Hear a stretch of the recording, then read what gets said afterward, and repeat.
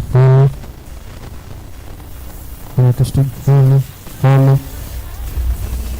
Hello testing, hello, hello. Hello testing, hello, hello.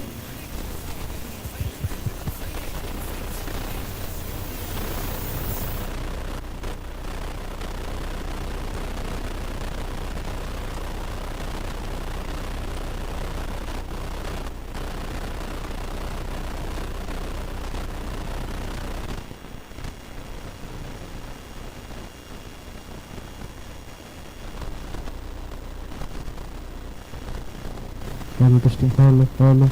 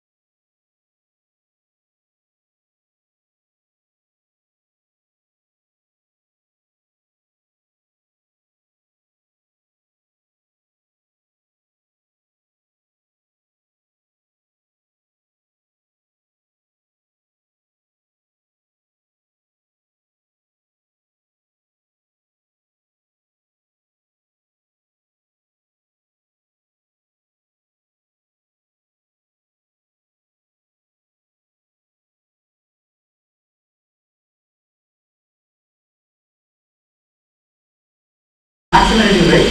Okay. By using what? Known theorem, right? You know, by using this, the improvement relation can depend on there. We talk about ideas, so one can talk about the efficiency of maximum review, right? Okay. So for any computational unity, so there is the maximum review. So after this, the numerical result. Okay, so after we go for the other things. So right after like you know,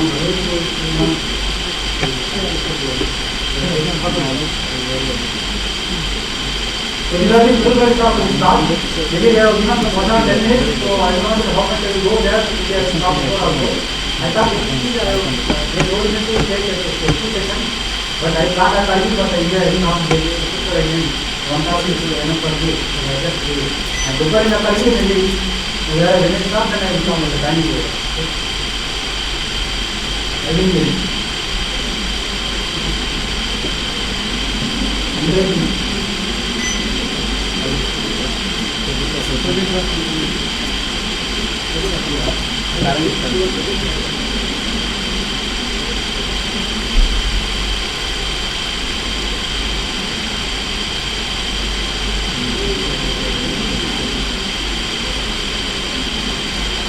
You know, basic is about graph theory. You know the definition of graph, right? Okay. Definition of graph, you know. And what is, you know, subgraph, median subgraph. The universal property, you know. You don't know, right? Okay. Universal property, you know, in group theory, you know that one is measure, right? Every group is isomorphic to. Every group is isomorphic to Davis theorem. What is Davis theorem?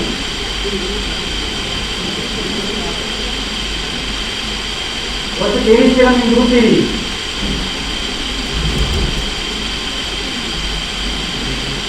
I have to compare that. Every group is isomorphic here. Subgroup of what? Permutation group, right? Okay. So this is actually what are the classical properties in group theory, right? So that means what? So in group theory there are many groups are there, right? Among those groups you can catch a set of all permutation groups. Or one of them the symmetric group, right? Those satisfy the universal property. What do I mean universal property? Every group is isomorphic a subgroup of some appropriate permutation group, right? So therefore, the collection of permutation groups satisfy the universal property. What do I mean universal property? Every group you can encode on the subgroup of the permutation group, right? So therefore, this collection is what? The collection of permutation groups satisfying our universal property. Therefore, this was proved by Keynote, right? Some years ago, right? The previous motion also we are going to see here. That is saying, no? Okay, so the class of graphs are there, right? Different class of graphs. Like how much type of graph is divided by right? Divided by is graph obtained from the computational unity, right? So we collect all those pieces, right? Okay. So now in this class, at the end of the class, we are going to see that this graph represents our universal graph. Wherever divided by graph, that is our universal graph. See the technique from going on there, right? Now this is your responding. The other thing is not responding. If you are not responding, then I can understand. Okay, when you are getting out of the answer, you will know how much it is. English, you know or you don't know, English very much and yes, you are English very much. So where are you?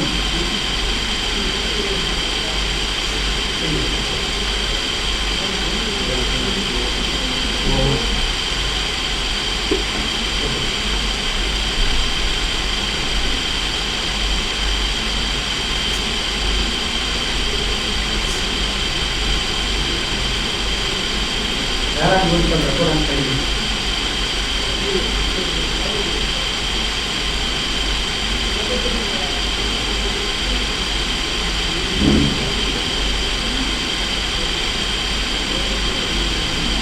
Okay, now assuming that some recurring results you will keep in your mind, right? Okay, now you take a Now I consider a finite commutative ring to be right? You can take that. So my question is, I would like to ask, does there exist an element which is non-zero? It is either zero resistor or you know the definition of zero resistor, right? A non-zero element is zero resistor. If you know there is a pair non-zero element the other element, you product with them that is zero. And unit element, what is the definition of unit element? It is a modulating, right? That's all. Okay, you know that. It is in your mind. You take a finite commutative ring, right? I consider a finite commutative ring. Now my question is, does there exist an element which is neither zero nor unit nor zero resistor? Does the element exist? Why? The question is clear? Yes, I can write here. So, F is the field. R is the R is commutative ring with unity which is finite, right? My question is, does there exist? Yes, it is non-zero in R such that X is not zero divided. X is not unit. Okay. No? Why is it?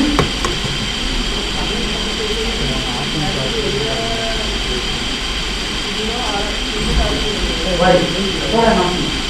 This actually I am asking the question you are saying again. Repeating. But I have the question, but you are saying that the statement. Through the statement already. So this is if you have paper and maybe you can write. Suppose such an element exists, then not a form.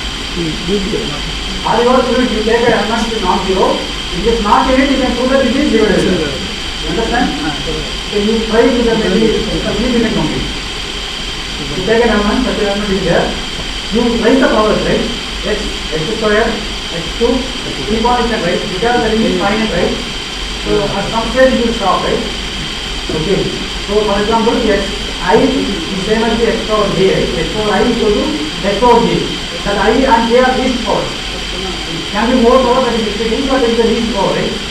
Then you can do some operation that means some calculation or some other thing. But calculation are never work out in this general computation field, right? There is environment that will work out, but here it will not work out, but still you can do it. Okay. Then you end up with finally it is R is unit, right? So you can get it in the here we are using truth telling ring to be finite ring, right? You understand? If it is not finite, then such a result is true. If I remove this definition, then such a result is true. That means the ring is infinite ring. Example, Z you can take, right? Z. So in that 2 is neither zero resistor nor unit and non-zero also, right? So therefore such a thing to be there. These are some recollection, okay? That's not my main motive. Because for the overcoming the times I have given the problem, right? Okay. So these are the preliminaries of our class. So first one is these are things. So preliminaries in combination, so that I will not give you. Then the associated graph from the ring, and then fixed result. Okay, you know that this concept actually was introduced by originally West in 1990. So we actually why the concept introduced, I will tell you later. Okay. Because there are some nice application here. So in theory concept you have observed from our graphing concept, right? In terms of partial answer, so he raised again the Xavier also, we have some partial answers and then complex answers also. That will be too very we understand. And system for a finite words of graph, and most for the chromatic number of finite words of graph. And they are complex. Yeah. So this is the preliminary I get to so for a finite complex ring, so this R can function to be right, one is 0, the other one is 0 resistor, the next one is unit, right? Here 0 resistor, what one means non-zero element, 0 I will not consider, that means 0 resistor, right? Okay, that is it now. Now, as I told you, here I am assuming that always our ring to be commutative unity. That need not be finite. For simple I am saying that need not be finite. Last way I took that finiteness, but here some our starts are receiving start. I am going to consider only any ring, right? That need not be finite arbitrary. Okay. So now ring here is commutative unity, and I want to say ring is a local ring. The commutative ring to the unity, we have at least one maximum ideal. But if it is exactly one, then such a ring is called a local ring, right? Example of local ring is Z8. Z8 is not even easy. How do you think Z8?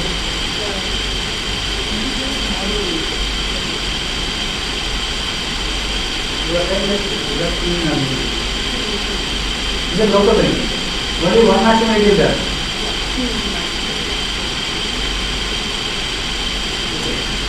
And any other example? Now, you are saying that the R of the group is produce the prime power, then you are saying that always it's local ring, right? In case of Zetan, yeah, you are receiving your right? So you take a ECS electron, take the field, right? You take any field, that is finite. For infinite case, it will be there. So are there any other example? Okay, for that, there is an example, you have to go for some localization also. For completed unity, you have to go for localization. So the concept is this completed unity. So therefore, I will not go in there. Now we have some nice clarification, right? So what was the clarification about this one? We are using local ring for only. So the setup of non-German function ideal, right? As a consequence about this one, this is about finite local ring, but if you are saying that the R of the finite local ring is the prime power, right? This is one of the nice features. Yeah, now the important thing is not right, the definition of network element. So if you raise some power, that becomes 0. And set up all important elements, the result of 0 delta, right? Set up all 0 delta. Okay, non-zero, 0 is not there, 0 delta, right? So you can be non-zero 0. Now, we collect all the important elements. I usually want to say that it is what mu of R. It's a mu radical we have, right? So we have now it's a mu radical. Of course, okay, we didn't prove that the mu radical function ideal, right? Mu radical function ideal. Not only ideal, this actually is to nice result. It is the mu radical is the intersection of all primary units, right? You collect all primary units in the ring. Ring here, I mean that commutative ring unity. I will not go for other results. I restrict myself, there is to be commutative ring unity. You take all the all the primary, you take the intersection, that is same as for mu radical. That is something called important element. Okay, and the motivation what I told you that the graph attained from a commutative ring. So here intersection of all primaries, right? Okay. So this the intersection can be countable and uncountable intersection, or finite or infinite, right? Because the ring, you don't know how many. For example, is that how many primaries are there? Ring of integer. In any prime number, that integer. What about the intersection? It's 0, right? So 0 is the mu radical, right? Mu radical of z is 0. So infinitely many intersection you can take, right? You understand? So the question actually comes to the word that is the mu radical can be energy finite intersection of primary. So under what ring mu radical is a finite intersection of primary. For characterize those such instances, it gets into the concept of graph obtained from a ring. Okay, we will not define the graph as a zero delta graph. Later we will find out the name of the zero delta graph. I will tell you later. So the question is actually, is it the intersection of which ring for which the mu radical is the intersection of finite number of primaries, right? Okay, that focus only we use the term. Okay, now, yeah, I want to think is the reduced thing. If the mu radical is 0, only 0. For example, just now what we discussed there, set up all integers. With respect to addition and multiplication, multiplication, it's a ring. and its middle ring is 0, right? Okay. That ring is not reduced ring. Any other example?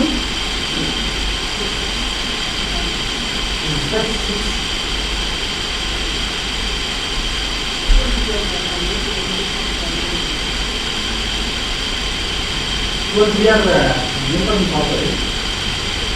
This is Newton proper. No, everybody is Newton there. Then that is just this right.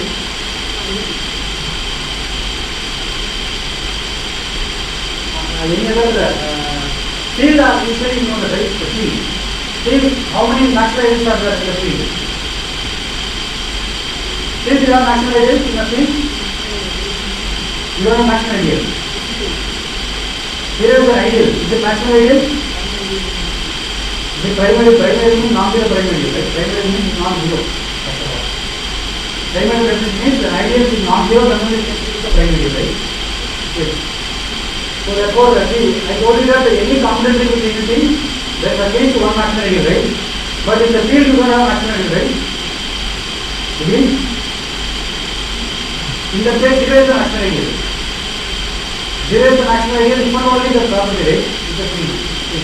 So that's actually the thing, right? So therefore, field is the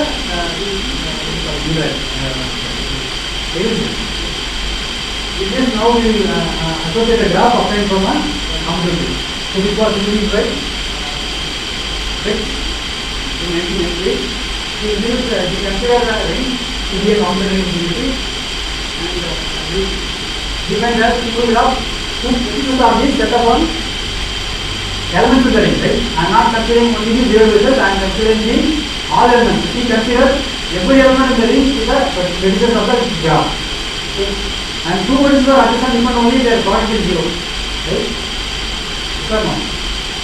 That's the definition. I am including 0 also. For example, consider this example, area of median model 12. Okay. Then the graph of R here, I use R and its associated graph, I use the same symbol. R means both the ring as well as the corresponding associated graph, right? Otherwise, I use the new notations, R star, R, G of R, something, right? If I use R means both is a thing, ring as well as use the associated graph. For this, I list out all those elements, right? 0, 1, 2, 3 up to 11. These are all compound model 11, right? Okay. This one actually 0 bar, 2 bar is not all equal 1 and 2, right? 0 bar, 2 bar, 1 bar and so on, right? There, these collections are all 0 elements. And these collections are 0. So these are the 4 elements are units. And these remaining elements are 0 elements, and 0 is away from the 0 elements, right? And of course, by the definition of this, 2 elements are adjacent, and we are including them. If and only the product is 0, definitely 0 is adjacent to every other element, right?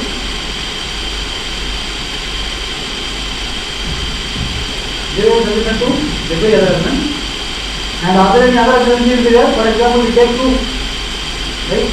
2 is, what is the 0th element in Z12? 0th element in Z12 is what? Z12 is the ring, right? That means 0th element is, what is 0th element in Z12? All multiples of 4, right? So all multiples of 4. 2 into 6 is what? It's a multiple of 4, therefore you have an individual. And similarly, 3 into 4 also you have an individual, because that is 12. Then 8 into 3, it is 24, that is multiple of 12. So this one we can define, all the remaining other edges we will get the graph, right? That is what the graph is Z12, right? Z12 is now the graph, associated graph as well as the ring system. As we can say, right? This is an example of some graph, right? Okay, again from Z12. Whether the graph is unique, what do I mean is, if you given a ring, we associate the graph, right? The graph is unique, right? Because adjacency is doing like that, okay? Definitions are same, but adjacency, whatever way we are defining, because I can define for each set 1 to 2, the some other one defines 3 and 4, right? Whatever way we define, you get the unique graph, same graph, right? Okay, so that's the of the defining.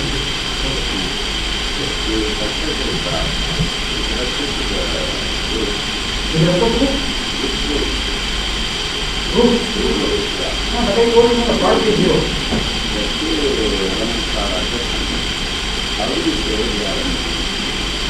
If 2 into 6, these are addition.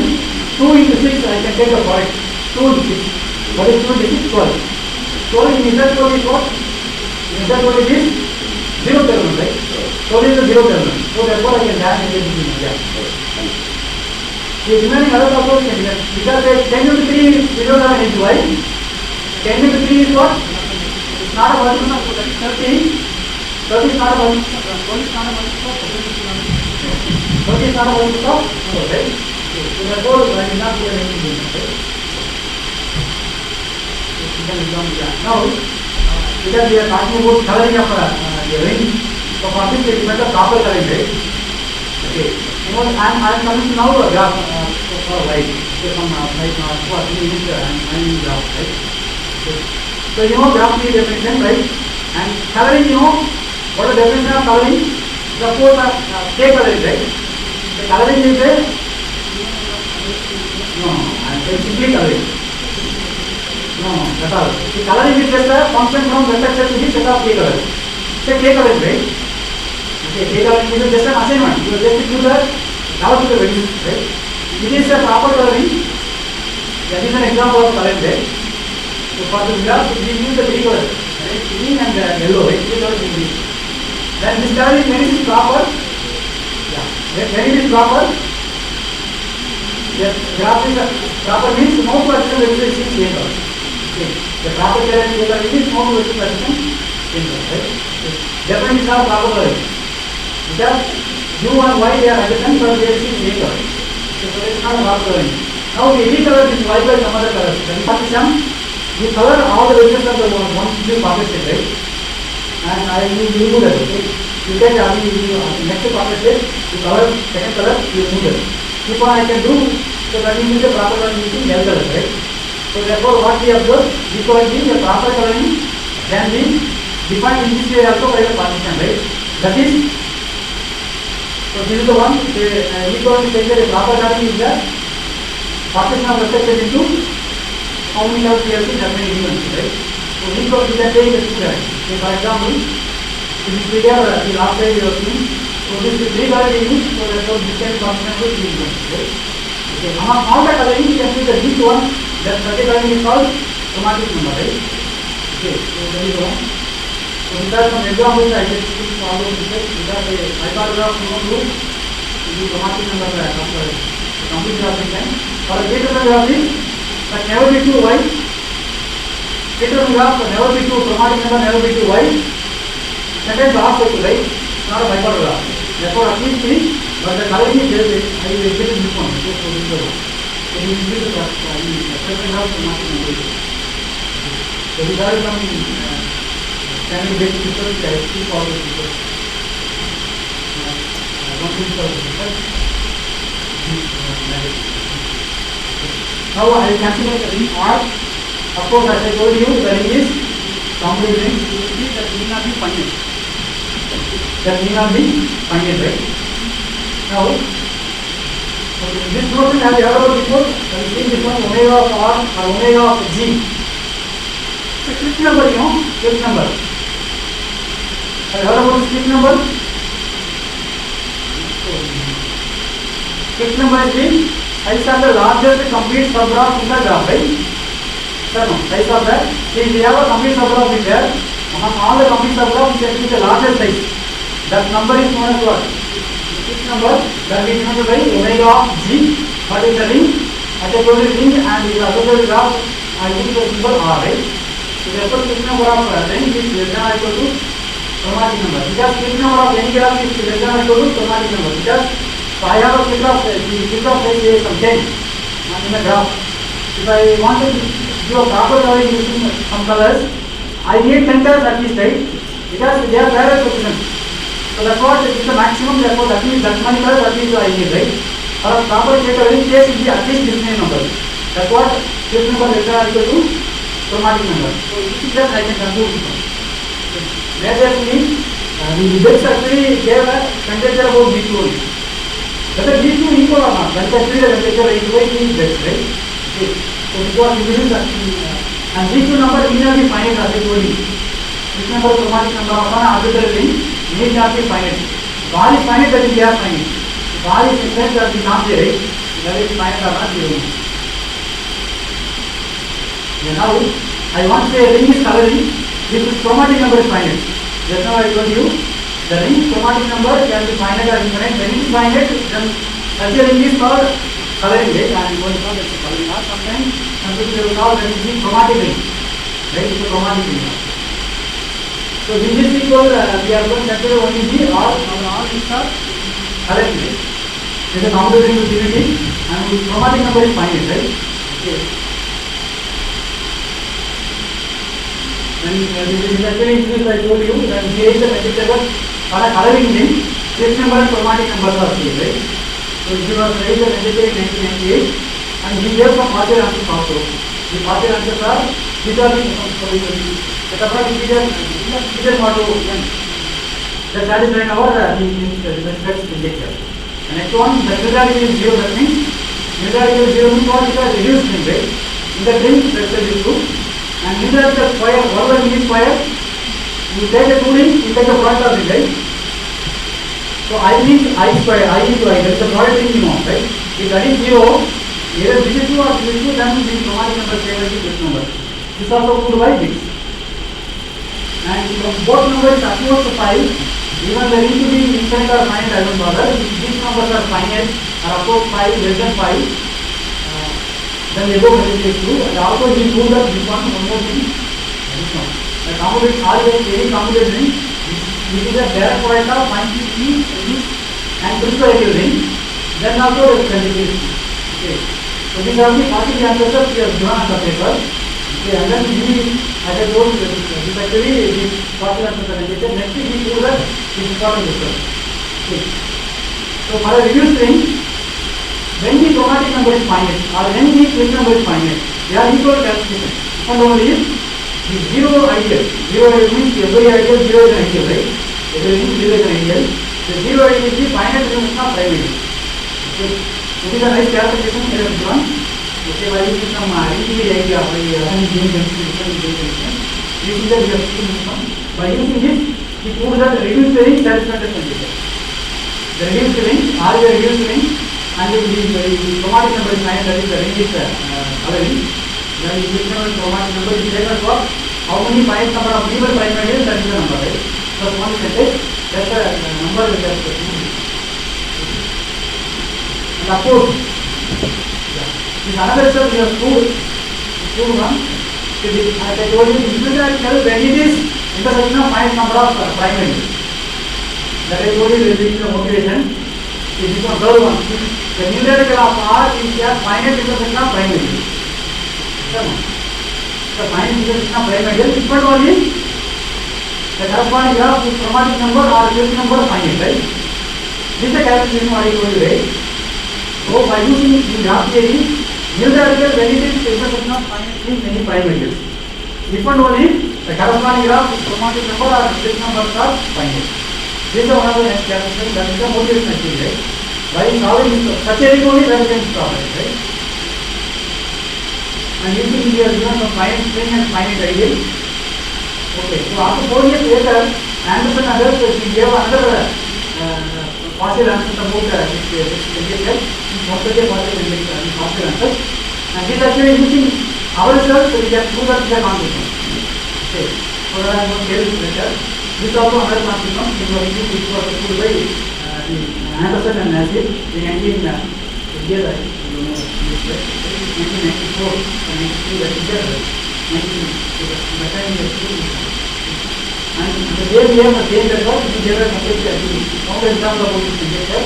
The counter example for this we have given the ring, this ring, or the quotient ring assigned from a polynomial ring with free variable over Z4 mod m, where m is an ideal generated by these polynomials, right?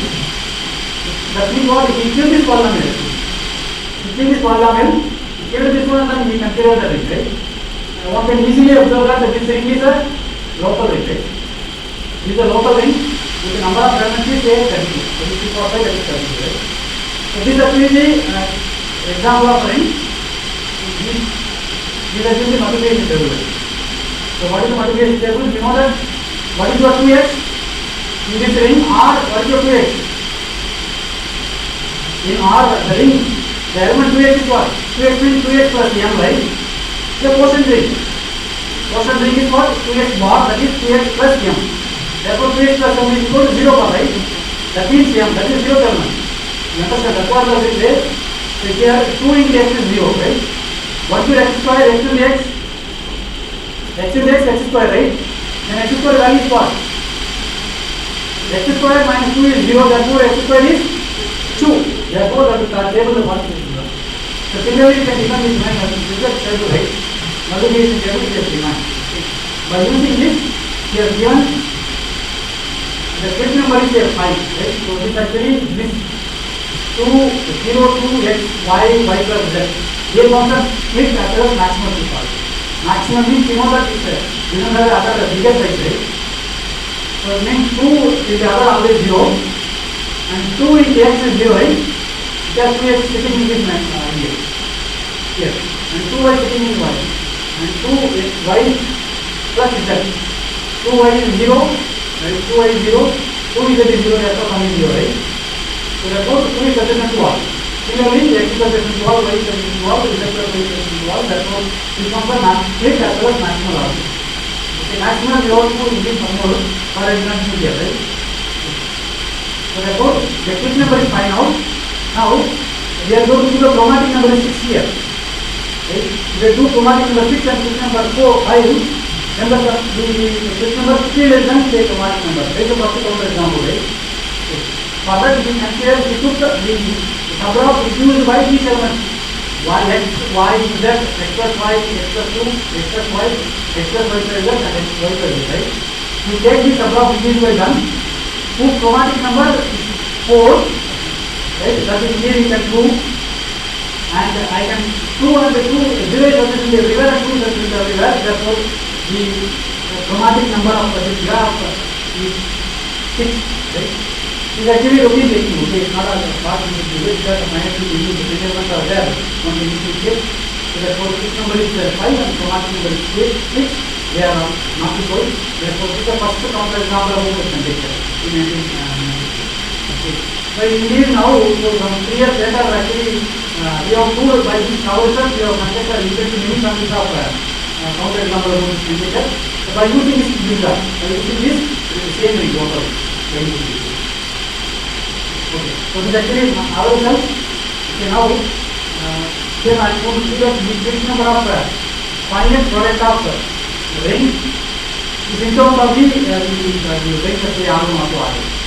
For that we are designing this technology. How much time I need? Maybe some 40 minutes or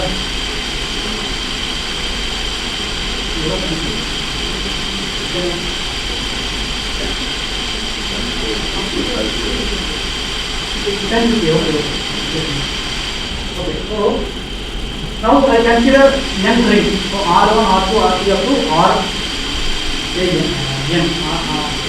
Okay, Rn. So Rn ring I am going to consider. For that I am going to consider this ring Ri.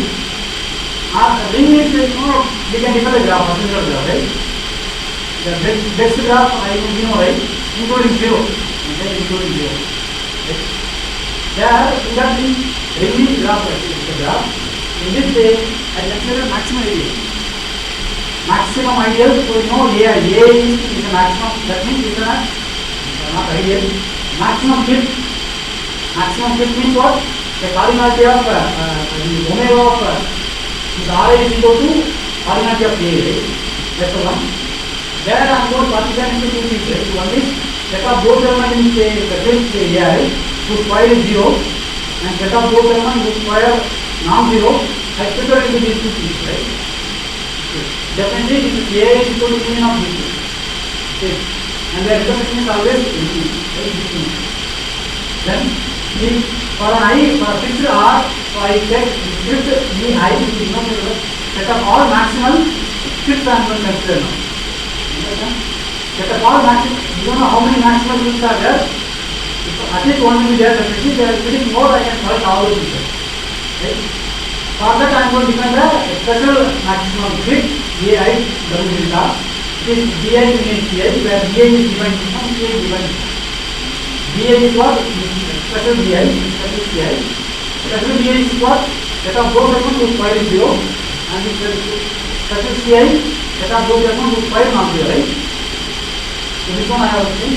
Now with the condition that cardinality of BI is equal to maximum of BI, such that cardinality of BI is BI in subset of BI. I hope you understand what I am saying. This one. You don't have terminology and lecture will not understand. I guess I will skip all the things.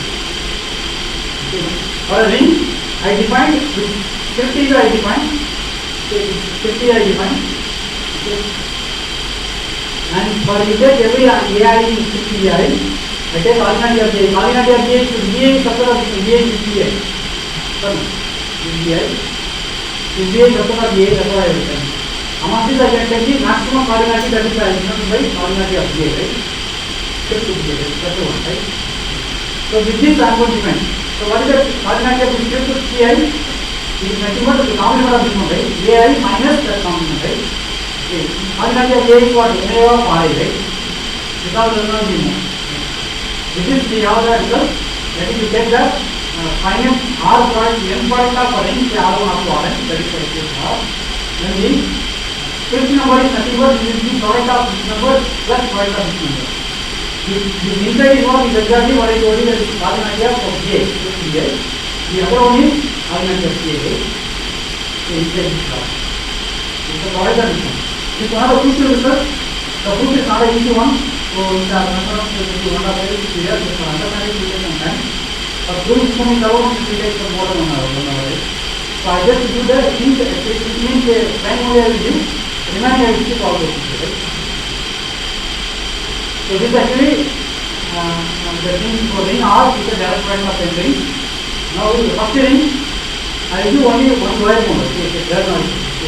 So R1 I take the setup of 0 elements, the setup R1. Now from this I am going to take the what is the maximal ideal. So last day what we define. This one we partition into two things, right? 0 and 0. Set of both of them whose file is 0 and file not 0, right? Okay. This is for R1, similarly this is for R1, R2, and so on, so on, right? Is it fine? Okay. So with this I am going to take the product V1 cross V2 cross V3 up to Vn. I take the product. What can say about those products? This partition product, not for the direct product, right? You form the list, then it's right. V1 cross V2 up to Vn, you form the shift in the sense complete for the work, right? Okay.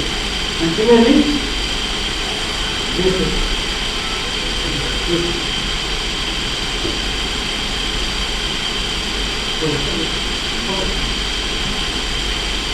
So now I take this C1. C1 is what? Here it is there, but in many other cases was 0. I take that certificate, there is principal inside, right? C I equal 1 means C1 cross 0, 0, 0. I2 is 2 means 0 cross C2 cross 0, 0, right? You take the element, this also complete photograph, right? And these two are away, they are intermission. Their intermission is empty. Therefore, you take the element that is formed on the case. Therefore, this number means, it is among all the cases there is a larger size. Therefore, this one the unit, cardinality of this one is almost this number, right? So, this number of R is at least this number. Therefore, this number is known, this actually the cardinality of this one is into this product, and the union of this one is nothing but next one, right? Sum of this one, right? So, therefore, at least this number I have, but almost this one we have this one to be, I have to claim this one. I skip all those figures, so that is not a understand. Again, rank 2 and 3, we can conclude easily that so this number is equal to product of this number and sum of the plus sum of this number. In the usual method we are doing this. Next we go for bound for the chromatic number of the final product of Valedictory. Now for this I consider the first ring 1, because our ring is a coloring rate, so finite nature. Coloring means there is no chromatic number is finite. If the chromatic number is finite means the R is constant to how many chromatic number K1, right? Say K1 constant, right? Then it can constant to K K1 is equal to U1, U2 up to K1, right? This is equal to that means the U1, U2 will be up to S1, S1, S1. I will tell you what is S1, right? Okay. First, this S1 set, there are elements. So, for example, U1, there is an element which is quite 0, and there is an element which is quite non-zero, right? So, I particular into two sets, right? Only set of those elements is quite 0, set of those elements is quite non-zero. Similarly, U2 will be up to S1. Maybe S may be 0 or S1 may be 0 or S1 may be 0 now. That we don't know. Remaining others, no element in each set would quite 0. Understand? So this actually, I hope you understand what I am saying. So R1 is current means chromatic number is say finite, that is K1. So that means the vector set of R then can be partitioned into K1 independent set. Right? I call that U1, U2, U3 up to K. Now I define S1. My S1 is the largest integer or largest non-negative integer in which the first set this U1 partition into two sets. One is set of those elements whose file is 0, I give you one set. This may be okay. So this one is the complement of it, right? This one is again here. This section, this extra different. That will be rotation I understand, right? X square here is 0, but X y square non-zero. Similarly here also up to this I will property. But here no element here whose file is 0. Understand after this? S1 is US plus US1 plus 2. No element whose file is 0 and so on, right? Here this is exclusive point here. Next one. Similarly we have R2 also. We can have R2 is of coloring, that is chromatic number is K2. The effect can be partitioned into R can partition into K2 independent set. And on these two I can set say S2. Up to S2 we have element whose file is 0. After that we don't have element 0, right? Its file is 0. This way I can partition into this two, right? Now I take the product of these two rings. Okay. This side. This actually is theorem. The chromatic number of R1 plus R2 is greater than or equal to this number, less than or equal to this number, right? Okay, this I am going to do now. First we do the lower bound. This one is an easy observation.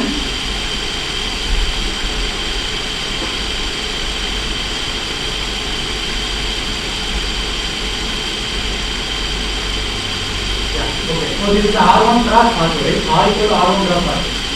Right? Now let us see. I consider two sets, right? One is what? X cross 0 R follows R cross 0 union 0 cross R. That is R1, this is R2. Right? This is 0 terminating where? This is what here this one is running. First coordinate running, second coordinate are fixing 0, right? Sir, no. First coordinate is an R, second coordinate are fixing 0. That's what I am saying, that is R1 cross 0. Second one is 0 cross R, right? This 0 is 0 terminating over R2. This 0 is 0 terminating over R1, right? Approximately can be about, right? Okay. Now I take the subgraph infused by these sets. Union of these sets. What it is? The subgraph infused by these two sets. What it is?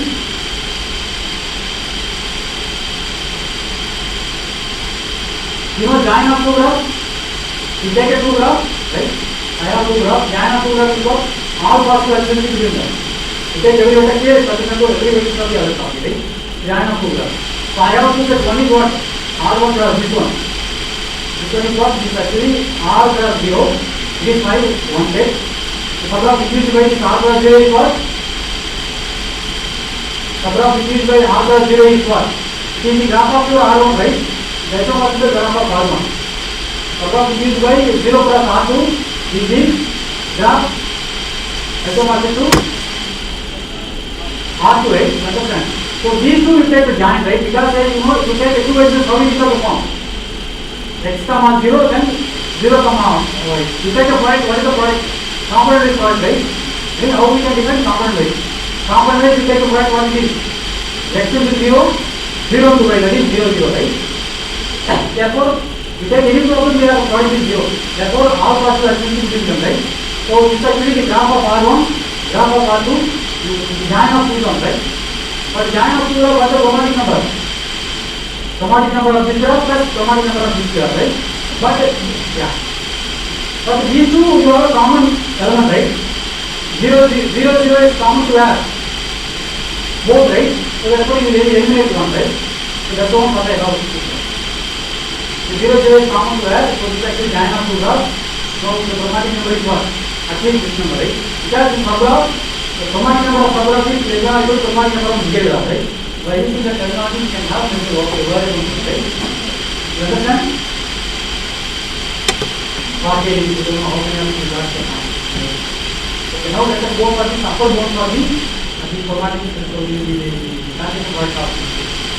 So, for this, now, you know, R1 you have the, I know that the partition Q1 is given. I know that after this S1 plus 1 and so on. After this set having an element whose square is 0, right? But this set, no element whose square is 0, right? Similarly, in R2, we have V1 with Vs, Vs2 and Vs2 plus 1 and so on. Because the power point suffix will not also, right? So, suffix there is no option for typing, so the first is coming next one. So in this after this we have square element 0, but after that no square element 0. Right? Now the partition product is here, therefore I am going to partition into some pieces, right? So how I am going to partition? So I take U1 cross V1 and U1 cross V2, U1 cross V3 up to row wise. How much I can have, so therefore I can have this partition, right? You know that this one is what? V1 cross V1, right? Definitely, because this is an indifferent set, right? Because it's a partition, having partition, therefore it's an indifferent set. No two vertices are addition, no two vertices, no two distinct elements with point is non-zero, right? Even here also no two point, no two element with point is 0. By using that here, you take any two elements with point is non-zero. That is actually the order graph, right? Here one element here, other element here, here x, here y means x comma y. Here a, here b means a comma b. You get the point, what do you get? xa comma yb. Whether they are 0. They are non-zero. If it is 0, then if both are 0, then here is 0 and if there is 0, that is not independent, right? Okay, you understand? So maybe here you can take x here and here is a yb. If I take x square yb if I take, but x square may be 0, but ab non-zero, right? At least one of them will be non-zero, therefore the dash is non-zero dash, right? Okay, so therefore there no terms are addition. Similarly, this is for everywhere, right? Every box here, the rectangle, the square, the rectangle, these are all independent sets, right? No two of them are addition, or no two products is there 0. Okay, so there are no independent sets. How many independent sets are there? Can you count? How many independent sets? Here S1, here S2, therefore this is actually product, right? S1 into S2. This one is, how many of them? This is A2 minus S2. Here is A1 minus S1. That means you take the sum, what do you get? S1 plus S2 plus A1 minus S1 plus A2 minus S2. That's my color you can do, right? You can do accordingly. So this box you can do. So this first box you can do color 1. Second color 2. Up to S1. So right? You can see. You will get what? This will be the proper color using how many colors? This will be S1, S2 plus A2 minus S2 plus A1 minus S2. So what is your A1 and A2? This is the chromatic number of R1 and R2, right? So therefore this implies you get what? This is actually recognized. Right? Because we are giving a coloring using this many colors, therefore coloring is what? Rapid coloring is the chromatic number is minimum, therefore that is some rapid coloring, right? Using this many colors, therefore the chromatic number is that one. Okay. So now we recall that what we were saying, the big number what it is, the chromatic number what it is for the dot color. By applying an induction hypothesis, because R1, R2 we have the result. Applying single induction you can apply, you get what? You take on end product of the ring, take chromatic number is at least sum of the chromatic number of 5 minus 7 maximum is nothing but space I is space I is chromatic number. You can put it here and get the point. Suppose the ring is reduced. Ring is reduced means what? The ring is reduced means new direction is 0, right? New direction 0 means no element whose square is 0, right? If no element whose square is 0 means the previous side what was S1? S1 means set of some S set whose square contains the square element 0, right? But no such element exists. S square non-zero, right? So no such element, that means S square non-zero means no element whose square are equal to 0, other than 0. Therefore, S1 is 1, S2 is 1, S3 is 1, all are some are 1, right? We hope you understand what I am saying. Please listen.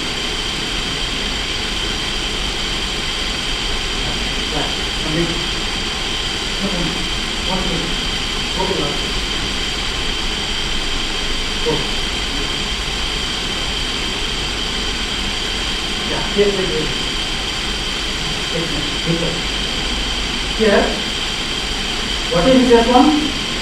S1 is the first S1 set having element whose square is 0. Right? The ring is reduced ring. Reduced ring means what? The important elements are there is no non-zero important element, right? 0 is the only important element. Therefore, square of any element is never be 0, right?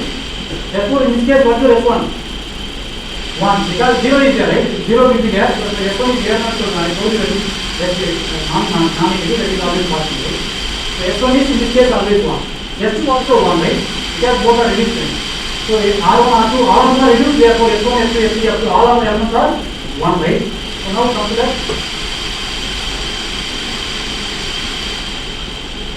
If all of them are 1, this is 1, therefore this is all 1, right? What is the upper sum? That is 1. And this one is I have R minus A 1, right? So this is all something like that. If all 1, how many can come? N minus 1. So over 1 upper one coming here, therefore equal is right?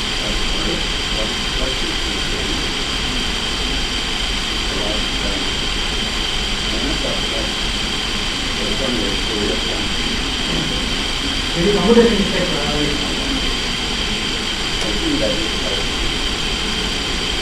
That is not that is minus 1 only.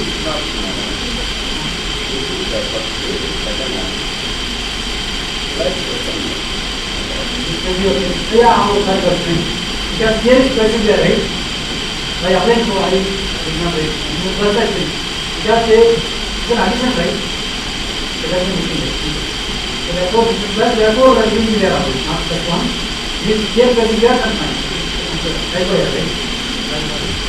Okay. That is single vacuum one can control the blister. Okay, now we see this consequence about this blister. There are many consequences are there. I have done some good consequences. Okay. That is already proved by some lecturer. This already itself what we do, system of quantity of this total system. Provide them some, and the system not by what we have to provide the quantity number of the product of the right? The first consequence is the result proved by which I told you by using the finite point of coloring is coloring. What is the meaning of finite point of coloring? You take a finite ring, each and everything are coloring. That means chromatic number of the ring is finite number. You take a point, it is again coloring number. That's the question actually he answered. He proved this result by using this result. It is not a one-line result about me, but by using our result, it is a singular answer. Is that why it is? By using our result, they know R1 R2 is a finite ring, and what we apply is bound ring, offline. But this R1 is coloring means chromatic number is finite, right? So this is finite means R1 is also finite. That one is finite. This is finite, that is finite, this is finite, therefore this one is finite, therefore this one is again finite, right? So if the student avoiding of this is again any induction. Applying induction one can apply, you get the result. Finite point of coloring is again coloring by using our result. But this original result they took from many ways in their class. So what the consequence? Next consequence, that do that they rejected two cards, right? When n is big, you must take any natural number is a prime partition, right? So from prime partition, I can split into a card P. So P1, P2 of this number, x powers are all numbers, right? Okay, accordingly I can split. By Chinese, another theorem, let me isomorphic to a, because it is a simple result, right? Let me isomorphic to their point of the P1, 2, N1 and so on, right? So now, instead of proving general result, so we can prove by using the individual factors and prove result and we are done, right? So it is enough to prove is what the result is 2 for z p power 2n and z p power q plus 1, right? If I find out this one by using our result before last slide what I told you, using our void result we can easily conclude this result, right? Okay. So this one actually is an I will take this result because of the two properties result. So we will prove number chromatic number both are equal, and by ABC I told you A is the maximum equation over z p power n. This is union of B and C. There is no algebraic b equal to 4 and algebraic b equal to interface 0. Next one, what we need given R base, again we can prove by a similar technique. So this one b power b polynomial b equal to b power n and polynomial b equal to 1. Using this, we can express our view, so we get the chromatic number, then we get the number, okay. But if actually do an answer, for understanding only I will send this one, okay, how this is. Because the given rate will be no to go. So that's good, but you are aware because only I have done, right? So good.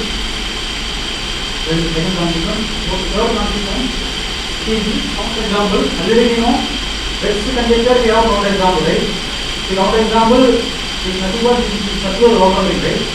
Now we are going to put in the many families of counter examples. But that by using this overlapping only we are going to generate, right? Now consider this ring, the Anderson ring, local ring, we consider the same local ring. Now I take n minus 1 reduced ring what I am going to consider. So this is the same state, only not there. So this is and x square is not there. Then x square not equal to 0, but no x in R square is not equal. That means the ring is reduced ring. Especially if the ring is reduced ring, we can take Q is equal to R is equal to 2 square. Now we take the point. The chromatic equation of our point is called 5 of our result, right? It's just 5 of the equation of our first plus the remaining other things, right? And the chromatic number is 6 plus the other things, right? But what we do, reduce things, equation number and chromatic number first. Then we do this, right? The Anderson or the best system, we can do that these 2 points is equal.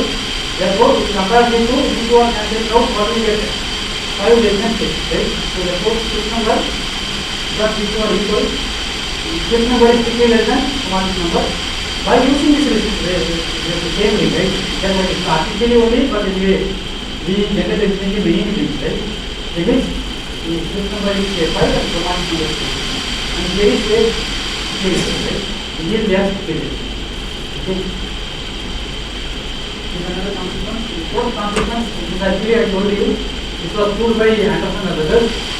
By this condition, we proved that this result, but by using ourselves, we can prove an answer.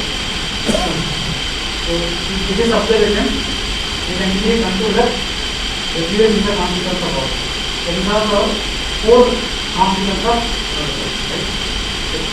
So, after this, the first part is over, right? The first part is over. Next part we will go for a remove property what I told you very beginning, right? Because only 5 minutes. The 0 to 1 equal means in equal to 0, we get what this actually over. This is 1, right? 0 I remove 0, right? Remain other ones I just take 0. My 0 to 0 is nothing but this. Only set of 0 results and 2 results are adjacent, they are bounding 0, right? That's all the definition of 0 is. But previous job, where the best graph, right? We include 0 also, there are isotropic I remove all isotropic, right? Now, universal property what I told you, like in group theory, set of permutation group forms the universal property, right? For every group is also must be a couple of the permutation group is the group theory. So similarly, I ask the question. So after any families of graph or class of graph, for which every graph is there, some input graph or some graph is there family. Okay. So this such a class of universal graph property about these graphs are there, and you can say that the reference is around the person related to the so we are basically about this universal graph. Now what we do here, some 3 years later myself some other others we do that it is get about 0 to the graph, that is like our universal graph. What is the meaning of this one? You take any graph, not even finite graph, you take any common graph, right? In group theory, you take any group, it is also must be a subgroup of permutation group. Here also you take any finite graph or different graph means common graph, right? Are there any uncountable graph are there? A graph is uncountable in any business are there? Okay, we are talking only for the countable graph, right? Okay. For the countable graph, we can find out a local range for which the countable graph is an reduced subgraph of the corresponding graph represents from the regular zero right? Okay. For the general group, I will not do for a countable group or countable graph. For a finite graph, how we can obtain? Okay. That could be a going to maybe to take some doing it. So given a graph, we take any finite graph, we take any now we consider the prime field exactly R any field is for some R element, and now I consider the range is a total range of certain by the column the variable over the field R m, where m is the ideal generated by this polynomial, right? Or the homogeneous polynomial. This homogeneous polynomial is degree 3 and this is degree 2 provided xi and xj is not like, right? Xi and xj provided xi and xj belongs to each one of it, the corresponding pair I am going to consider integrated point, right? So therefore my ideal is what? Ideal generated by this polynomial, right? Definitely this polynomial is the polynomial. Set of those polynomials with the constant dimension, right? Constant dimension. Okay. So one can easily observe that by the completely angle of also we can say m is uniform. Okay. The m is uniform ideal. And every element outside of m is unique element that there is unique maximization that for order square. Okay. So this ring we are going to embed our graph, right? So for this kindly we can notice m is the zeroth element of the quotient ring, right? How we denote the percentage? We have the exponent to extent polynomial over R m, right? The zero m is what? The zero element of the ring. Okay. And two versus a VA are existing the graph. This one only xi and xj belong to m, right? Because m, how we can define? M is the ideal generated by the homogeneous polynomial degree 2 and homogeneous polynomial degree 3, homogeneous polynomial degree 2 with the condition that the corresponding VA belong to it, right? So thereby this pair is belongs to it. By the ideal property we can have x1 plus m into x1 plus xj xi plus m into xj plus m equal to m, that is 0, right? 0 element is 0. Therefore what by the definition of 0 is that this element are an empty vector, right? So therefore it actually embodied, right? We take h in the graph, so the corresponding can embody inside, right? We are right? So this corresponds to what actually I Vj is the original graph. So Vj is here. Therefore the graph is the graph of J graph of, right?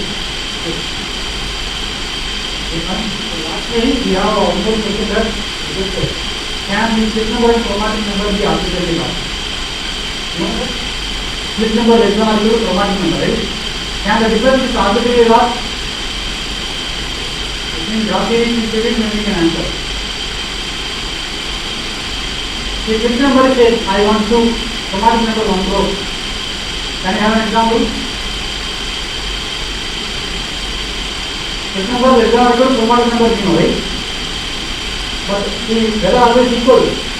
Basic conjecture, they are equal for the precedent. Of course, it is equal, right? Okay. But of course, for the difference, they are only difference is one. Here, this number is 6, 5, some other number. The difference is one. Whether the difference is bounded or the other way I am asking, the difference is bounded. So it is not there because implementation is answer. So you know, majesty of methodical of love, majesty. What about this one? Actually, it is not really known. No one studies that period. Not PG level, PG level. What is going on? There we can answer it. So, major leadership, there was a question in Economic Assembly. In 1940s, there was a question, are the differently arbitrary laws? Are there any primary theory of arbitrary domination? For answering this one, major is the concept that is the research can answer, right? So, this domination number is arbitrary laws, this number is fixed actually. Number is 1, we can say that dimension is only. We have the graph transformation to be defined. I will not go to the support. But the same question, so therefore in general it is not there. You restrict some class for graph whether the bound is still bounded. So in this direction, the graph suggested that the graph with the half string, then the chromatic number of the graph is bounded by the some function of certain number, right? Still the condition is there. That is what the tree graph. Now we are discussing in this direction. For any complex in R infinity, does there is the function f for this chromatic number of the corresponding zero is the functions of omega. Function means it may be linear function or polynomial function or exponential function. It is possible to do or not, right? So the question, in this question I will stop. I will stop this question. Please tell me answer to this question.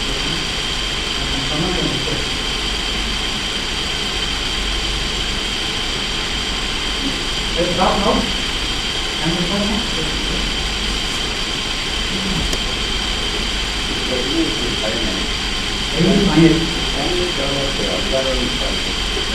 What are the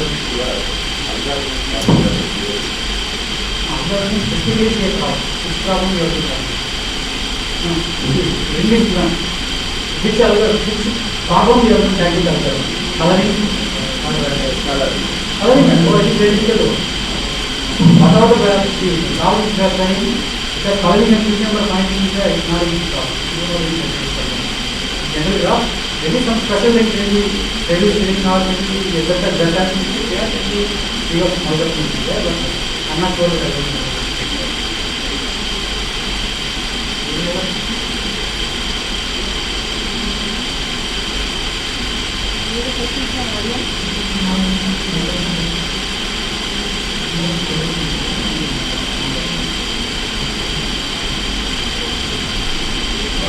It was truly very intuitive session, sir.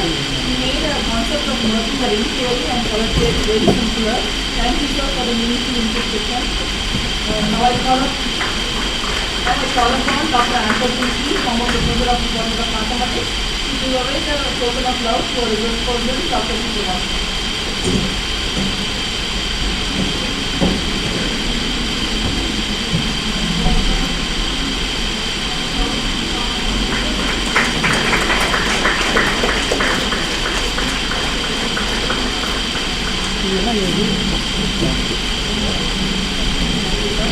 It's time for break.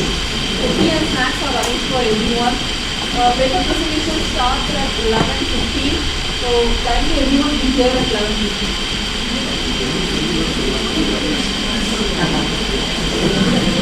Okay, you can take further 5 more minutes. Can be here at 11:20.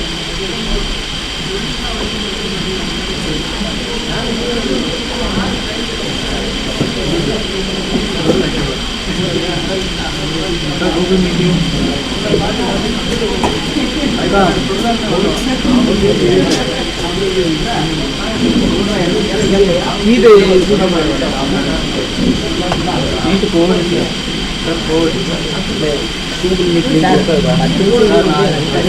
அப்பெல்லாம் on பண்ணி வச்சுருந்தேன்.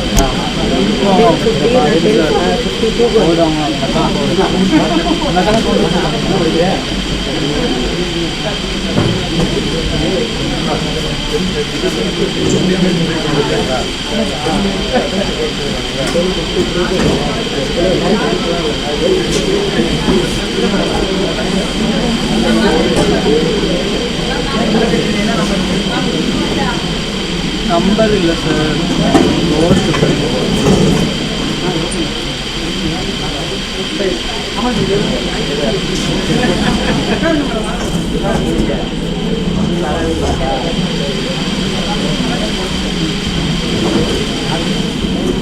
Good morning, sir. Yes,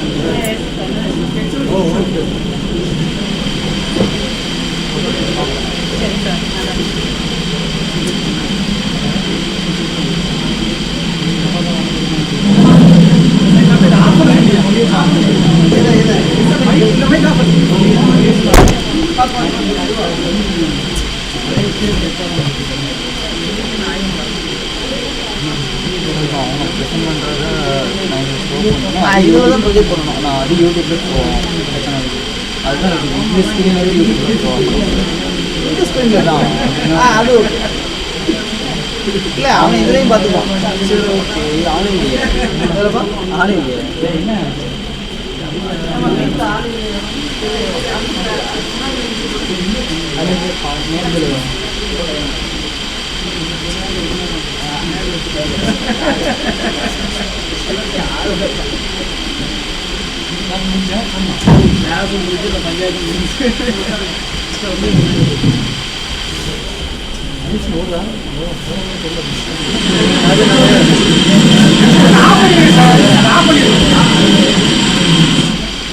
hand make use பண்ணுவேன்.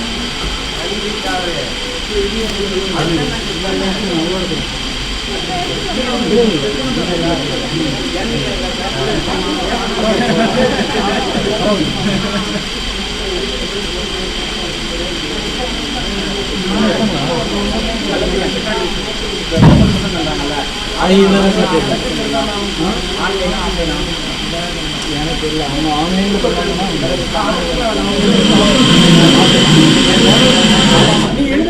யாரும் facilities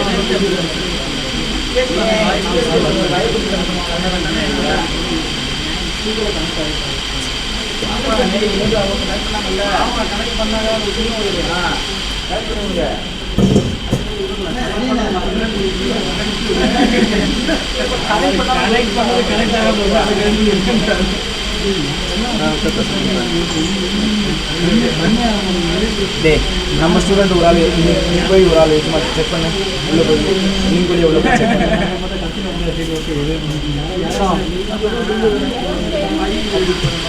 அந்த கடை பற்றி உள்ள போட்டுருக்காங்க அவங்க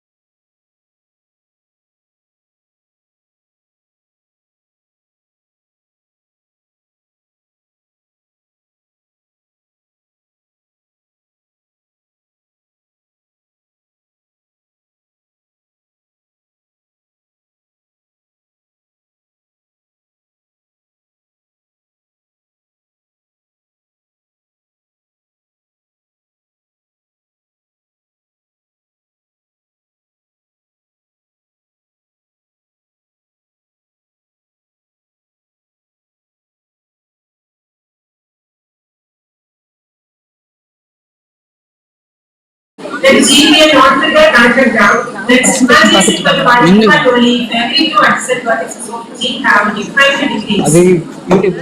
A cycle CM with n minus 3 bonds having an apex common angle apex is referred to as a shell graph. The definition of multiple shell is an assembly of disjoint shell with a common apex. Then GPA not trigger connected graph, then sigma G is equal to 1 equal only if every two adjacent vertices of G have different degrees. A cycle CM with n minus 3 bonds having an apex common angle apex is referred to as a shell graph. The definition of multiple shell is an assembly of disjoint shell with a common apex. Then let's see what is of the second code. Let it W1, W2, etc. WA be the vertices of the car. Here U1 is equal to W1 and WA is equal to V. If any sort, we have to collect the following check. V of Uj is equal to V. 2. If 1 less than or equal to J less than or equal to floor and height. And C of V of 2, Uj minus 1 is equal to 1 if 1 less than or equal to J less than or equal to floor and height. And C of V is equal to and C of W is equal to 0 then is equal to 1, 3, 4 and equal to 1 is equal to 0, 2, 4. Any sort, if any is even, we have to collect the different is noticeable that each angular vertices receives a distinct vertex sum. C. So C is therefore a sigma number with sigma of G less than or equal to. Since the vertices V3 and V4 are adjacent vertices with the same degree, using the proposition 2, 4, 2, sigma of G not equal to 1, hence sigma is G is 2. Then next to the cycle of shell graphs is sigma parabolic and the sigma chromatic number of 2. And G is the cycle of shell graph and Vi1, Vi2 explain the successive vertices of first to second explain the copy of the shell graph. If I is odd, then define the vertex color in the following way. I is even, then we have the product in a different level. All adjacent vertices receives different vertex sum. So sigma is a sigma product with the chromatic number less than or equal to 2. Since Vi and Vi plus 1 are adjacent vertices with the same degree, so sigma of G not equal to 1 is the proposition. So sigma of G is equal to 2. The next theorem is multiple shell graph at sigma coloring and its value is 2. GPA multiple shell, then the common vertex V0 and Vi1, Vi2, etc. Vin are the successive vertices. Then the vertex coloring is from V of G to 1 to as follows. C of V0 is equal to 1 if any so, then C of Vij is equal to 1 if J is even and equal to 2 if J is odd and 1 less than or equal to 1 less than or equal to 3. If n is even, we have to product in a different level. It is noticeable that each neighboring vertices receives a different vertex sum, so it is a sigma coloring with the chromatic number less than or equal to 2. Assume sigma of G is equal to 1. The criteria for sigma coloring is common since the neighboring vertices receive the same color sum. So sigma of G not equal to 1, hence it is 2. Next theorem, the sigma chromatic number of a graph obtained by duplication of every vertex by a reducing shell graph is sigma colored and values. We have to product the following. C of U1 is equal to 1 and C of WI is equal to 2. And G meters of the graph obtained by duplication of each of the vertices Vi in the new edge UI WI for I is equal to 1 to n. And in this order, C of V of UI is equal to 2 and C of UI minus 1 is equal to 1 and C of Vn is equal to 2. If n is even, C of V of UI is equal to 2 and C of UI minus 1 is equal to 1. Here also, we have to check the condition of sigma coloring. These are the references. First, Gary Chapman, the sigma chromatic number of a graph. Again, and the same order, graph theory. Third one is Gary and survey of graph theory. Fourth one is Lewis Yansaro, Gorsa. The last one is thank you. The way you presented the paper,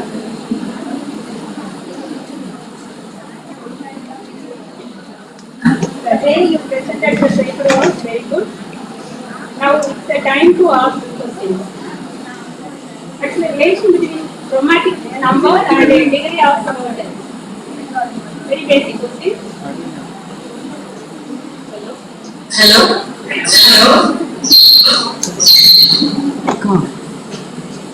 Now it's the time to ask questions. What is the relation between chromatic number and degree of convergence? Chromatic number and degree of convergence.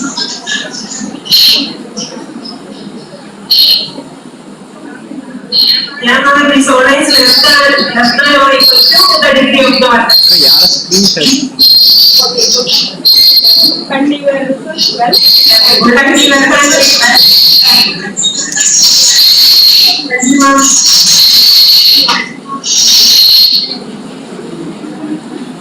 Next participant, Ashwati Nair, are you here? Yes, ma'am. Start your participants. You have 5 minutes. Please start. Okay, ma'am. Good morning. I am Xavier, Assistant Professor, Department of Mathematics, Business College, Chennai. My topic of presentation is total domination topological indices of some graphs. mic on பண்ணிட்டு Introduction to topological indices. A topological index is a numerical parameter mathematically derived from graph structure. It's a numerical parameter that is graph union. Molecular graphs are graphs obtained from molecule or molecular form by representing atoms using vertices and joining two vertices by an edge. There is a chemical bond between the atoms. Initially, the study of topological indices were related to molecular graphs. Later, the study extended to various classes of graphs, including standard classes of graphs, special parameter graphs. There are various classes of topological indices such as semester-based topological indices, degree-based topological indices, graph-based topological indices, and counting-based topological indices. The first topological index is the weighted index introduced by Harold Payne at the time. Hello, ma'am. Can you hear me? Dear madam, your screen is not visible. Dear madam, your screen is not visible. Turn the screen. They are commonly used in quantitative structure equations. Hello, ma'am. Can you hear me? Hello, ma'am. Introduced by Hello, ma'am, and Lisa. Hello, ma'am. Can you hear me? Yes, ma'am. Can you please share the screen?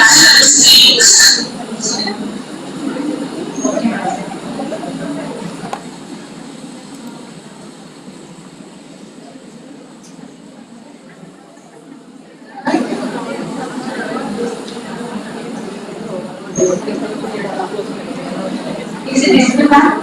Yes. Yes.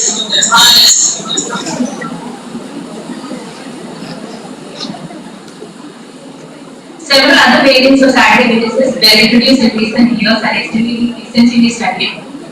They are used for studying bioactive chemical compounds. A vast number of topological indices are used research, such as Racket index, Harvard index, Mosaic index, and Scala index. Most of them were found to be useful in PCA and USPS studies. Basic definitions and terminologies. The GBA findings include the D of G and the D of N are the D of the first considered index of G is denoted by number of G and is the sum of squares of degrees of all the vertices in G. And second standard index of G is the sum of products of degrees of the vertices of each G. A dominating set of the graph G is equal to is a subset of E, such that every vertex in B is either in S or is adjacent to every vertex in S. A minimal dominating set is a dominating set of G which does not properly contain any other dominating set. A dominating set is the minimum cardinality. The domination number of the graph G is the cardinality of minimum dominating set in G, and the upper domination number of the graph G is the maximum cardinality of the single dominating set in G. For any vertex B in G, the domination degree of the vertex is allotted by DDOP and simplified as the number of units G, which contains D. The maximum degree of maximum domination degree of vertex in G is called the minimum domination.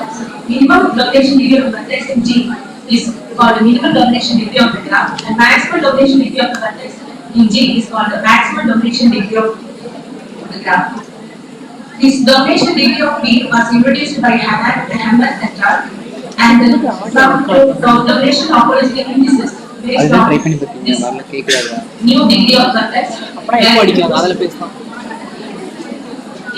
Some new domination operating indices were introduced based on domination degree and determine domination active in polynomials for some graphs and graphs operations. In three, some domination operating indices along with their polynomials for different families of Firefly graphs were calculated and represent the polynomials graphically. Recently, several new topological based on indices based on domination degree were introduced and investigated. In this presentation, we introduce a new domination degree based on அக்கா அதில் தான் connect பண்ணியிருக்காங்க. கேக்கில் போங்க.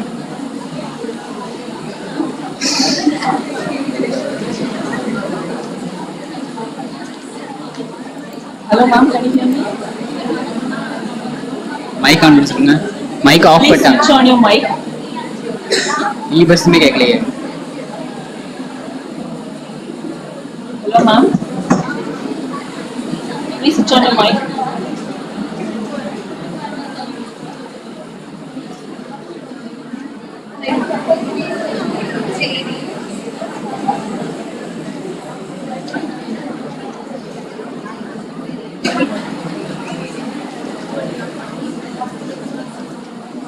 Yes, ma'am.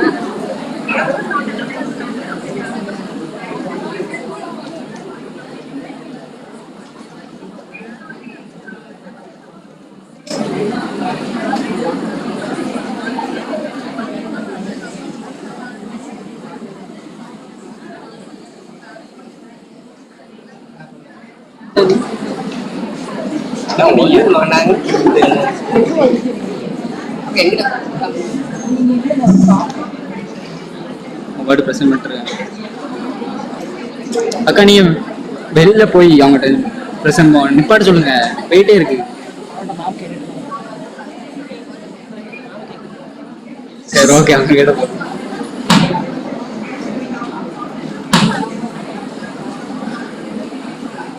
நீங்க அதை போய் அவங்க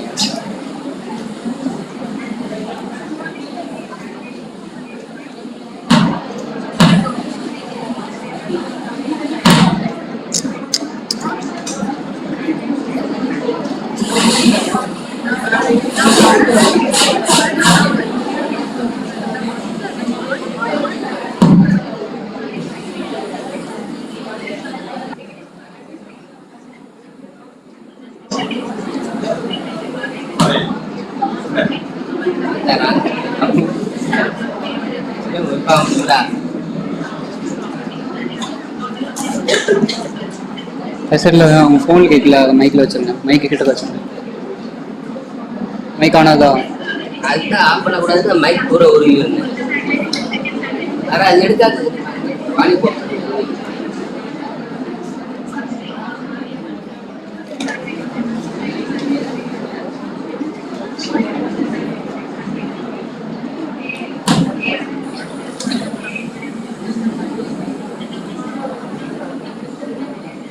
இறையுது.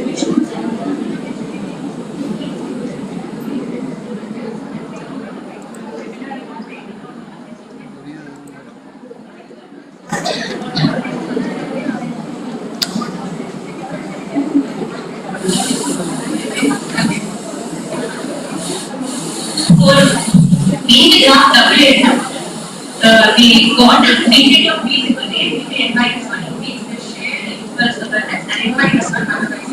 So we calculated the model domination index of WN and it is obtained as n minus 1 into mn plus n minus 1 and the model domination was decided in this form. WN is n minus 1 square into m square plus mn minus 1. Second order domination index of WN is equal to n minus 2 plus m plus n minus 2 by 2. Total domination modified the first identities of dominant is equal to n into n by associated into n plus n minus 1. The total domination index now G is defined as ADF of Gx is equal to summation u element of vertex set of G x raised to d. The total domination index of appendix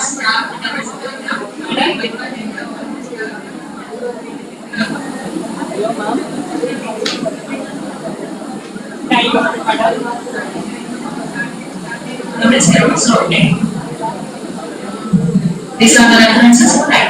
Mic le galan. The manner in which you presented the paper was very good. Now it's a time to ask questions. What is the upper bound of the domination number? Very basic question. Upper bound of the domination number.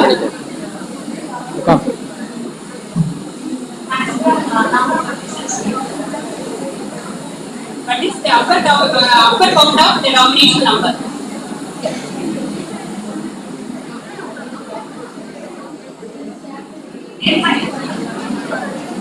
Okay, madam, very good. Keep it up. Continue your research work. Thank you.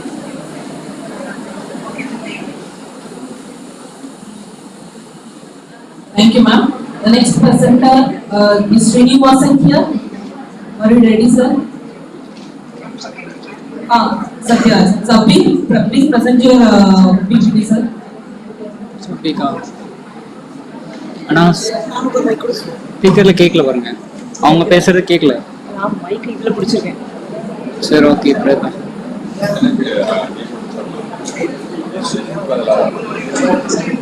ப்ளூடூத்லாம் கனெக்ட்ல தான். Yes sir, the screen is visible sir. Sir, can you make it in the landscape mode? Can you make it bigger?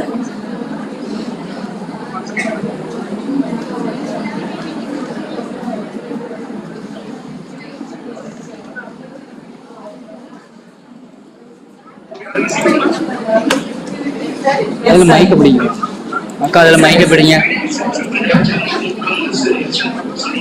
Sound கொடுங்க, அவ்வளோதான் sound ஆயிடும். Hello,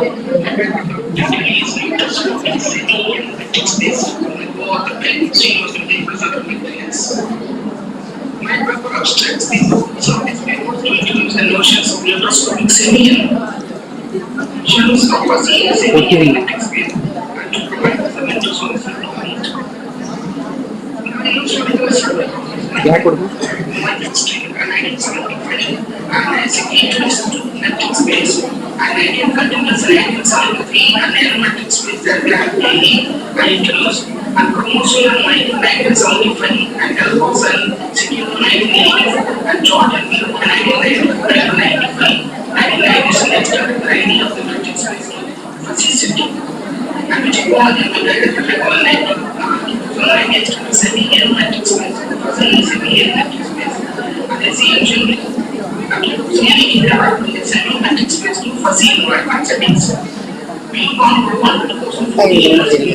சரி, விடுங்கண்ணா, விடுங்கண்ணா, போதும். இது போதுண்ணா, இது போதுண்ணா.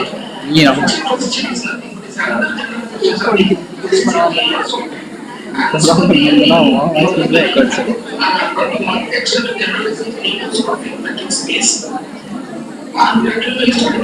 அது echo அடிக்குது, பரவாயில்ல.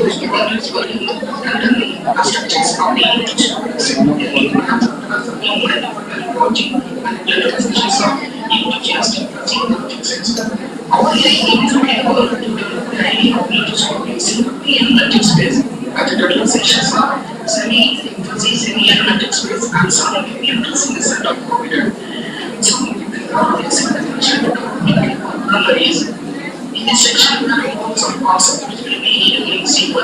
I am going to offer to simplify the elements of the this one. I am small forward and next second, very important and semi-geometric spaces are required. The semi-geometric spaces are very functions A, distance with B. Even on y equals y concept, they express satisfy the following conditions. There are 3 points y such that distance of y1 is not equal to 0, and distance of y1 is equal to 0, therefore y at least 2 points are equal, and the distance of y1 is invariant under any permutations of y1 equal to. And the extensions of the semi-L2 matrix extended to the semi-L matrix space. The semi-L matrix space is set to Y. The non-consequences are S D and Y are across Y for N to for N. Satisfy the following conditions. There are n plus 1 points Y1, Y2, and so on. Y plus 1 such that distance are Y1, Y2, the distance of Y1, Y2 is equal to 0 if I can see n of the n plus 1 points are equal. The distance of Y1, Y2, and so on. Y plus 1 is within any permutations of Y1, Y2, Y plus 1, Y plus 1. And the first is the semi-L matrix space to develop a semi-L matrix space. Then why we are setting facility of was action why to put in plus 1 because R is in the range set of persons for the facility L matrix space on Y equal to E. There are the four conditions are satisfied. Moreover, function M of Y1, Y2 greater than 0.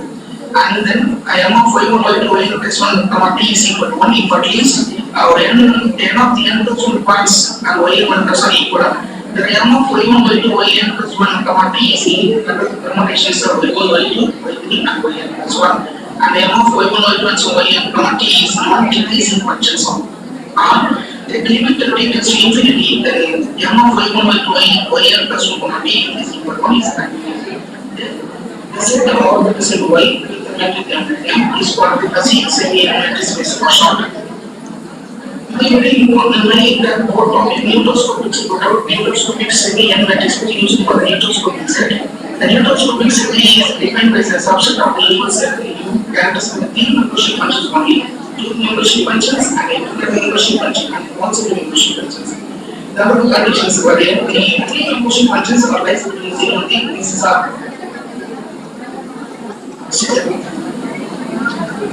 the neutoscopic semi or main property of the neutoscopic semi-L matrix space given an object set Y, the neutoscopic semi-L matrix space or an object from any domain of these function function defined by M from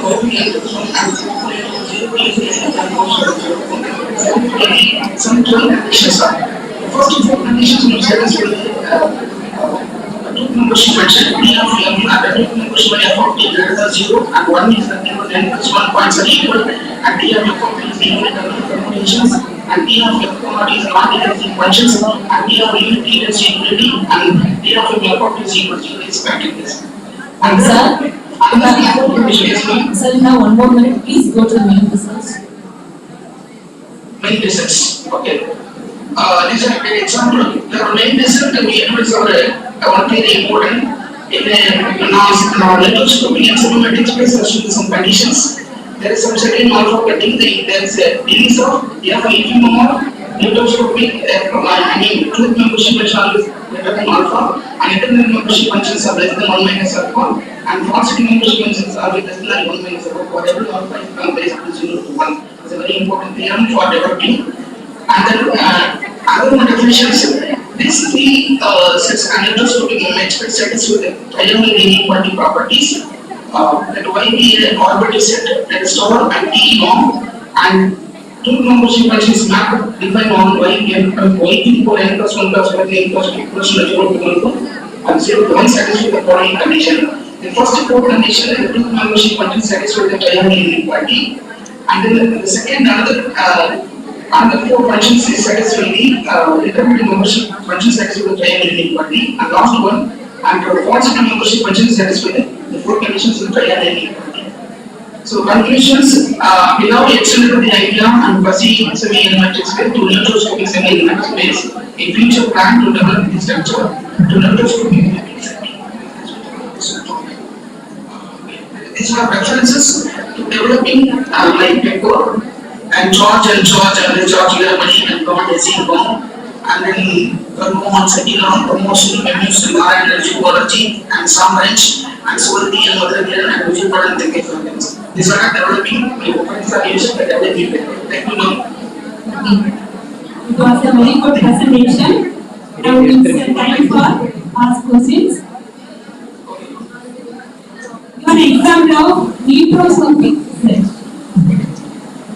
For example, the electrical services are not there are some particular buying market is buying farm.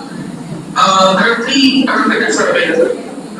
First one is the certain values and the code is on the certain values and the code is speed and the certain basic parameters are available, n parameters are available. There are n parameters available. There is some certain membership budget for each parameters. That is two membership budgets, two and other false membership budgets and the two false membership that people get a membership. So there are many applications for the Okay, good. Keep it up. Continue your research work. Thank you. Thank you very much. Thank you for the wonderful opportunity. Thank you. Thank you, sir. The next participant, Geeta Ramani, are you here? Yes. Please share your screen.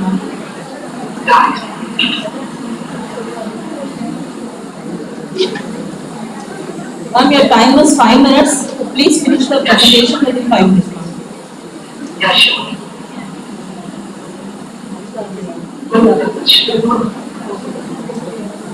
Screen is visible. Yes, ma'am, your screen is visible.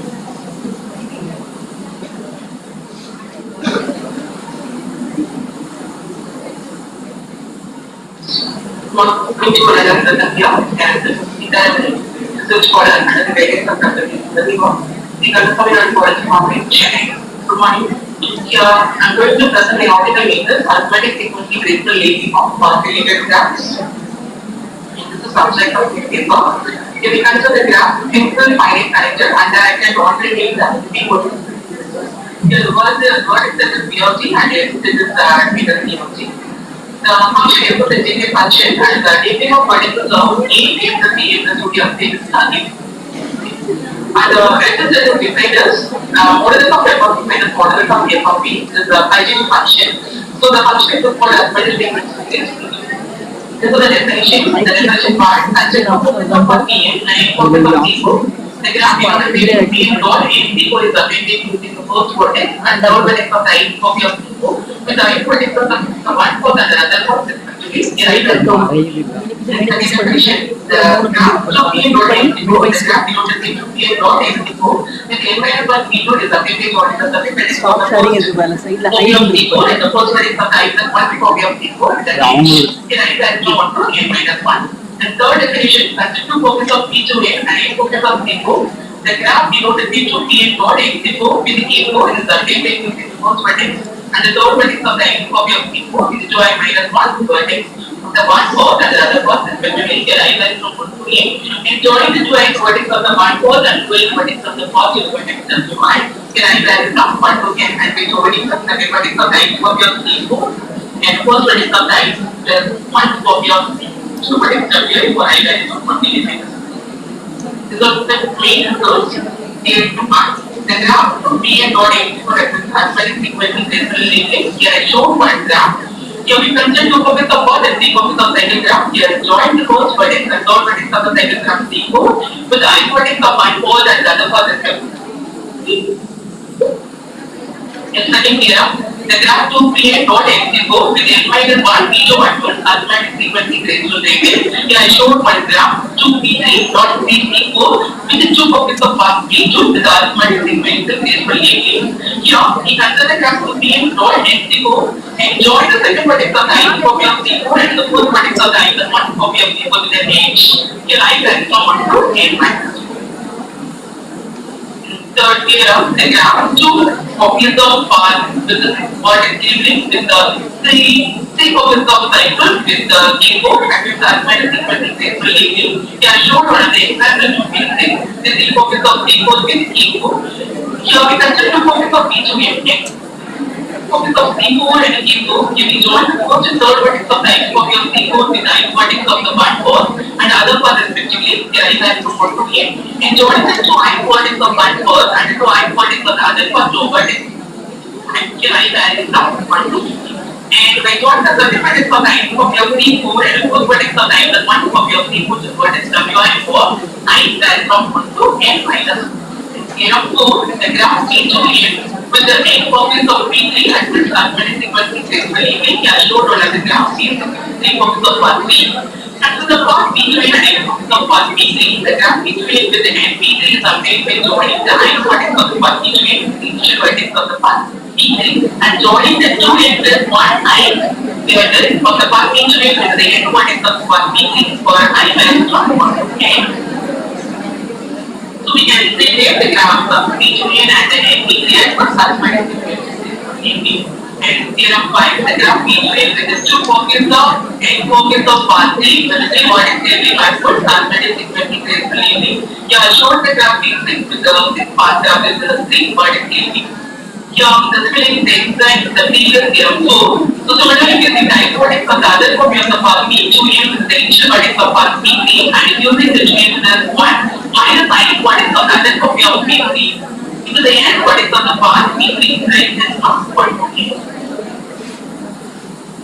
So here we know the path here is of the arithmetic sequential graceful graph. The feature versus analyze the arithmetic sequential graceful of other families of the graph. These are the references which is used here.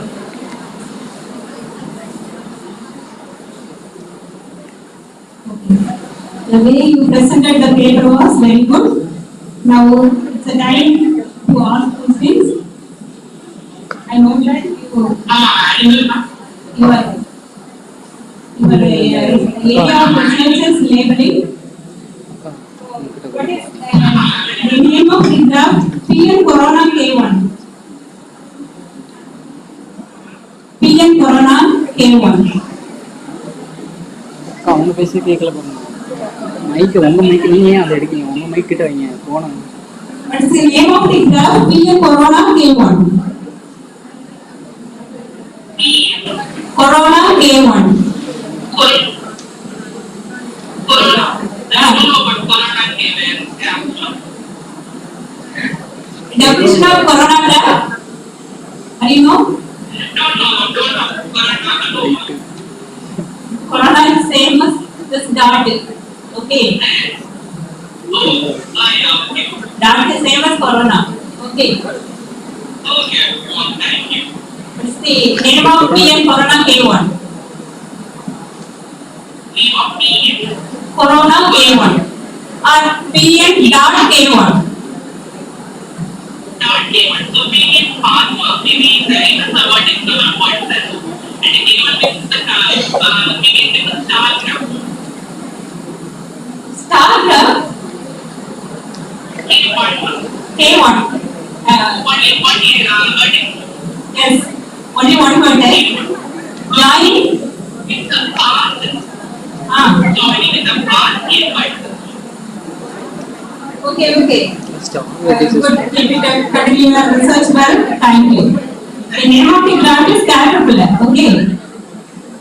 What is caterpillar? The path related graph. Okay. Good. Keep it up. Thank you, ma'am. The next participant, Palani, are you here? Yeah. Okay, Velamata. Okay. Are you ready, ma'am? Yes, ma'am. Please share with us.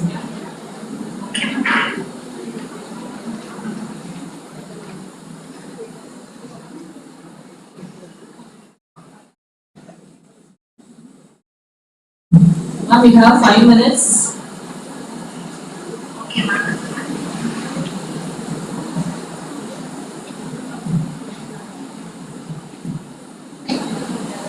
Morning everyone, I am Velamata. I am doing research under the guidance of Dr. A. Naganathan sir, retired professor of mathematics, BOC College. Here I am going to present a paper on the topic products and domination in degree splitting graphs. So this is my abstract. So the product and dominating function is nothing but a function which assigns -1 or 1 to the vertices of a graph, such that for every vertex of the graph, the product of functional values of the vertices in a closed neighborhood is 1. This research paper studies the product and dominating functions in degree splitting graphs of subgraphs. So this is the introduction I have given. The definition of product and dominating function is given, and the product and domination number of a graph in the minimum positive weight of a product and dominating function, and the notation is given here. So next, degree splitting graph of some graph. So let B is equal to order by B comma A be a graph with order set S1 union S2 union and so on up to ST and union D, where each ST is a set of vertices having at least two vertices having the same degree, and D is equal to the vertex at B reflects union ST. So degree splitting graph of G is obtained from the original graph G by adding vertices W1, W2 and so on up to WT and joining Wj to each vertex of ST. So next, these are the preliminaries, products and combination number for the wheel graph and the products and combination number for the complete graph is given. Next one, main results. The products and combination number of degree splitting graph on path graph on P vertices is always less than or equal to P plus 2. Here I have given the vertex set and the head set of degree splitting graph of path graph. So for P less than or equal to 3, all the vertices in the degree splitting graph must be assigned plus 1 to get products and combinating function with positive weight. So for P greater than 3, consider P congruent to 0 mod 6 or 1 mod 6 or 3 mod 6 or 4 mod 6. In these cases, all the vertices must be assigned plus 1 to get the products and combinating function. So when P congruent to 2 mod 6, we can assign the vertices with 1 and also minus 1. But if it is a product and dominating function, the weight will be negative. So here also we are assigning all the vertices with function value 1. Next, for P congruent to 5 mod 6, the function I have given. Here these two function is a positive weight P minus 8 by 3 if P greater than 5. And the next function, this also is a positive weight product and dominating function. The weight here is P plus 4 by 3. So product and domination number is the minimum positive weight. So is equal to P plus 2 if P not congruent to 5 mod 6. P plus 4 by 3 if P is equal to 5. P minus 8 by 3 otherwise. Next, I have given an example here.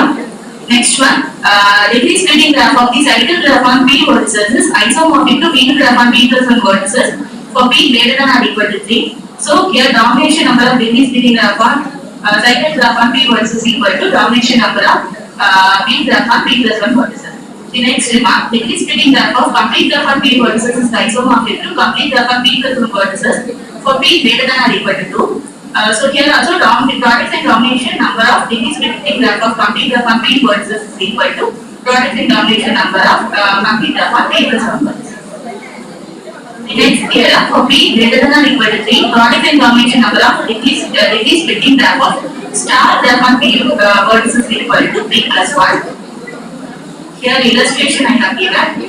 The next, for M not equal to 1 and M not equal to 1, products and domination number of degree splitting graph on complete biproduct graph on M plus N versus equal to M plus N plus 2 if M not equal to N and 2M plus 1 if M is equal to N. Here also all the vertices in the graph degree splitting graph are assigned plus 1 to get the positive image.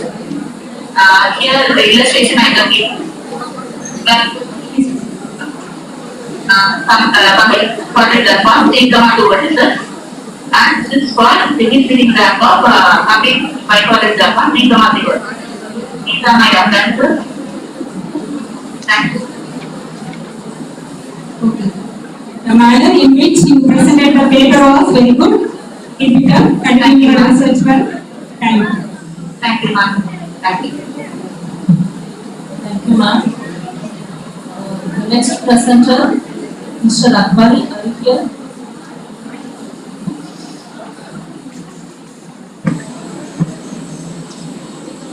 Mr. Akbari.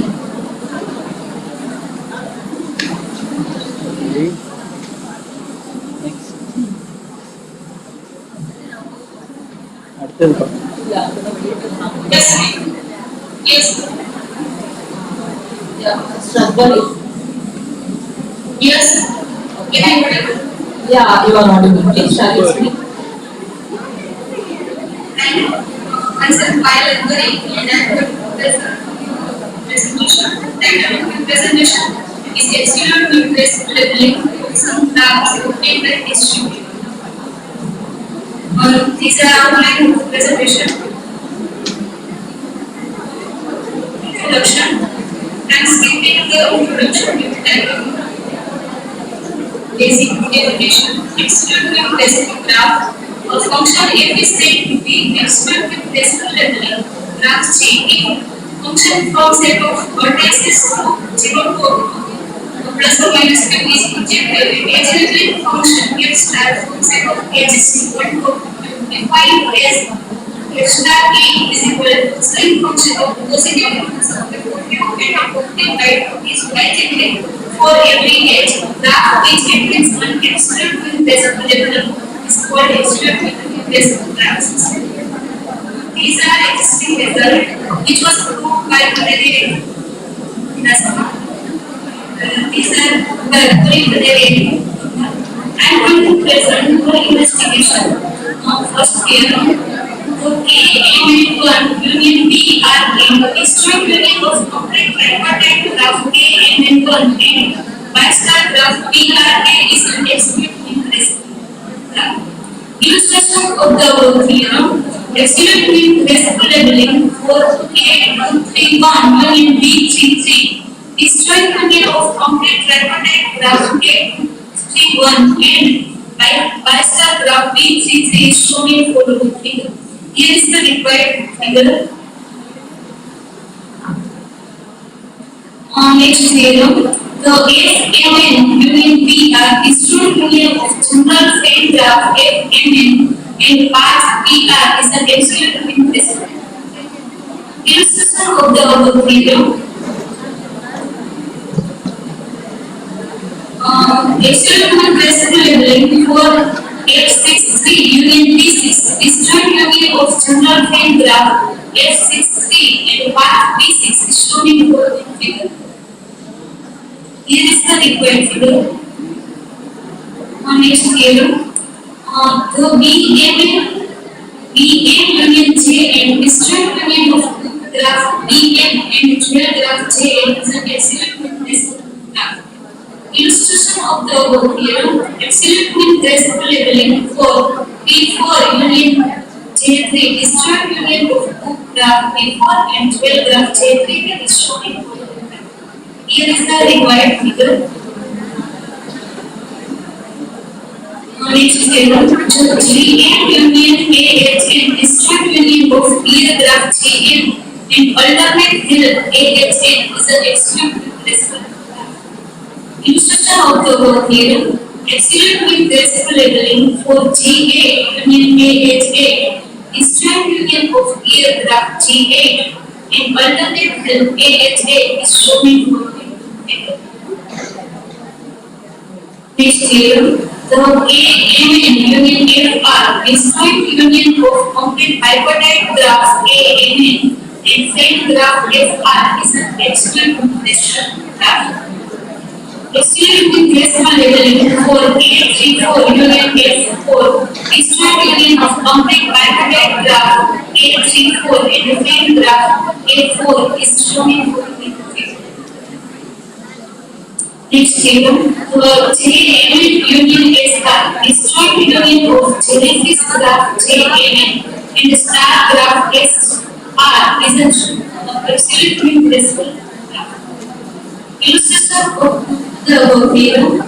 Absolute mean reciprocal labeling for J34 union S5 is joint union of jellyfish graph J34 and star graph S5 is shown in following.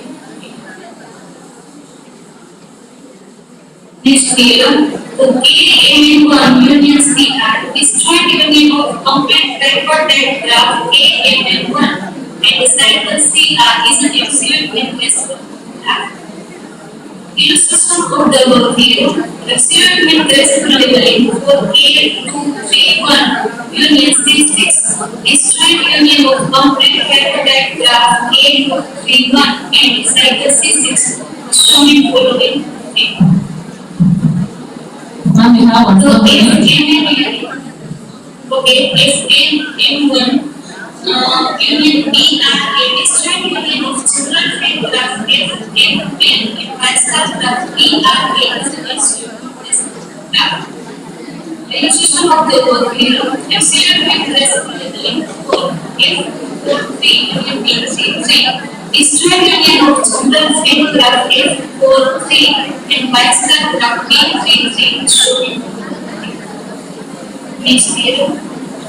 The graph G is equal to B and union A and Z. This is my union of the graph B and multiply the A and Z is a absolute irreversible labeling for G is equal to B for union A and Z. This is my union of the graph B for and multiply the A and Z is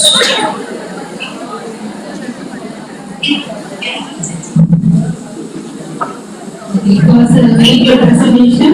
Now it's a time for our question. Define Y-star graph. yes. Define Y-star graph.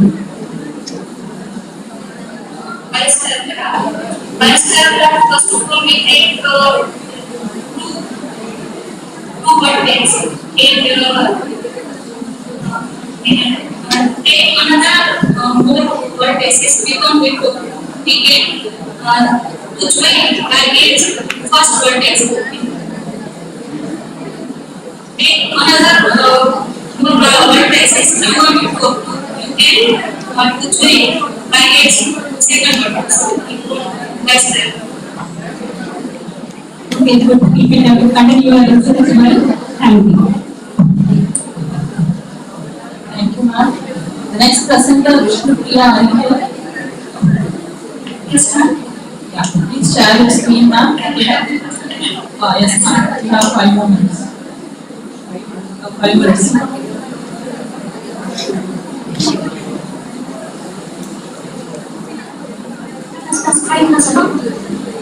Yes, ma'am. Can you make it the landscape mode? Yeah, that's okay.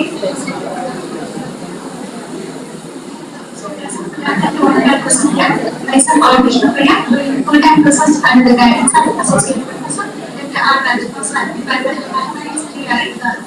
and 50% member participate of some variants of hypertension. Let's see some brief introduction on the spectrum of hypertension. First of all, hypergraphs are natural relationship graphs. In a graph, an H can have approximately 2 number of vertices. Whereas in hypergraphs, an H can connect any number of vertices. So spectral hypergraph theory is a study of properties such as associating pixels and associated hypergraph and then updating the spectrum, and we can analyze the properties of the hypergraph through that spectrum. So in literature there is several hypergraph provided. Here we have given the survey table for the reference. Recently, Anita Banerjee and Amita Sarkar defined an operation on hypergraphs. Later instance, we have introduced an operation which produces new operations on hypergraphs and also generates various operations on existing literature. Here we also include some more references related to the study of spectral hypergraph. Yes, but another matters. Whereas matters is a two and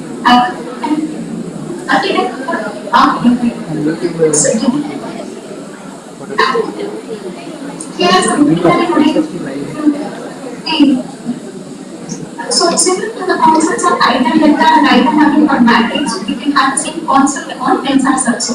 We have the proper definitions of item values and item vectors for an example. So an item pair is lambda comma x bar. Lambda is an item value and x is an item vector for the x. If the item vector both are real, then the item pair is said to be H item pair of the x. If the vector x is of norm 1, then it is said to be the item pair of the x. So your H item pair is also an A item pair is said to be the item pair of the x.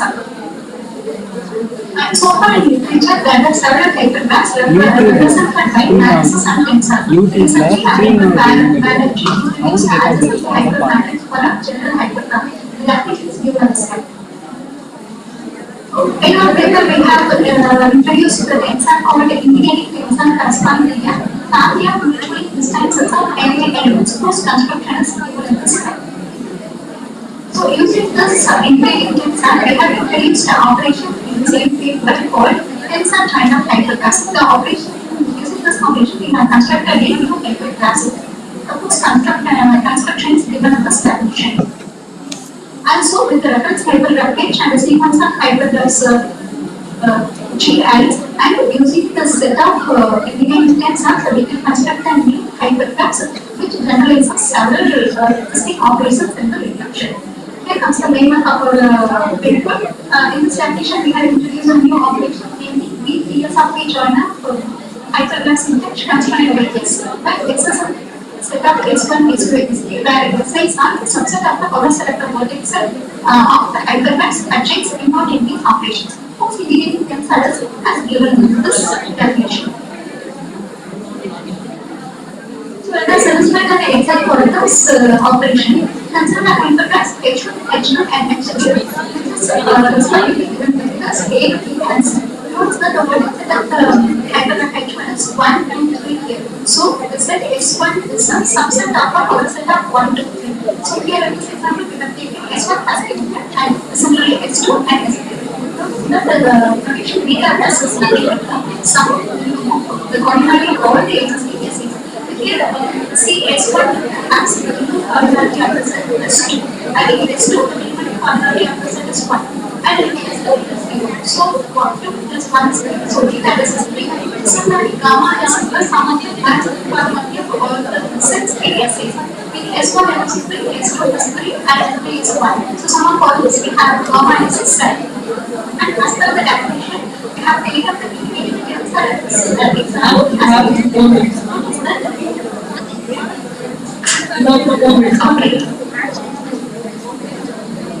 So, it is example 1 to 7 and 1 to 7 that have individuals. So, if you have 1 to 7 as the H and 1 to 7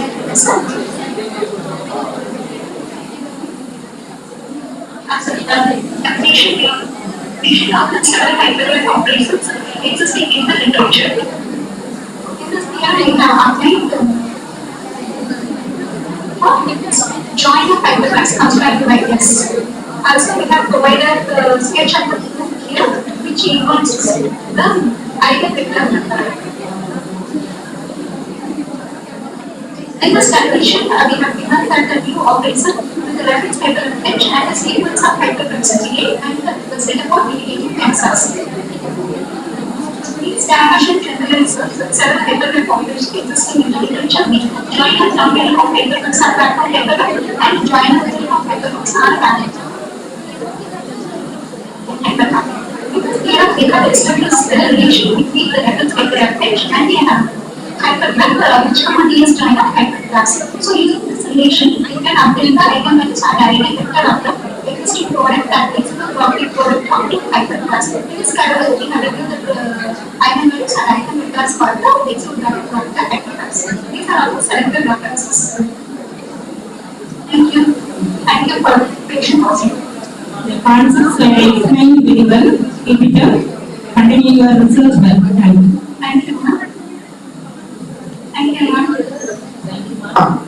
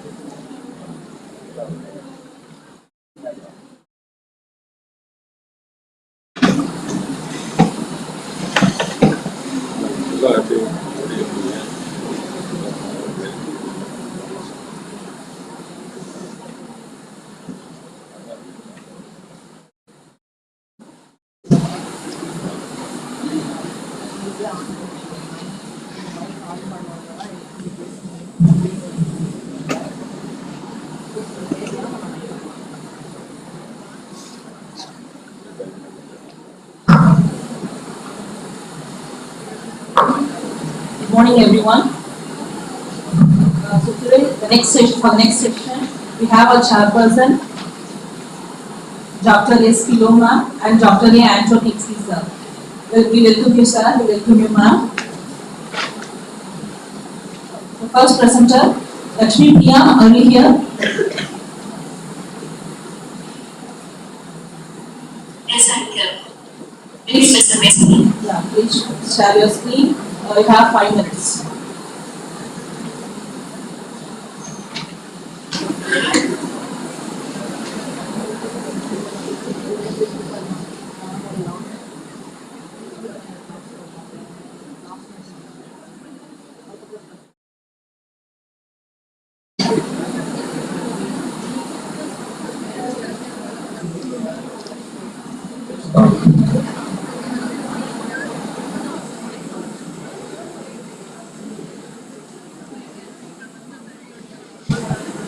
my screen is visible and I'm audible. Yes, Good afternoon, everyone. I'm going to present the paper titled as Development of Failing Product Drafts. I'm Lakshman Priya. I work with staffing under the guidance of Dr. Noor Sir. So this is the outline of the presentation. Let's see the abstract. Chandra was supposed to investigate technical drafts, consider the connected drafts with system of factors distributed on its vertices. If the big group involves you, I know that this one of it is one of the smallest number f of g, comma b, such that for every placement of f of g, comma b, we should be able to do the sequence of pebbles. The smallest number f of g such that for any distribution of f of g pebbles, it is possible to work with a very specific target vertex for sequence of pebbles. F of g is the maximum value of f of g over all vertices of later, this concept of pebbing has been expanded to pebbing. In this project, in this paper, an attempt has been made to compute the pebbing number and pebbing of attachment with the graph and attachment with the graph and the complete product and corona product of some complete graphs. So this is how the pebbing move will be. We should be able. We should choose a vertex with at least 2 pebbles, and we can transfer one pebble to an adjacent vertex. So the pebbing number is the same, where we can move 3 pebbles to the target. So the pebbing number, so how we find the pebbing number of the graph is we can find the pebbing number for each vertex in the graph. So for this vertex, the pebbing number is 4, and for this vertex it's 3, and this vertex. So the pebbing number for the whole graph is 4 because that is the maximum number. You can see in the definition. So in graph, G is called denoting if f of G is equal to the number of vertices in the graph. If one pebble is placed on each vertex other than the target vertex, then no pebble can be moved to the target. Since we have to choose a vertex with at least 2 pebbles. So if a vertex W is at a distance d from the target vertex and the 2 power d minus 1 pebbles are placed on W, then no pebble can be moved to the target. Definition of attachment will graph D and M with the end is greater than or equal to G and M is greater than or equal to G. So as attachment will graph D and M can be obtained by taking n copies of skin with the vertex in common. Frenchman will graph W M N as a graph obtained by taking M greater than or equal to 2 copies of complete graph K N, comma N greater than or equal to 3 with the vertex in common. The sum G sum H of 2 graphs, G and H referred as complete product in this paper, has vertex set the vertex set of G union, the vertex set of H, and the edge set of G union, edge set of H, and the union UB, such that U belongs to P of G and B belongs to P of H. The symbol this denotes disjoint union. The corner product graph G by graph H denoted by this is defined as the graph obtained by taking one copy of G together with the mod of E of G copies of H and then joining the ith vertex of G to the ith vertex of H. Can you move the main result? There are 2 more minutes. Okay, so let's see the results. The letter D and M that's graph on M of M into N minus 1 plus 1 vertices in order. For M greater than or equal to 2 and N is equal to 4, all the even numbers, the pebbing number is 2 power N plus M minus 2 into 2 power floor of N by 2 minus 1. So the pebbing number of this same graph is T into 2 power N plus M minus 2.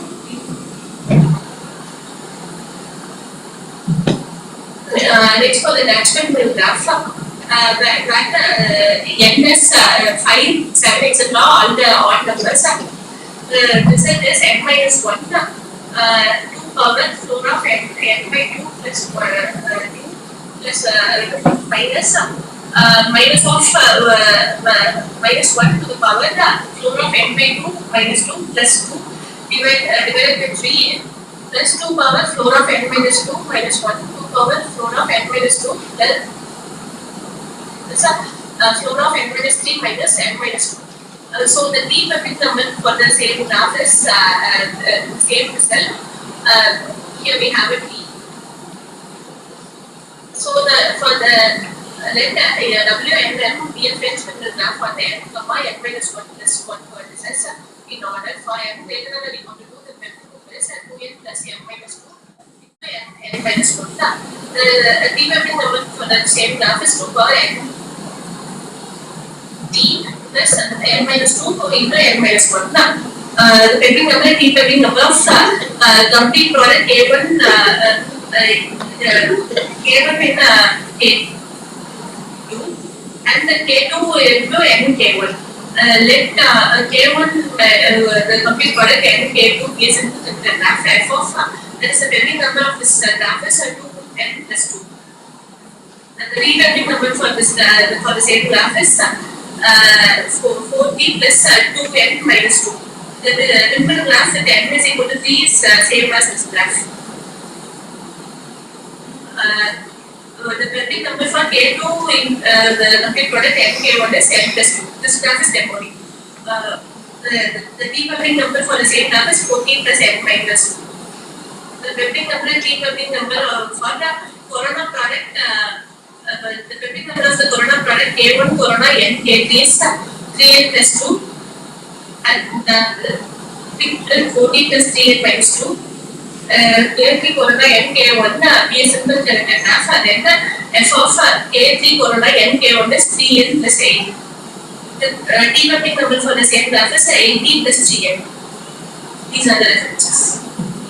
Okay, please show your reference again. Please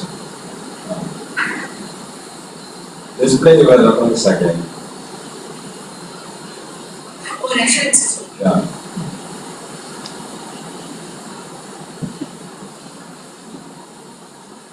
Which paper is mainly used for developing your paper? Sorry, sir. Which reference? Yeah. Which reference is the main reference for writing your paper?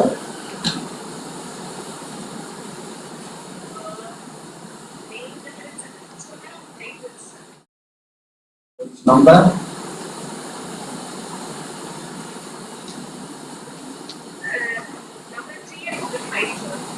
Okay, what's the difference between pebbling and e-pebbling?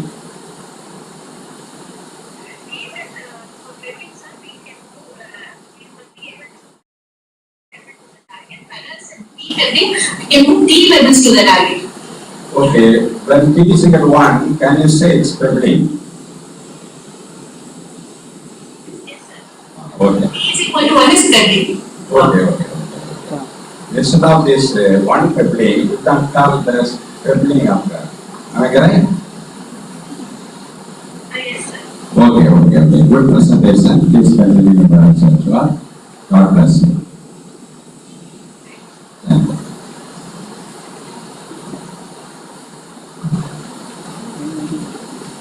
Thank you, ma'am. The next presenter, Punita Dharani, are you here? Anisha, are you here? Please share your screen. You have 5 minutes.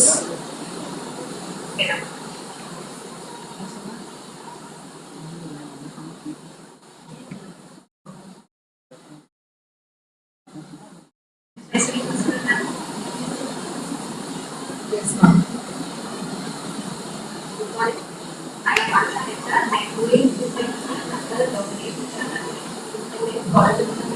And the topic is government finding the number of SQL standard subgraph and snake and snake graph.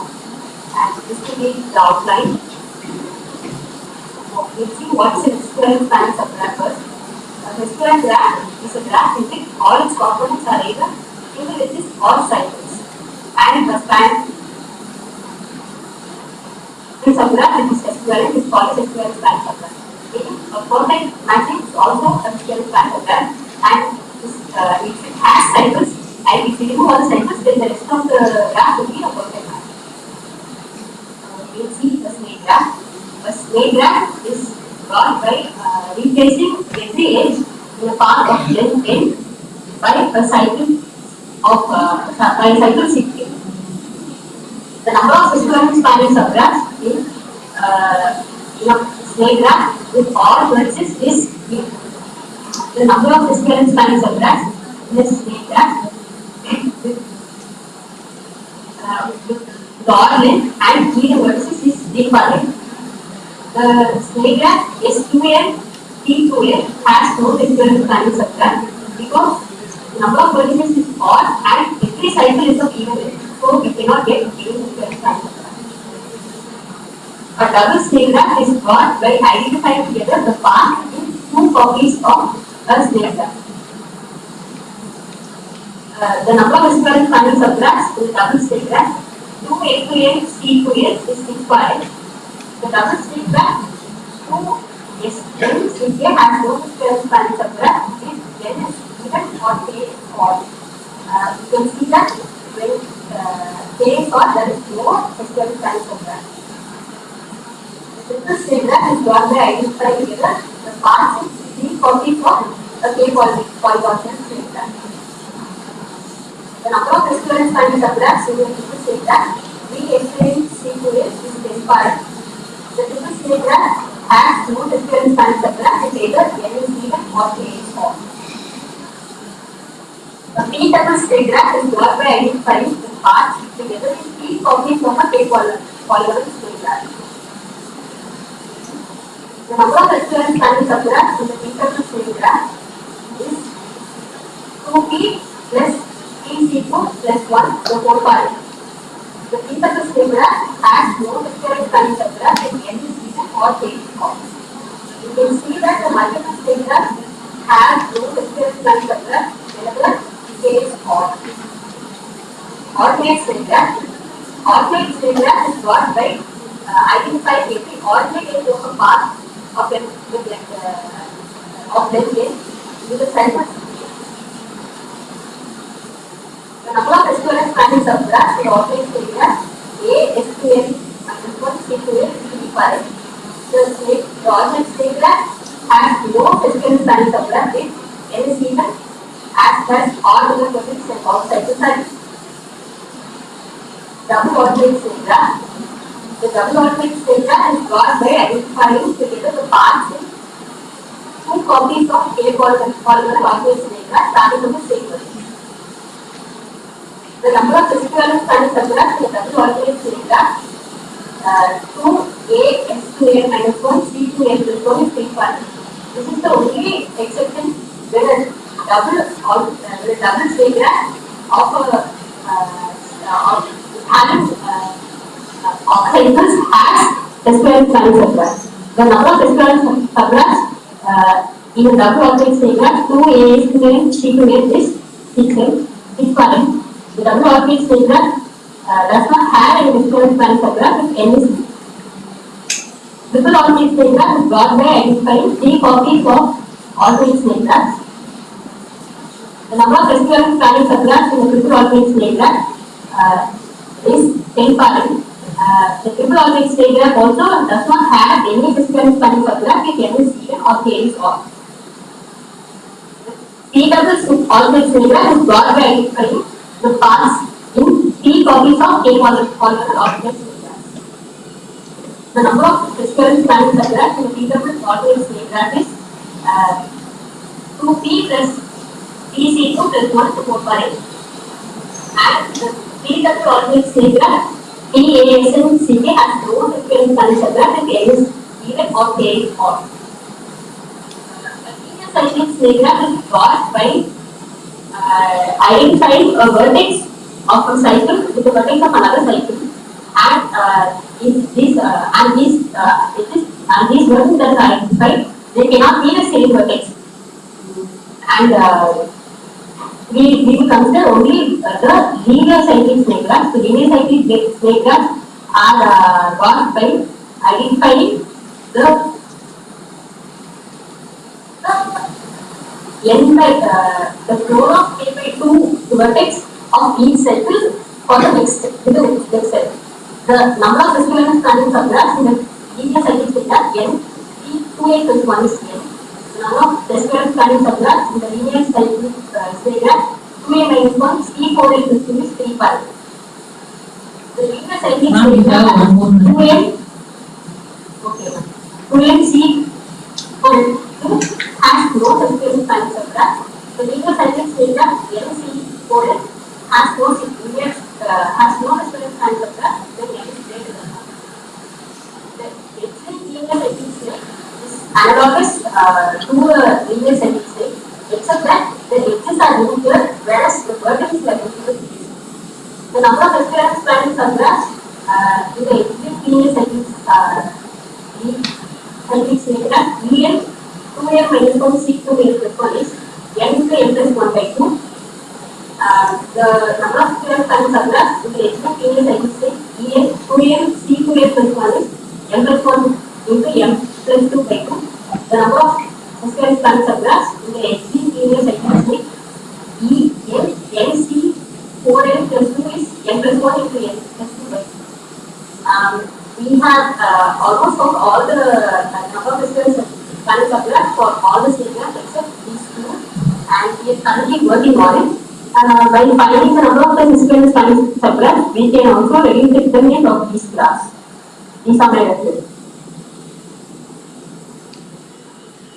Nice presentation.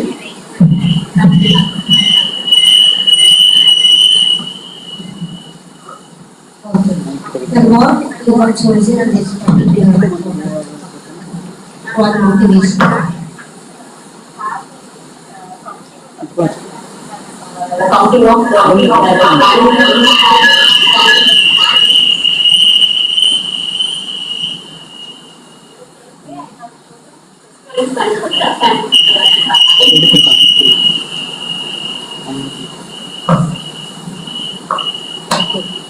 What is trial-based data?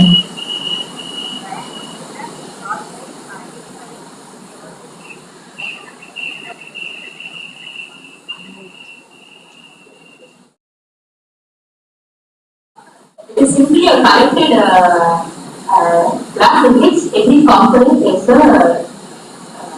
trial. All the best for the research.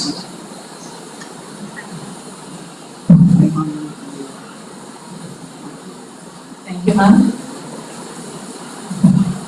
The next presenter, Sarada, are you here? Yes, ma'am.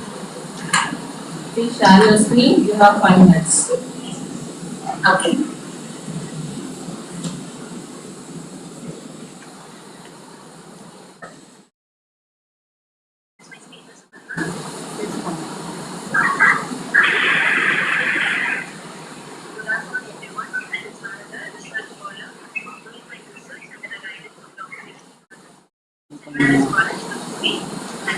Present my paper entitled An Approach to Find Three Regular Discrete Graphs.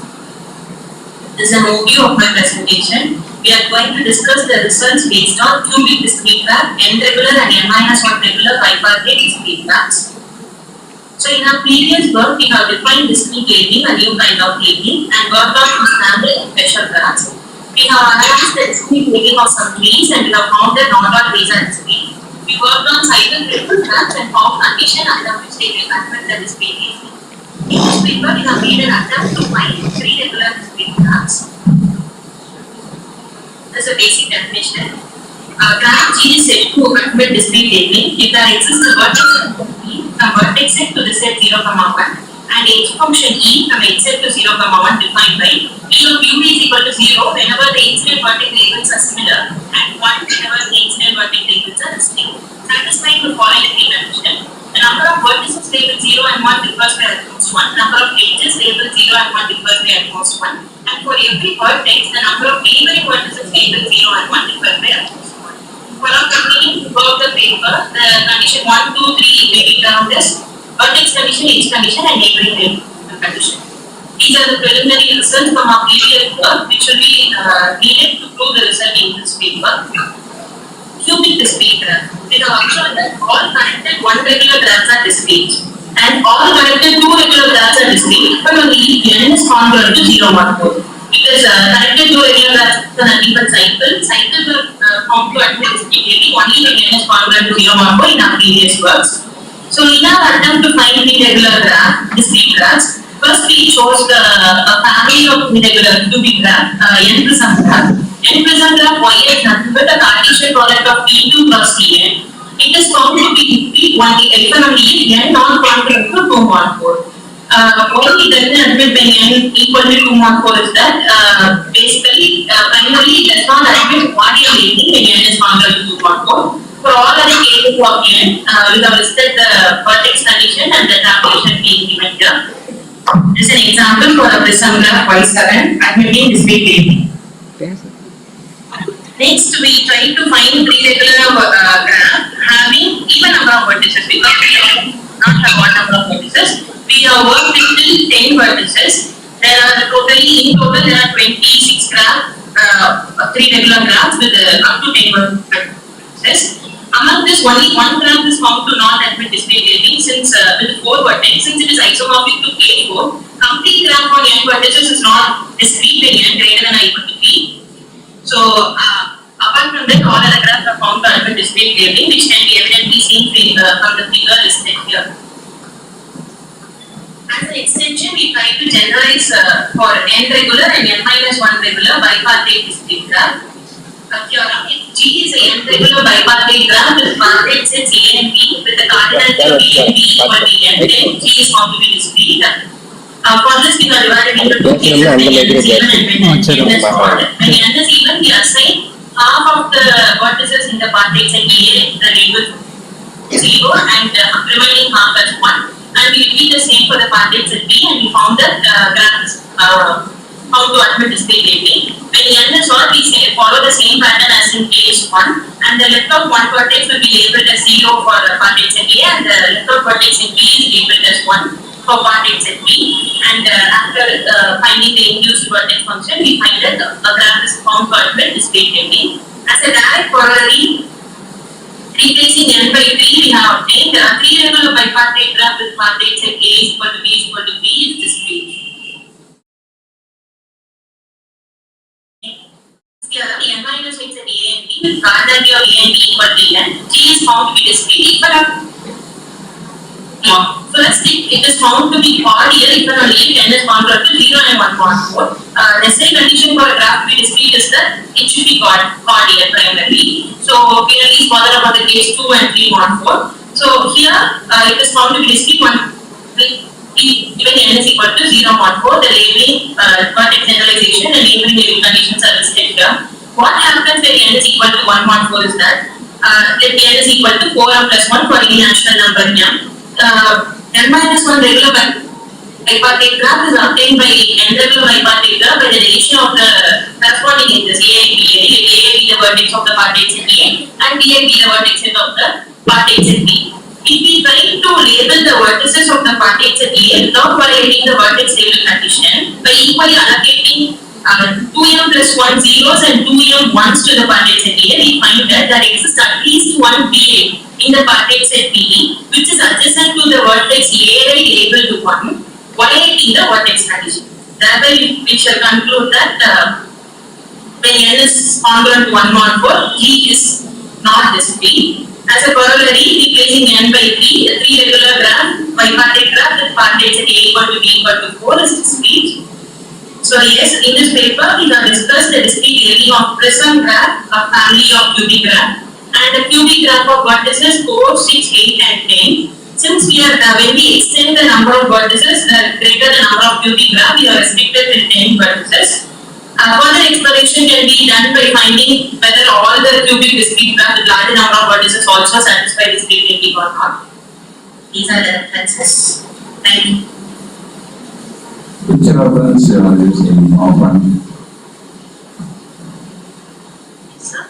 Which reference you are using normal.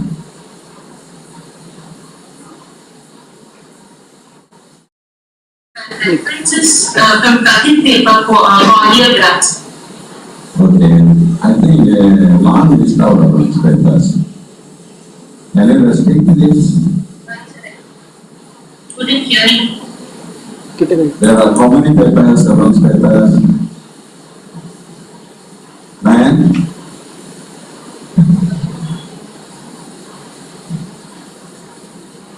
How many references?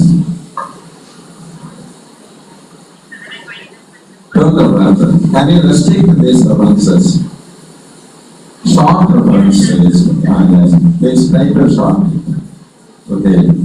Next, what's the difference between cubic discrete graph and three regular discrete graph? Both are same. Okay. Can you develop 4 regular discrete graphs from your development? 3 regular? Yes, for this, we are taking replace by 4 and 2 Okay, good presentation. Okay, continue, sure. God bless you. Thank you, ma'am. The next presenter, Palani, are you here?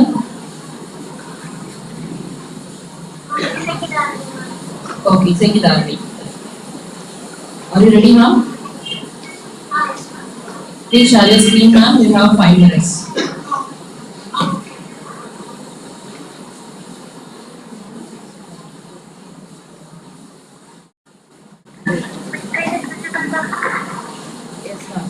Yes, ma'am. Under the guidance of Dr. Nagaraj, sir, head and associate professor Keynote in our college today. My topic is independent listening area for domination number of 15 graphs. Introduction. Graph is domination is one of the fundamental concepts. Under variation domination, there are various kinds of domination. One of the variations is rainbow domination. This concept was introduced by Xavier. Further, it was studied by several authors. From the rainbow domination concept, the new concept was introduced, independent listening area rainbow domination. We studied its minimum number for some standard graphs and for some disease within graphs. In this paper, independent listening area rainbow domination number is calculated for some 15 graphs of complete graph, path graph and weak graph, and for some home graph. Definition of 15 graph. The 15 graph of T is denoted by S of T. For each vertex V of a graph T, take a new vertex V dash and join V dash to all the vertices adjacent to T. This is the main definition. Let T be a graph. A function is defined from vertexes to power set of given colors. If for each vertex T belongs to vertexes of T, then the above open interval contains all the k colors, then you have to call the k rainbow dominating function. A k rainbow dominating function is equal to the distant k rainbow dominating function.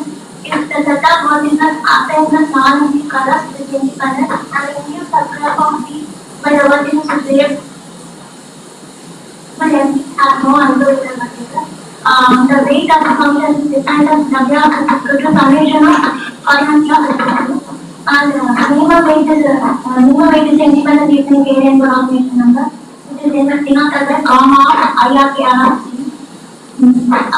Observations. The Q is dependent vertex to B.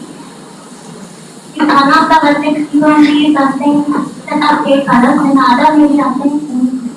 If the graph T has a grid surface subgraph, then one of the vertices of the grid should be labeled set of k colors and all the remaining vertices are labeled only.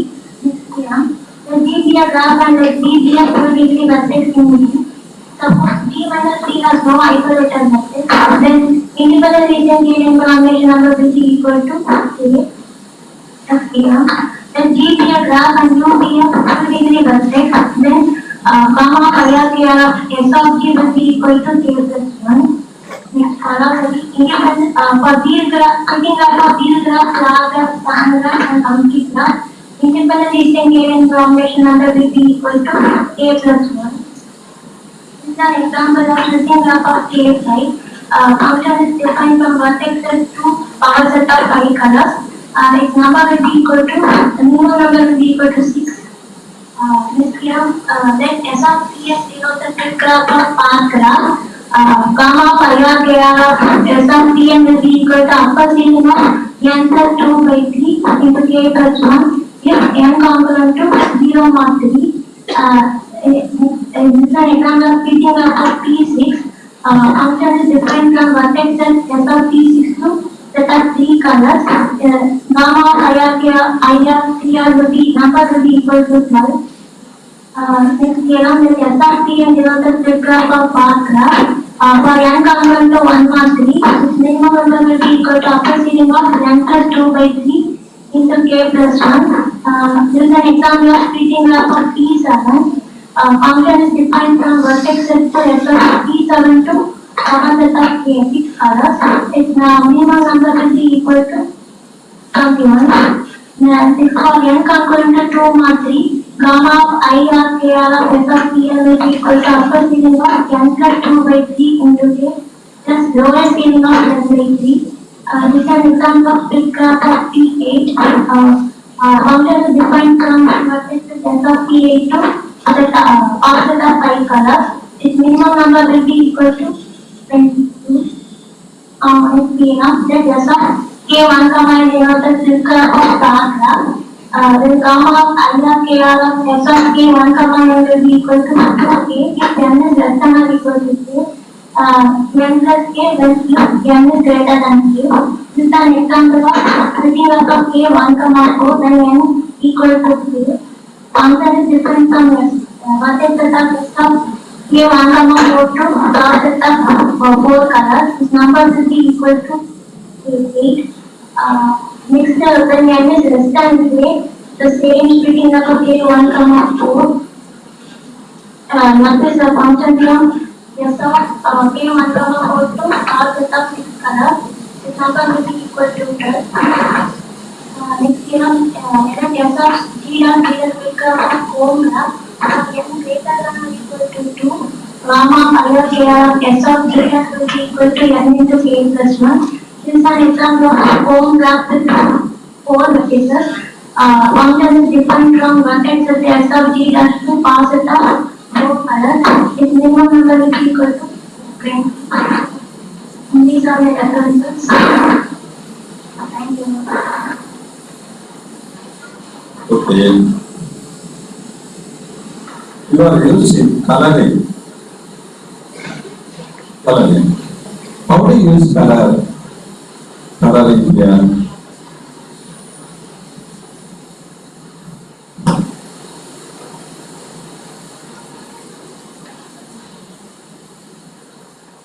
You have said, yes, tell me. Is there any relation between coloring and rainbow? Rainbow domination, okay. Why are you using color? Is there any result on coloring?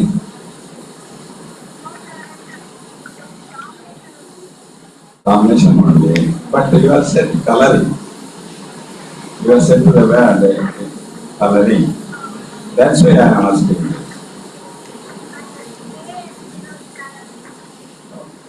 K colors. That's all. Okay. Now, what do you mean by rainbow?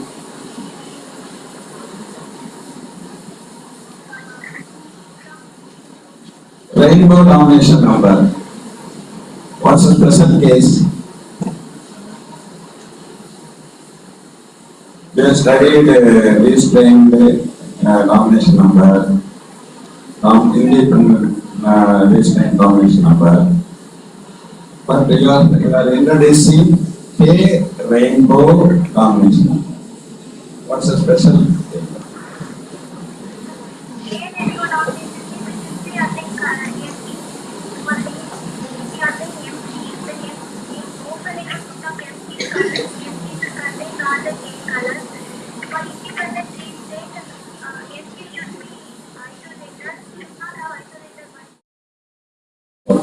So you are using coloring also, domination. Am I correct?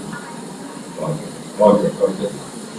Very good presentation. Okay. Yes, continue your research work. God bless you. Thank you, ma'am. The next presenter, Prabhu, are you here? Yes, madam, I will here. I start the question. Yes, sir. So you have 5 minutes. Okay, ma'am.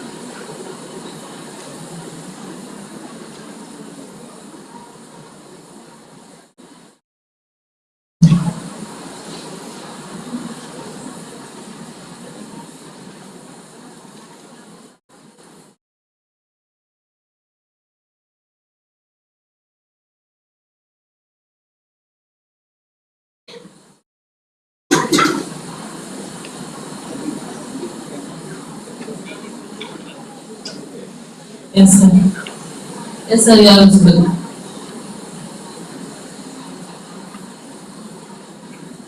Good afternoon to everyone.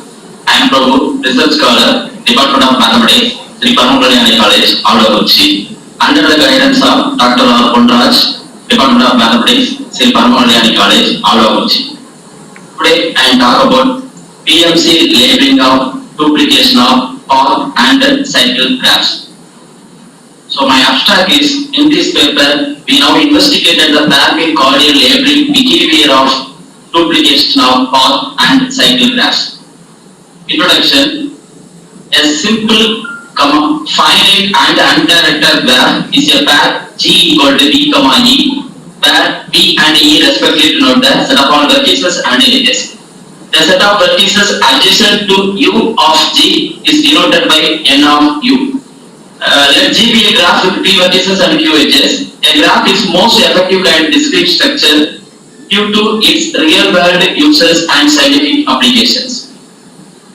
A graph labeling is an assignment of integer to the vertices or edges or both subject to the certain conditions. Graph labeling is a mathematical area that aims to understand properties and relationships of graphs. Graph labeling techniques are helpful in many fields including communications, network addressing, database management, circuit design, astronomy, radar, X-ray, crystallography, coding theory, network security, channel. The concept of graph labeling was introduced by Rosa in 1967. Coordinate labeling is now a popular field of research in graph labeling. The idea of coordinate labeling was introduced by Xavier as a weaker version of graceful and harmonious graphs. Terms and conditions not defined here are used in sense of F or R. The detailed survey on various graph labeling is explained in Galilean. The notion of mean labeling was introduced by S. Somasundaram and R. Ponraj, and the idea of pair difference coordinate labeling was first discussed by Ponraj et al. We have introduced a new type of graph labeling called pair mean coordinate labeling, the PMC labeling. The definition of PMC labeling: let a graph G equal to B, E be a P, Q graph defined O equal to P by 2 P is even P minus 1 by 2 P is R. Let M equal to plus or minus 1, plus or minus 4, etc. plus or minus 2 all the set of all labels.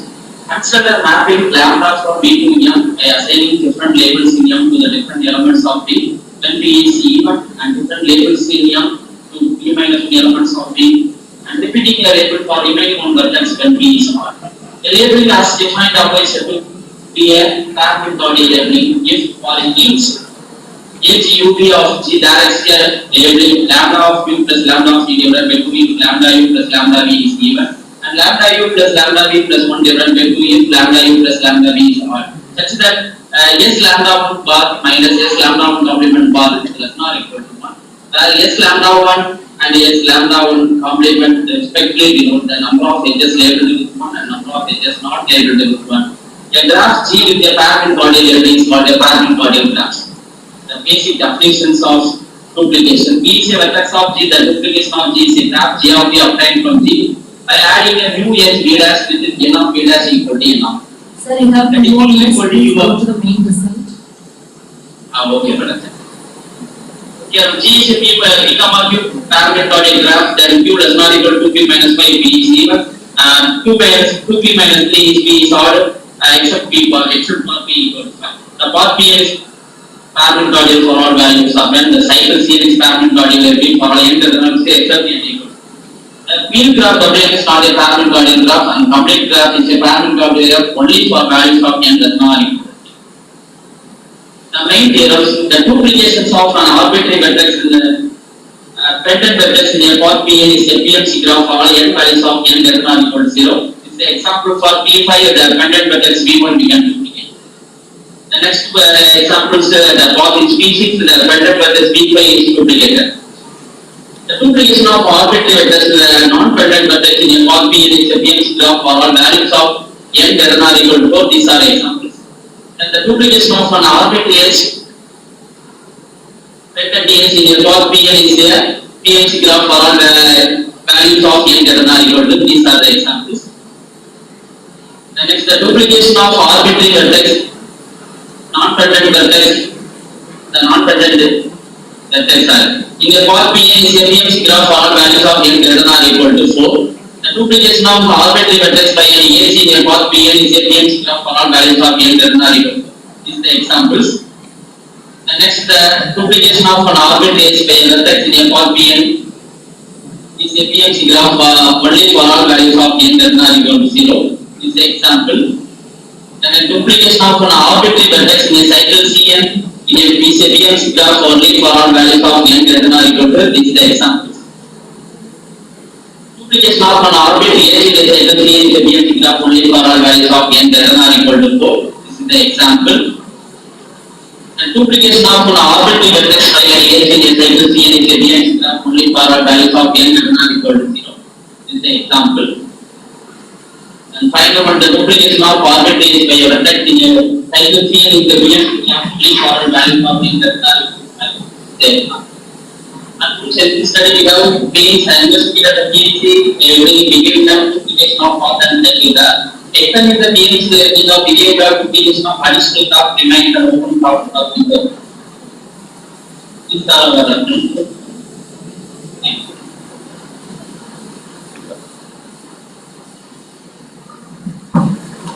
The presentation was good. Generally, you have given most of the applications of graph labeling. Can you say the particular, any particular use of your PMC labeling?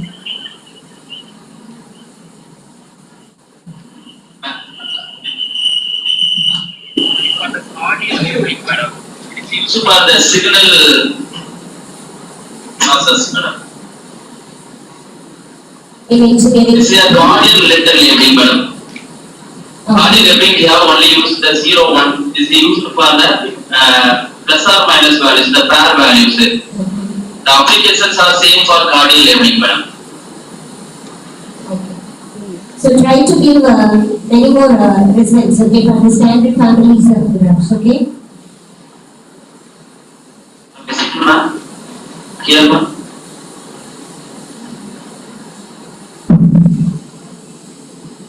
Try to find the results by any standard families of graphs, okay?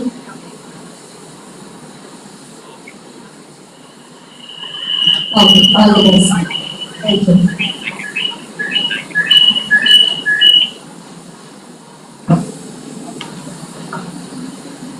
Thank you, sir. The next presenter, Angel Jabita. Are you here?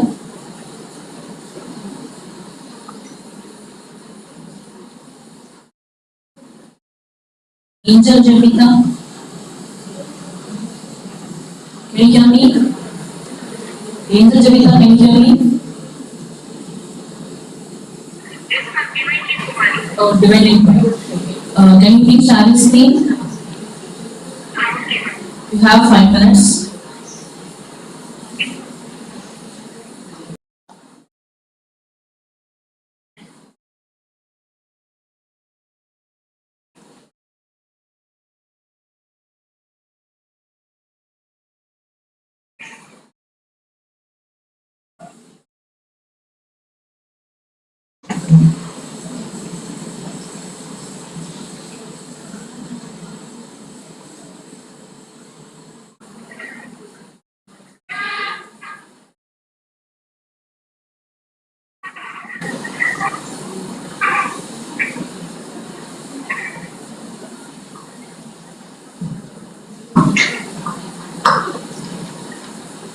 Please share your screen. Please present for only 5 minutes.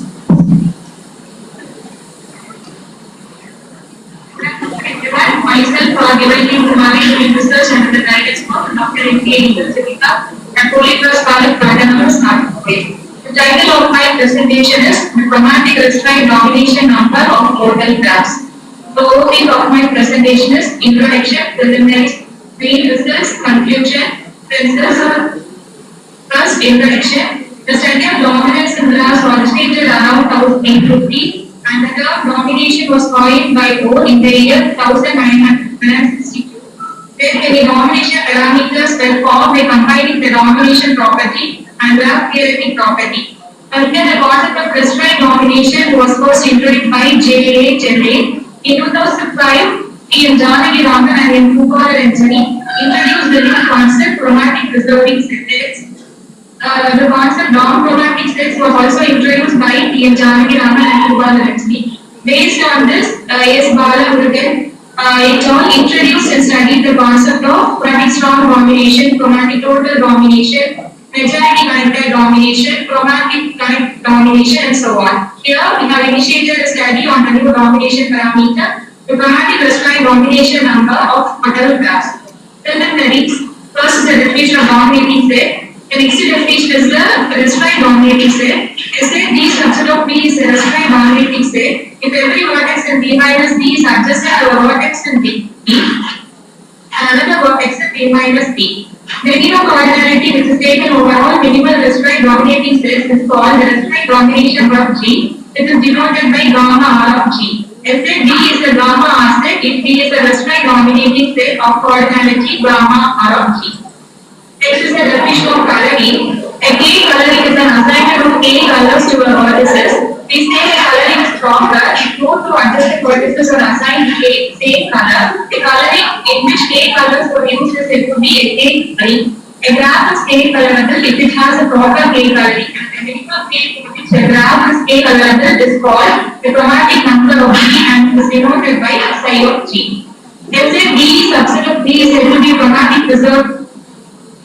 We say if the chromatic number of elements is subgraph of D and the chromatic number of original of G are equal during number and it is denoted by Cpn of G. Next is the definition of the total graph. The total graph of a graph G is a graph whose vertex set is P of G union E of G and two distinct vertices X and Y or total graph of G adjacent. If both X and Y are adjacent vertices of G or both X and Y are adjacent edges of G or X is an vertex and Y is an edge instead of which is fit in G.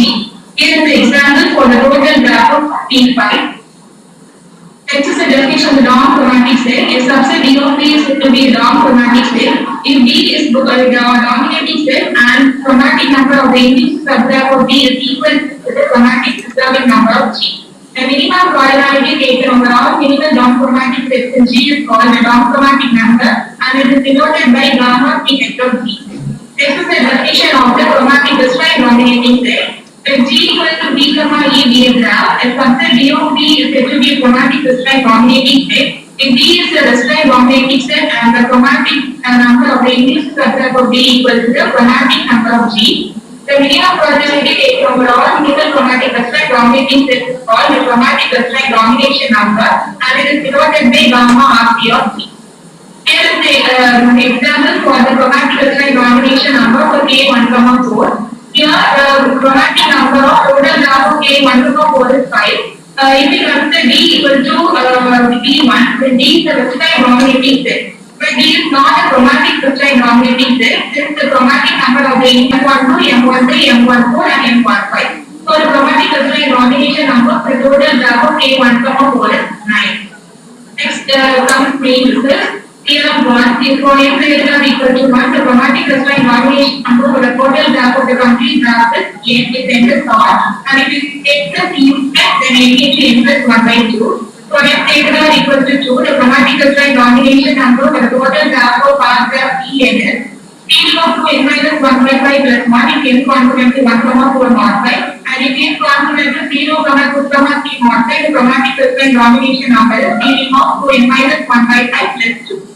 For cycle graph, if n not consequent to 0 mod 3, then the chromatic crystalline domination number for the total graph of cycle is 2n. If n consequent to 0 mod 3 and n consequent to 0, 2, 4 mod 5, the chromatic crystalline domination number for the total graph of the cycle graph is 6 equals to n by 5 plus 2. And if n consequent to 0 mod 3 and n consequent to 1, 3 mod 5, the chromatic crystalline domination number will be 6 equals to n by 5 plus 2.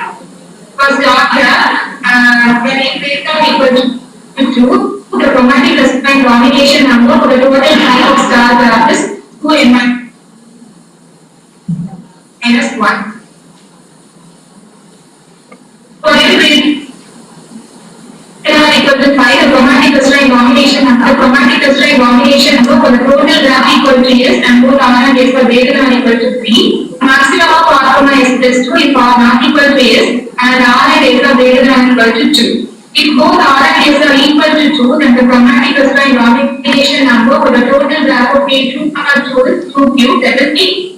For any bistar graph dr comma s, the chromatic crystalline domination number for the total graph of dr comma s equal to 2 into s plus 1, where s equals to maximum of r comma s. Conclusion: here we have determined the chromatic crystalline domination number for the total graph of certain standard graph. And we observed that the chromatic crystalline domination number for the total graph of G is greater than or equal to 1 and lesser than or equal to n plus 1 by 2. Characterizing the extremal graph corresponding to both the upper and lower bounds of the chromatic crystalline domination number of total graph promotes the opposite direction for future research. These are the references. Thank you.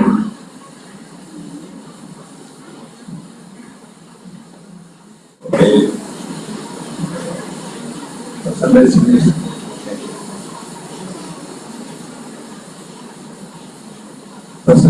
good.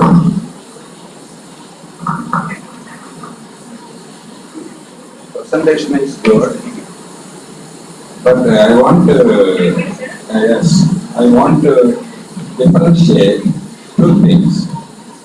Calm, chromatic, calm.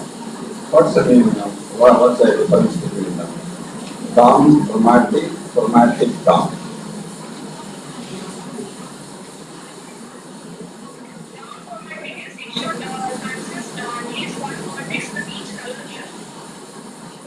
Calm chromatic.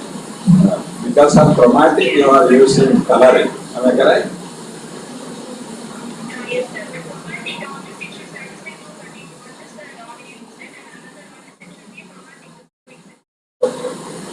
We have developed a small number of theorems. Please concentrate developing the research more. Okay?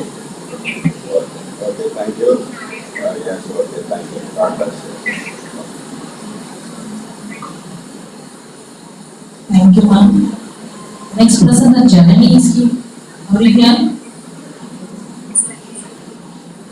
Please present your screen. Please take 5 minutes.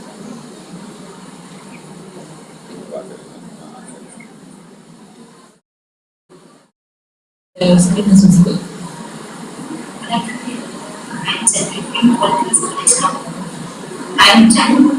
I'm studying the total circular nomination of middle graph.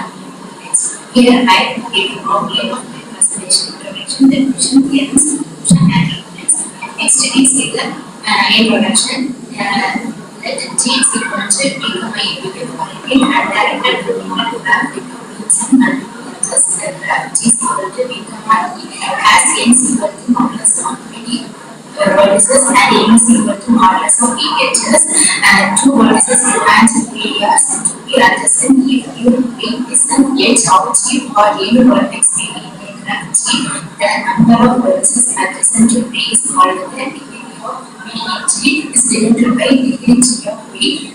If the degree of a vertex is 0 and if it is called the isolated vertices, the minimum degree of vertices in G, and it is denoted by del of G is equal to minimum of degree of V belongs to V of G. The maximum degree of the vertices is denoted by del of G. Del of G is equal to maximum degree of V belongs to V of G. The vertex V is called the vertex with the degree is equal to n is equal to 1. Next we see the here I discuss about the definition. First read the definition of dominating set. It has said D of G of vertex of G is a dominating set if G is every vertex in B different C is adjacent to some vertex in B of G. This is the example of dominating set. Next we read the definition of certified combination. The dominating set D of your graph. G is equal to B is said to be certified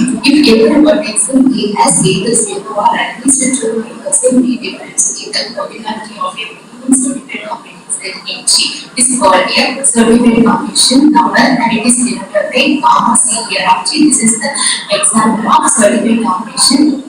Next we see the definition of total combination. A total combination set D is said to be total combination set if reduced D has no isolated vertices, the minimum cardinality taken overall the total combinating set is called the total combination number and it is denoted by or G of G. This is the example of total combination.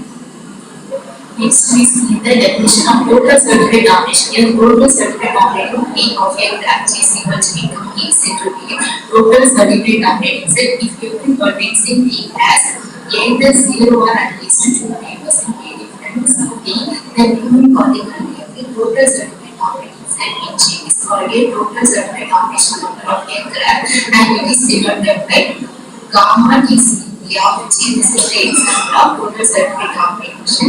Next we see the definition of middle graph. The middle graph of a graph G is denoted by M of G is defined as follows.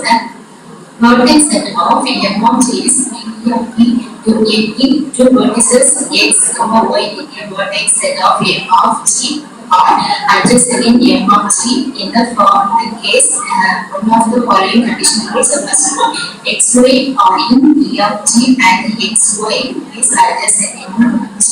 Next to X in E of G, Y in E of G and X, Y are in G.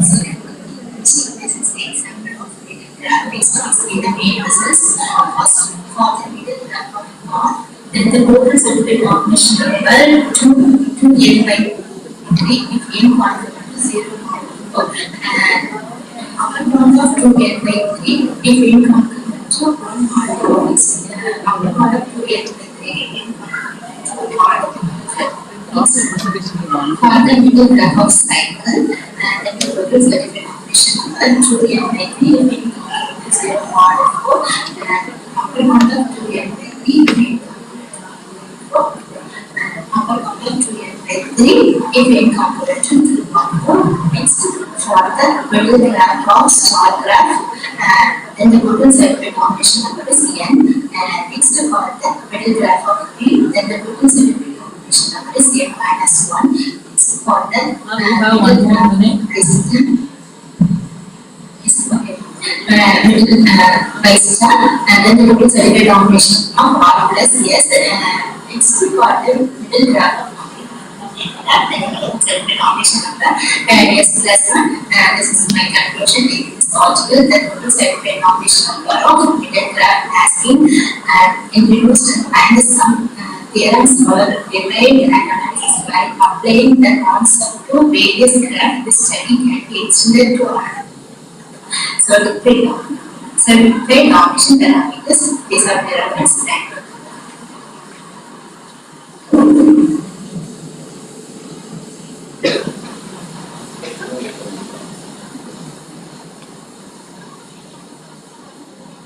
Nice presentation.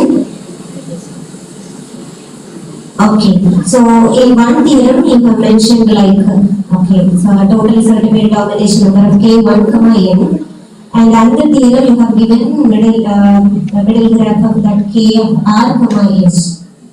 Okay, so what about this K1, n? So both the results actually you have given. Okay, KR, S and K1, n.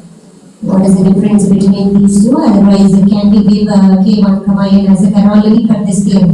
6. Am I audible?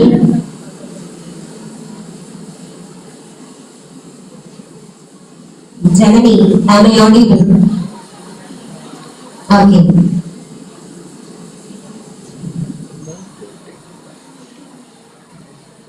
Tell me the answer. Okay, see the theorem 6. Okay, middle graph of K of R, S. So I am asking, what about the middle graph of K of 1, N?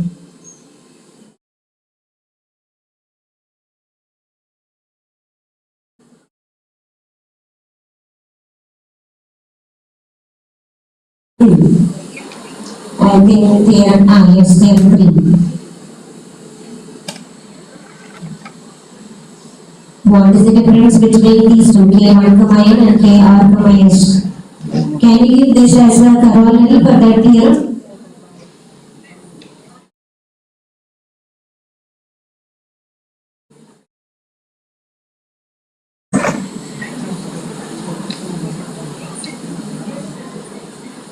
That's okay. What is the difference between these two graphs? I am asking. KR, S, K1, N. Is this result as a corollary for that theorem?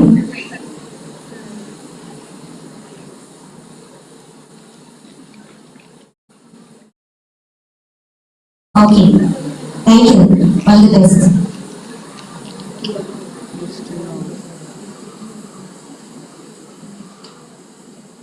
Hello ma'am, are you here? Thank you ma'am. The next presenter, Parvati Haridas, are you here? Yes, ma'am. Please share your screen. You have 5 minutes ma'am.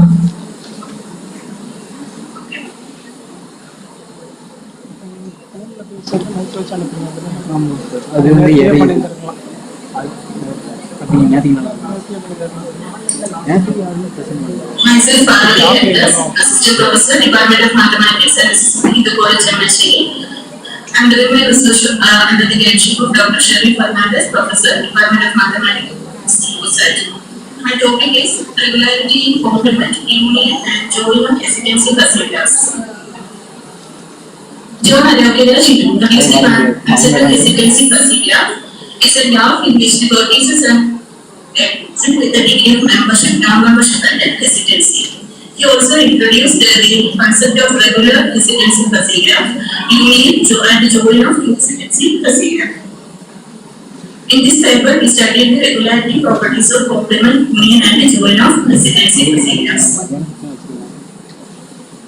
Factors were introduced by Xavier and Xavier. We total introduced a new extension of factors for the factors. Hesitancy factors were motivated by the common difficulty in choosing the membership degree of an element from some simple values. This approach facilitated the management of uncertainty caused by hesitation. John Adokeda introduced a new procedure called hesitancy procedures in order to capture the hesitancy measure of the acceptance or rejection of each node and every edge associated between them. This is the definition of hesitancy procedure. A hesitancy procedure is of the form GBE with the vertex at B and edges at E. B, mu1, gamma1, beta1, where mu1 is membership, gamma1 non-membership, and beta1 is the hesitancy degree of the vertex VI, which satisfies mu1 of VI plus gamma1 of VI plus beta1 of VI equal to 1.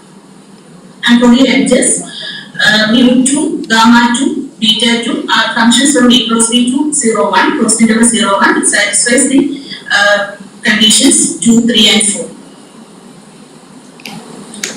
This is an example of a hesitancy procedure. Each vertex is assigned with the membership, non-membership, and hesitancy degree, and their values, sum of their values is 1, and the edges are also given hesitancy, membership, non-membership, and hesitancy degrees. In hesitancy procedure, mu degree is defined as sigma mu2 of VI Bj, where VI Bj element of E. Similarly, gamma degree, the vertex B is defined, and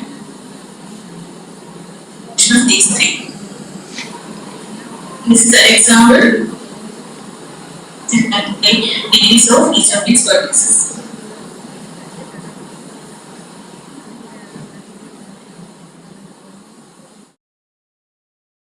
G has the same degree, K1, K2, K3, then G is said to be regular.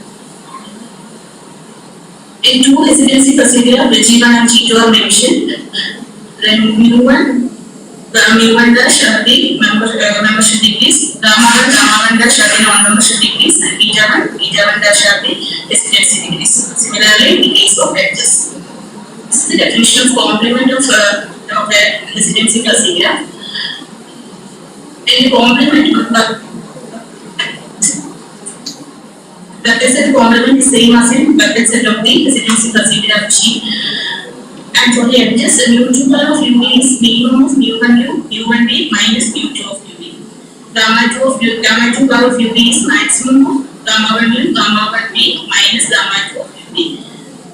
And beta2 bar UV is minimum of beta1U, beta1B minus beta2. And therefore residency procedure and its complement is given. And next is the definition of union of two residency procedure. Defined like this. And an example for the union G and H is given. Next is the definition of joining of two residency. Sorry, ma'am? We have one more minute now.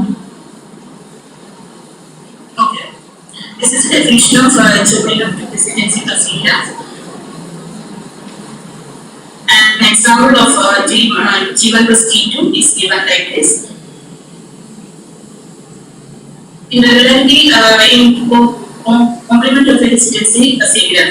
G is a residency procedure. mu1, gamma1, beta1 are constants. Then if G is K1, K2, K3 regular, then its complement is K1 dash, K2 dash, K3 dash regular, where Ki dash is n minus 1 into Ci minus Ki. And in the case of union, if G1 union G2 is K1, K2, K3 regular, if G1 and G2 are K1, K2, K3 regular. And if G1 is K1, K2, K3 regular and G2 is K1 dash, K2 dash, K3 dash regular, then G1 union G2 is not a regular residency procedure. In general, joining of two residency procedures need not be regular. So this is a result regarding K1, K2, K3 regular residency procedure. G1 and G2 are taken. Then if cardinality of E1 is equal to cardinality of E2, then U1 dash, beta1 dash, gamma1 dash are constant functions. Then join G1 plus G2 is regular. An example regarding this theorem. These are the references.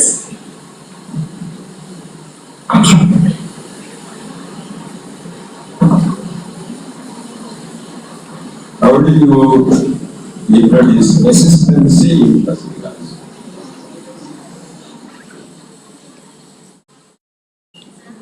Resistancy in procedures. How do you develop the consistency procedure from procedures? Is there any change in membership function?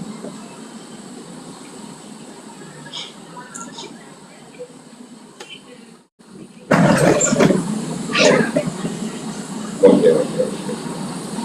We can take the complement consistency procedures. It is just like procedures. Union and join. What's the difference between them? Union and the join of the consistency procedures.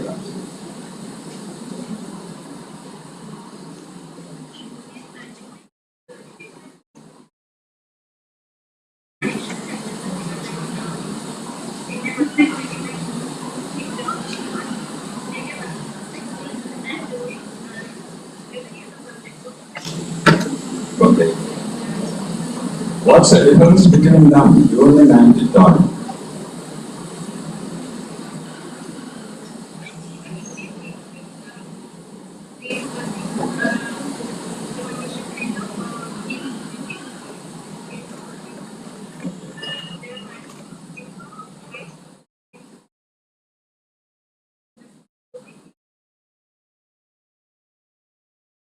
Okay. Is there any change in membership? When you when you consider the union and the join, Is there any changes in membership?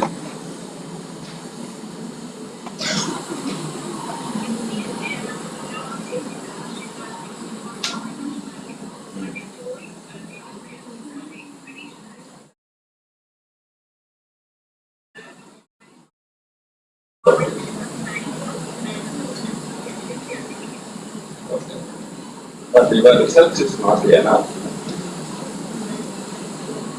Okay? How many results you have produced? How many results?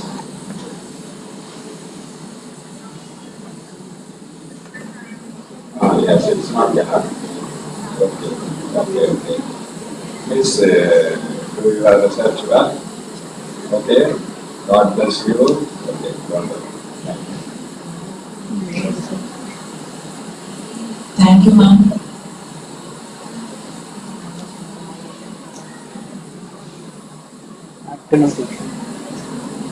Offline participants, please stay here. Others, the lunch is provided at the indoor stadium. Please have your lunch and come back at 2:30. The next session will start at 2:30. Offline presenters, please stay here. Don't make noise.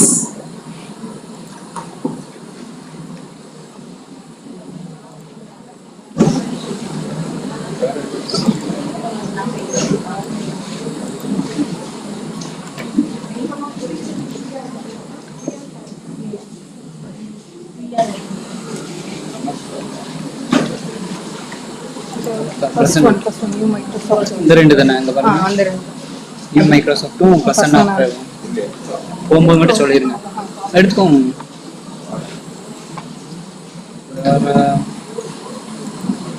Sir off பண்ணிடுவா. இது இருக்கட்டும். இது Zoom meeting. Zoom. Google Meet off பண்ணிடுவா. சா ஒன்றும் பிரச்சனை இல்லை. மதியானம் வந்து அதே எங்க உங்க பிரசன்டேஷன் போடுங்க. டைட்டில் எழுதி கொடுங்க.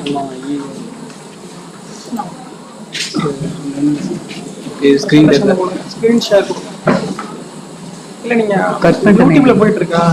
யூடியூப்ல அவங்க இது மட்டும் போகும். இப்போ அவங்க பிரசன்ட் சரி ஓகே.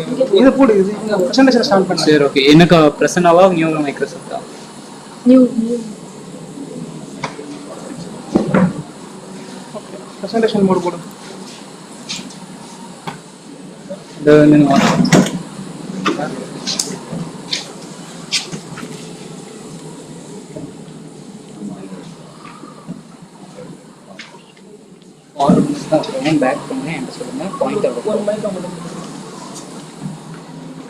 நெக்ஸ்ட் ஸ்லைடு தான் இருக்கும்.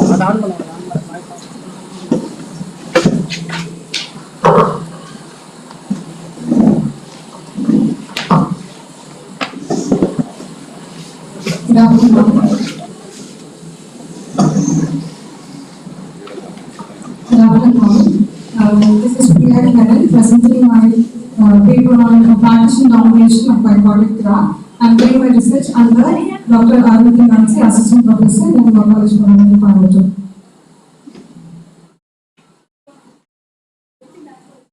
Okay, I present a unique extension of classical domination in bipolar graph, that is partition domination. As we know, bipolar graph has two partition sets that is non-empty, V1 union V2, which we get the whole vertex set, and the intersection is empty.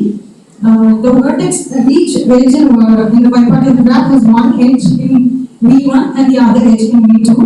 Here we have introduced the partition, that is V1 has a subset D1 and V2 has a subset D2, where D1 and D2 are the partitions of the dominating set, in which every vertex in V1 difference D1 is adjacent to at least one vertex in D2, and every vertex V2 difference D2 is adjacent to at least one vertex in V1. The partition domination number gamma P of G is the minimum size of D1 gamma V2, such that D1 dominates V2 and V2 dominates V1. And this is the introduction. As we know, the domination number, a vertex U in the graph is said to dominate a vertex V, where either U is equal to V or UV has an edge in E of D. And the set of vertices S is a subset of V if every vertex of G is dominated by at least one vertex in S. And the minimum number is known as the dominating number. And similarly, we have total domination number.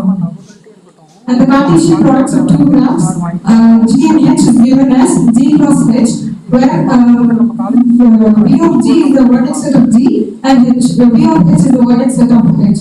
Two vertices U, V1 and U2, V2 are adjacent in G cross H. When either U1 is equal to U2 and V1 and V2 belongs to U of G, and or V1 is equal to V2 and U1 U2 is an agent U of G. This is the partition domination number, the definition given.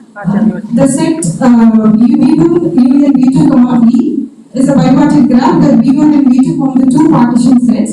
The subset D1 of D1 and D2 of D2 such that every vertex V difference D1 is adjacent to at least one vertex in D2 and every vertex V2 difference D2 is adjacent to at least one vertex in D1. The domination number is the minimum size of D1 and D2.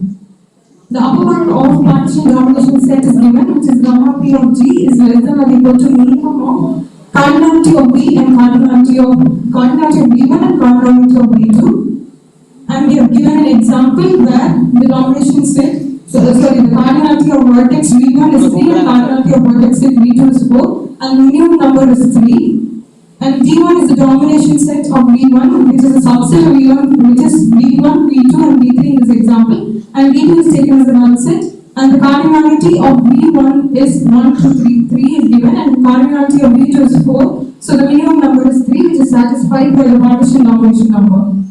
And the relation between the partition domination and the total partition domination is given, where the partition domination number is bounded below by the total partition domination number. And the proof is given. For a complete parted graph, since a single vertex can dominate the whole complete parted graph, the result holds for the partition domination of the complete parted graph, which is equal to 1. And the proof. And the Cartesian product of the bipartite graph and its partition domination is found, which follows that gamma P of G cross H is less than or equal to gamma P of G cross gamma P of H. And we have two applications of partition domination set in various fields as healthcare systems, social networks, and task scheduling assignment. These are our references.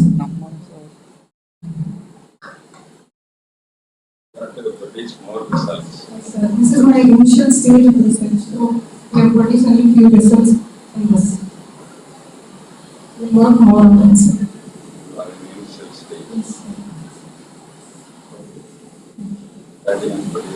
Sure, sir.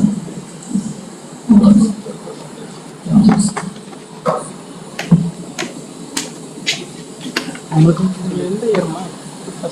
you.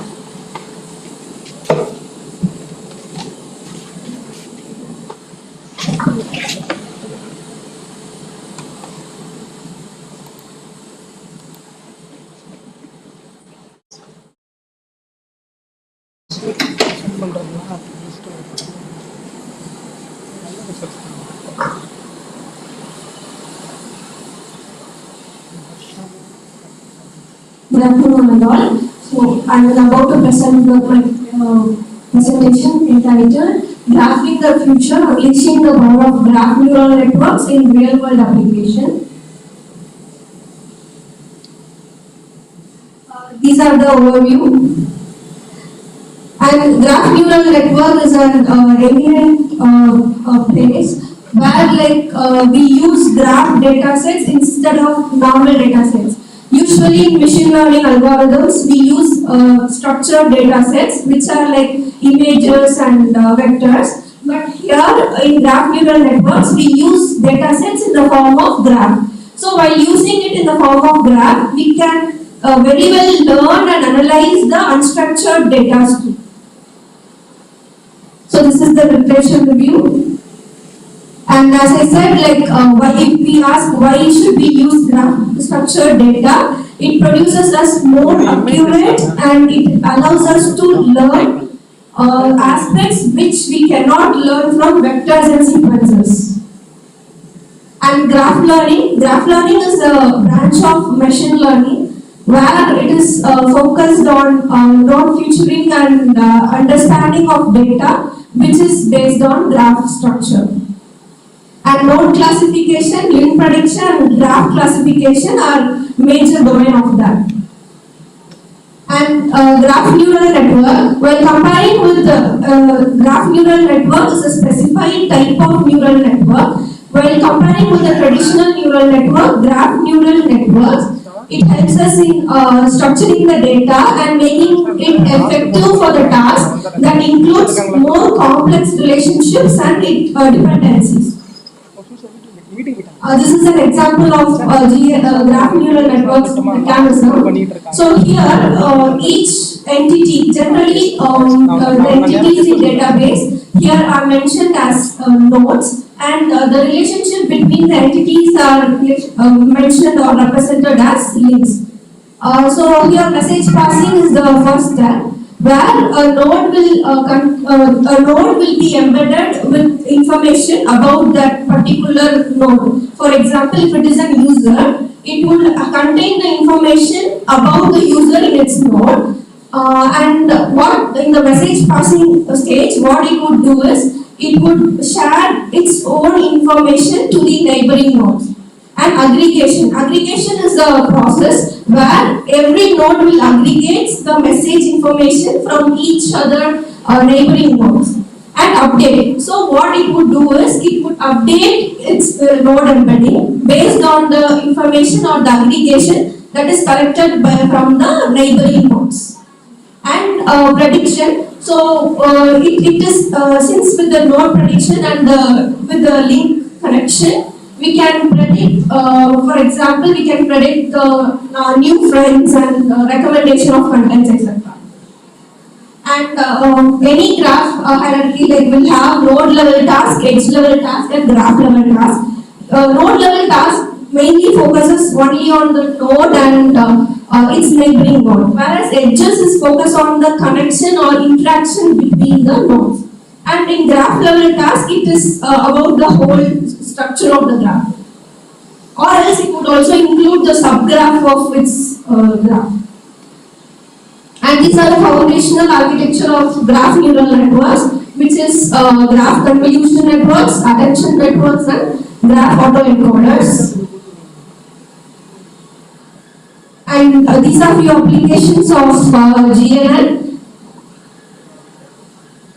And these are research challenges that anyone would face, and even I face while using GNN. And my contribution towards this would be Facebook dataset is something that was available in Facebook official page, and many models using machine learning and many other various aspects has been published with that particular Facebook dataset to predict the connection or to predict the new friendship among the users. What we have done is we have applied graph neural networks towards it, and we compared with few other traditional models, and we provided a comparative study with random forest model and one another model with GNN.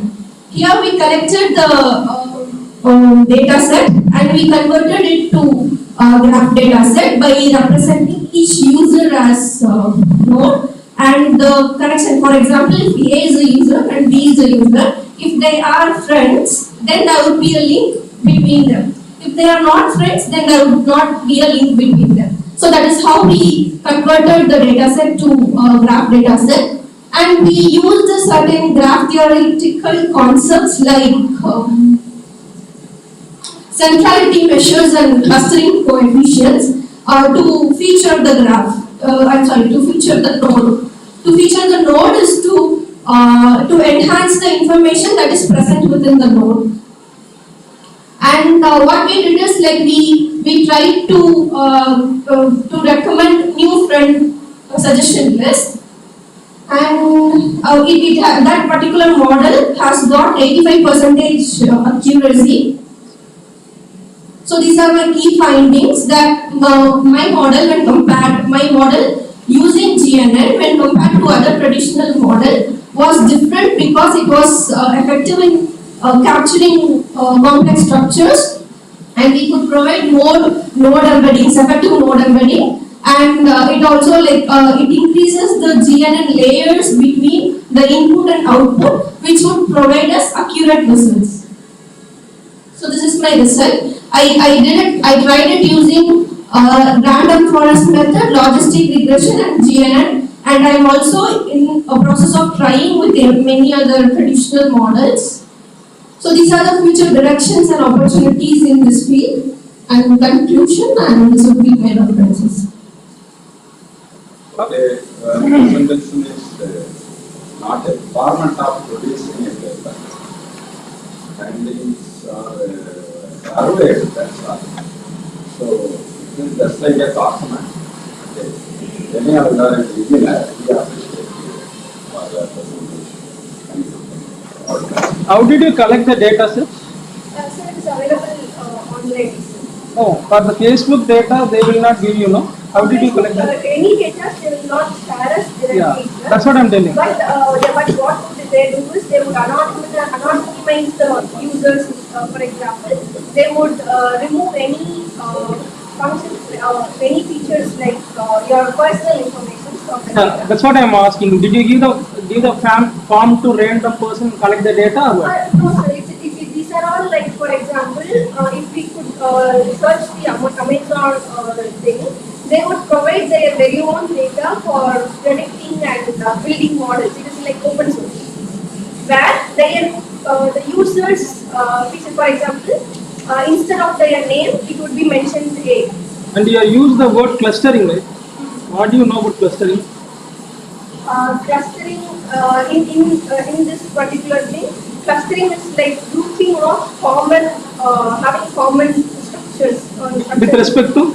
With respect to nodes. But it is like your paper, like a seminar and paper presentations. It's not like a paper presentation, it's like a seminar. If you are going in the future, you can make it as like a beamer or PPT, like at least PPT. Even if it is not a beamer, you can write it for PPT. It should be short note you have to give by your knowledge. It's like a theory, you know. Research article. It's not new findings. We need new findings, new results. Actually, this Facebook data set itself, they already existing has various models, but not. But for mathematics, we should not do like this. For engineering people, we can do. They can collect already existing model will be there. They can someone use for cancer, someone use for malaria. You can do it like engineering people. For mathematics, if you are doing research in theory, you have to develop the theory and you have to give the application respect to the theory. It is good research. Like I'm also proceeding this with like far now. We don't have application of graph coloring and certain things like topological graph and all. We haven't introduced in GNN itself. So I am proceeding on that particular. All the best. But your presentation is well. Please continue this work.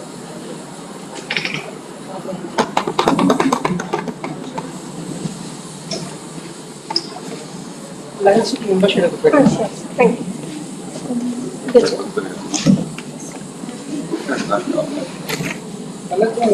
Form பத்திரமா வச்சுக்க அந்த யார்கிட்ட sir? என்கிட்ட தான் கொடுக்கணும். இதையும் பத்திரமா வச்சுக்கோ. வேண்டாமோ அப்படின்னு சொல்றீங்களா? போட்டோ கொடுத்து வச்சுட்டு வரேன்.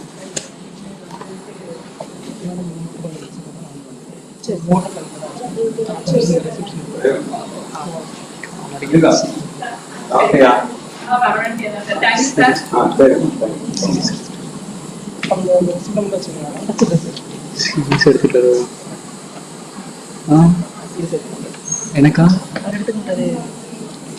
இல்லக்கா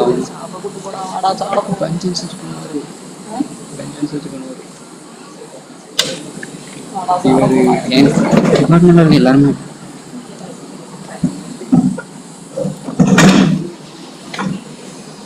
ஸ்லீப்பில் போடணுமா? லாக் எத்தனைன்னு தெரியலையா? 9 தானே லாக் இல்லையா? 5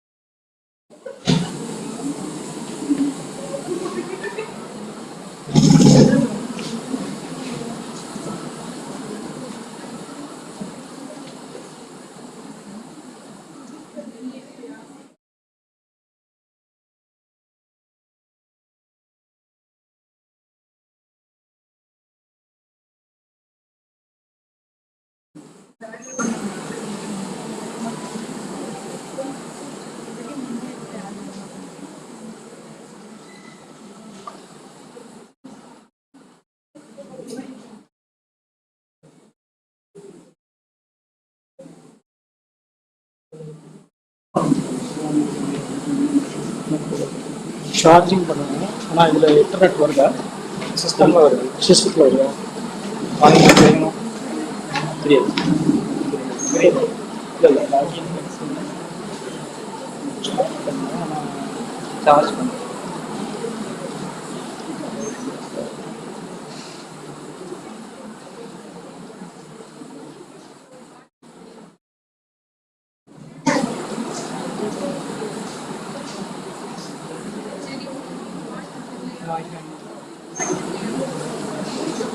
ஹாட்ஸ்பாட் கொடுக்குறா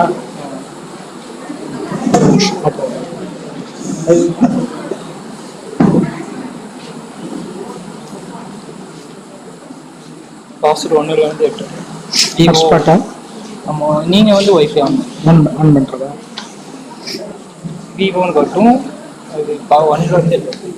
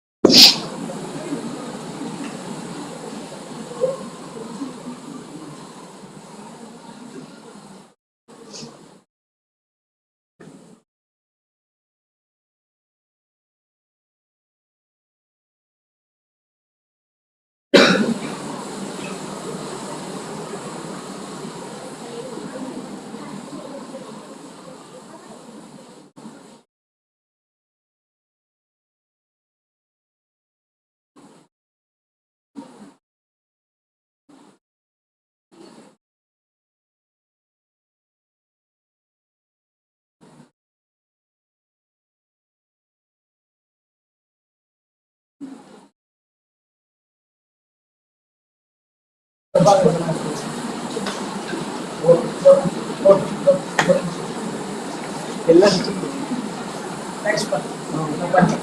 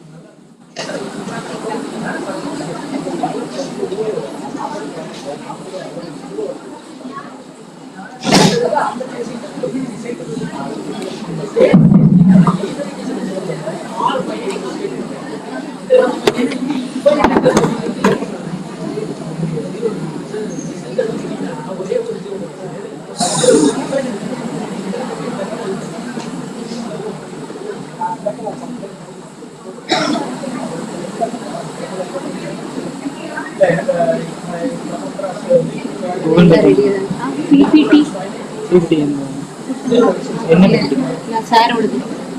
தெரியல. நான் உங்க ஒய்ஃபை கேட்டாங்க கொடுத்தேன்.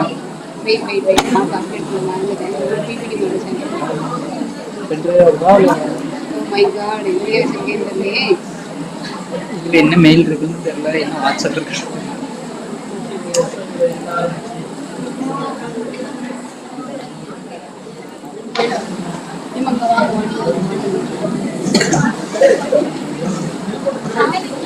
வாட்ஸ்அப் வாட்ஸ்அப்ல சாரோட அனுப்பியிருந்தாங்க.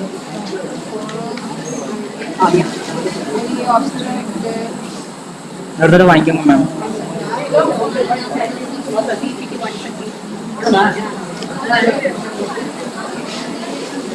வாட்ஸ்அப் தான் நினைக்கிறேன்.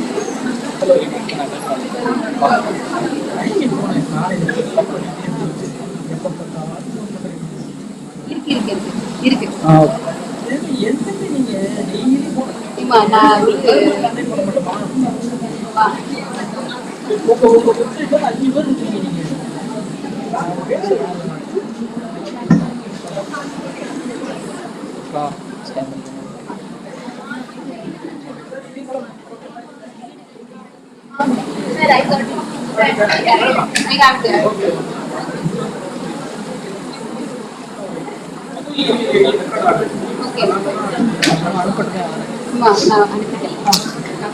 ஸ்கேன் பண்ணி வச்சுக்கலாம். அப்படிலாம் நான் பிரைவேசி மீறி நான் பண்ணாதாங்க எனக்கு தெரியும்.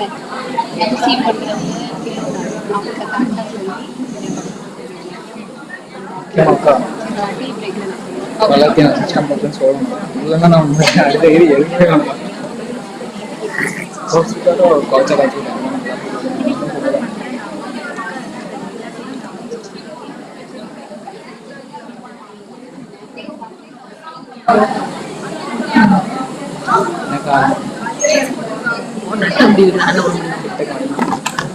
அதுக்கு சமையல் என் ஃபோன் எனக்கு அது ஒன் நெட்டு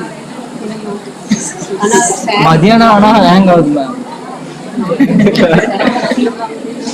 சரி ஓகே பாருங்க லோடிங் ஆயிட்டு இருக்கு. சிஸ்டம் ஹேங் ஆகல மேம். அதுவும் ஆன்ல இருக்கா? இன்டர்நெட்லாம் லைட் எரியுது. கூகுள் மீட்டை மட்டும் வச்சுட்டு இப்போ கட்டி ஹேங் ஆகல. ஓபிஎஸ் எடுத்துருவா. சரி நீங்க மேம் பார்ப்போம். மேமோட மெயில் ஓப்பன் பண்ணி சரி சொல்லுங்க மேம். ஜிமெயில் நெக்ஸ்ட் கொடுத்து ஃபர்கட் கொடு. ஃபர்கட் இல்ல ஆரோ மார்க் இருக்கும். இந்த லெஃப்ட்ல ஆரோ மார்க் இருக்கு. Yeah, use another account. THYASXC @gmail.com. Okay.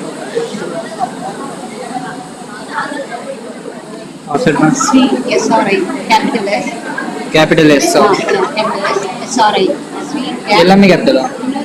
S R I tab. Tab. Space. Space. Niranjan. NI capital N. NI और नाड़ी के बाद निरन जया JAN space SRI first gap. நான் மெயில்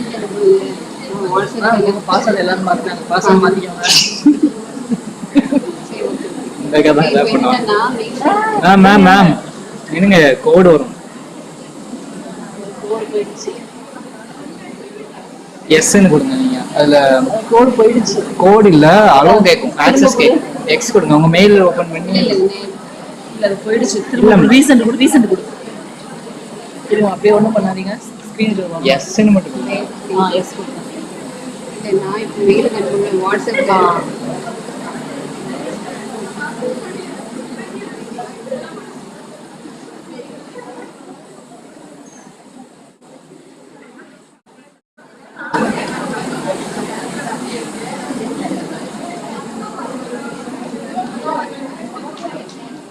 இல்லைமா நீங்க சென்ட் பண்ணுங்க.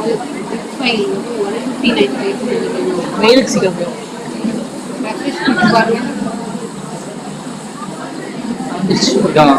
அதே அதான்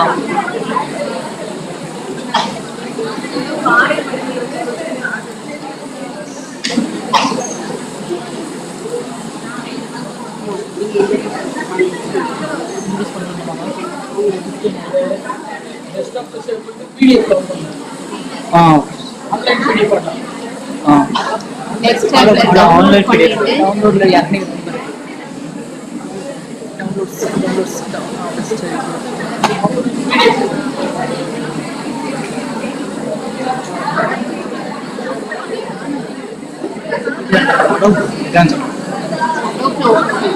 இது இல்லையா சார்?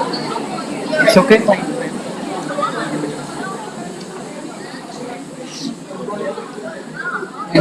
மேம் உங்களோட லாக் பண்ண முடியும்? நான் படிக்கிறேன். சரி ஓகே. YouTube எடுத்துட்டுருவா ma'am? இல்ல ஓடல. அதாவது எப்படி சொல்ல ஓடுதான் செய்யுது. எடுத்துட்டுருவா. அப்போ கூகுள் மீட் அது மறுபடியும் பண்ணணுமா? சொல்றீங்களா? லைவ் யூடியூப் பார்த்தா தான் தெரியும். ரெண்டுமே இருக்கட்டும். இப்போ லேக் ஆனா மட்டும் யூடியூப் எடுத்து விடு, இல்லைன்னா இருக்கட்டும் ரெண்டு. சரி ஓகே. அப்போ நீங்க கூகுள் மீட் நான் லாகின் பண்ணணும், அதான் கேட்கேன். அந்த மீட்டிங் முடிஞ்சிருச்சு. சரி ஓகே. இது மட்டும் எடுத்துக்கோ. PDF மட்டும் PDF இருங்க, இத ஃபர்ஸ்ட் இமேஜ் எடுத்துக்கோ. ஓபன் ஆகுதா? PDF ஆறா.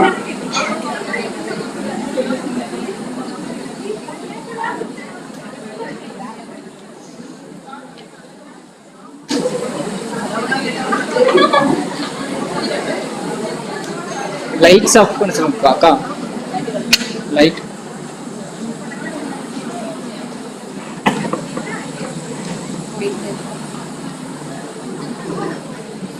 மேம் ஒரு இது இருக்கா? சாரி இருக்கு. ஓகே மானிட்டர் வர்க் ஆகுதா? அது ஃப்ரண்ட் மட்டும் போகும், பேக் ஆக்சுவலி நான் சொல்லுவேன்.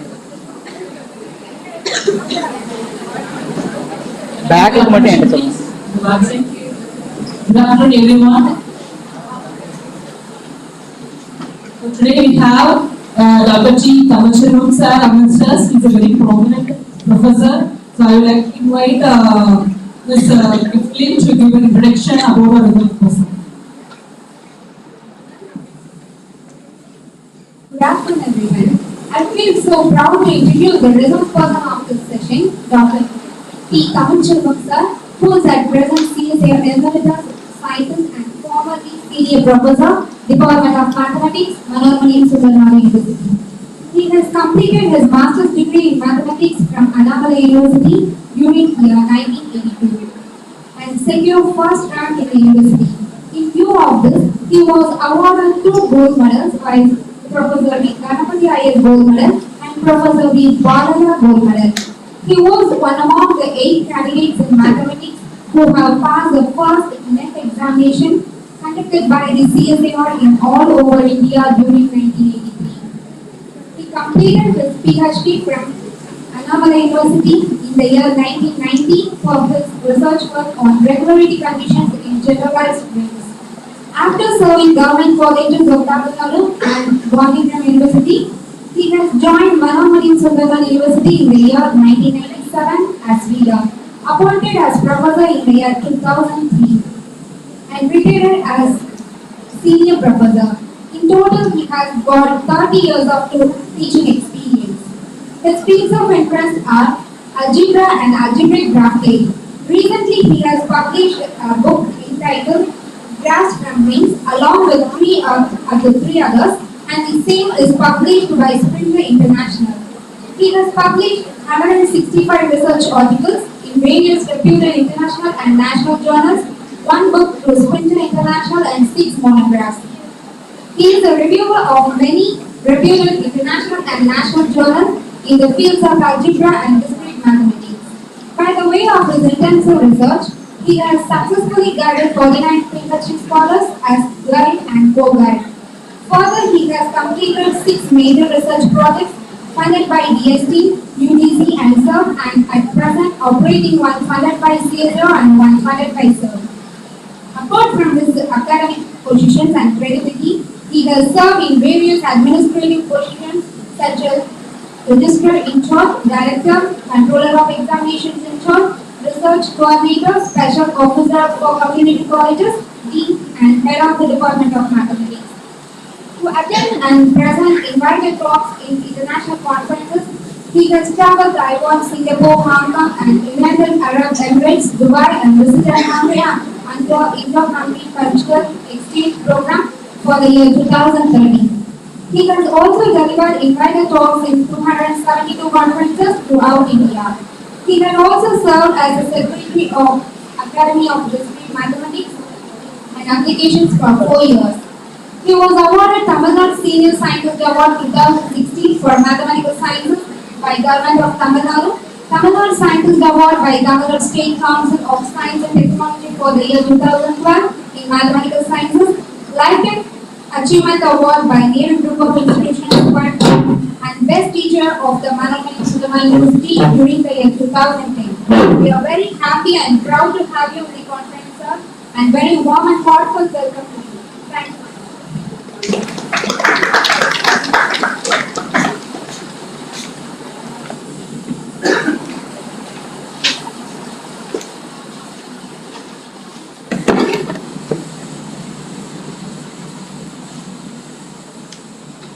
Good afternoon, everybody.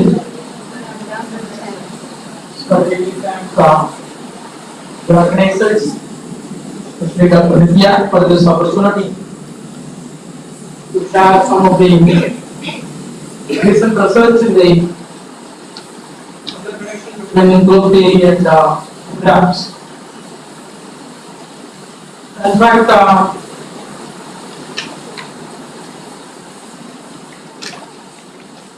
the notion of graphs from algebraic structures started from the construction of Cayley graphs from finite groups.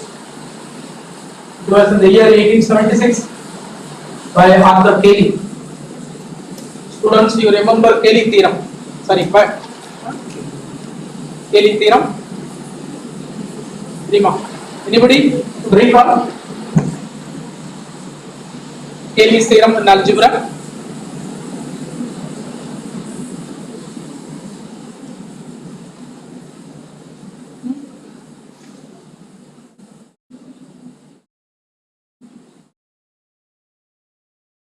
The students. Okay. Or anybody, if you are the dancer, you will be.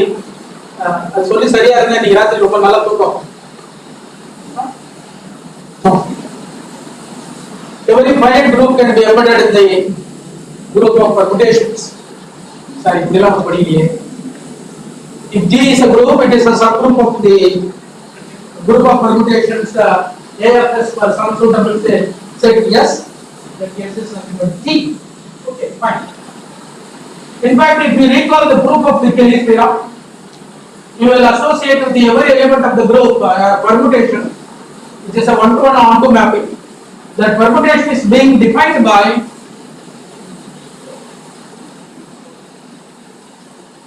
suppose G suppose the G is a group for every element you will associate the permutation. The permutation is being defined by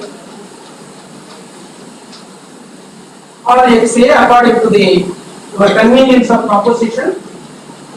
Whenever in mathematics this is being involved, this product A into X is involved, the credit goes to author K.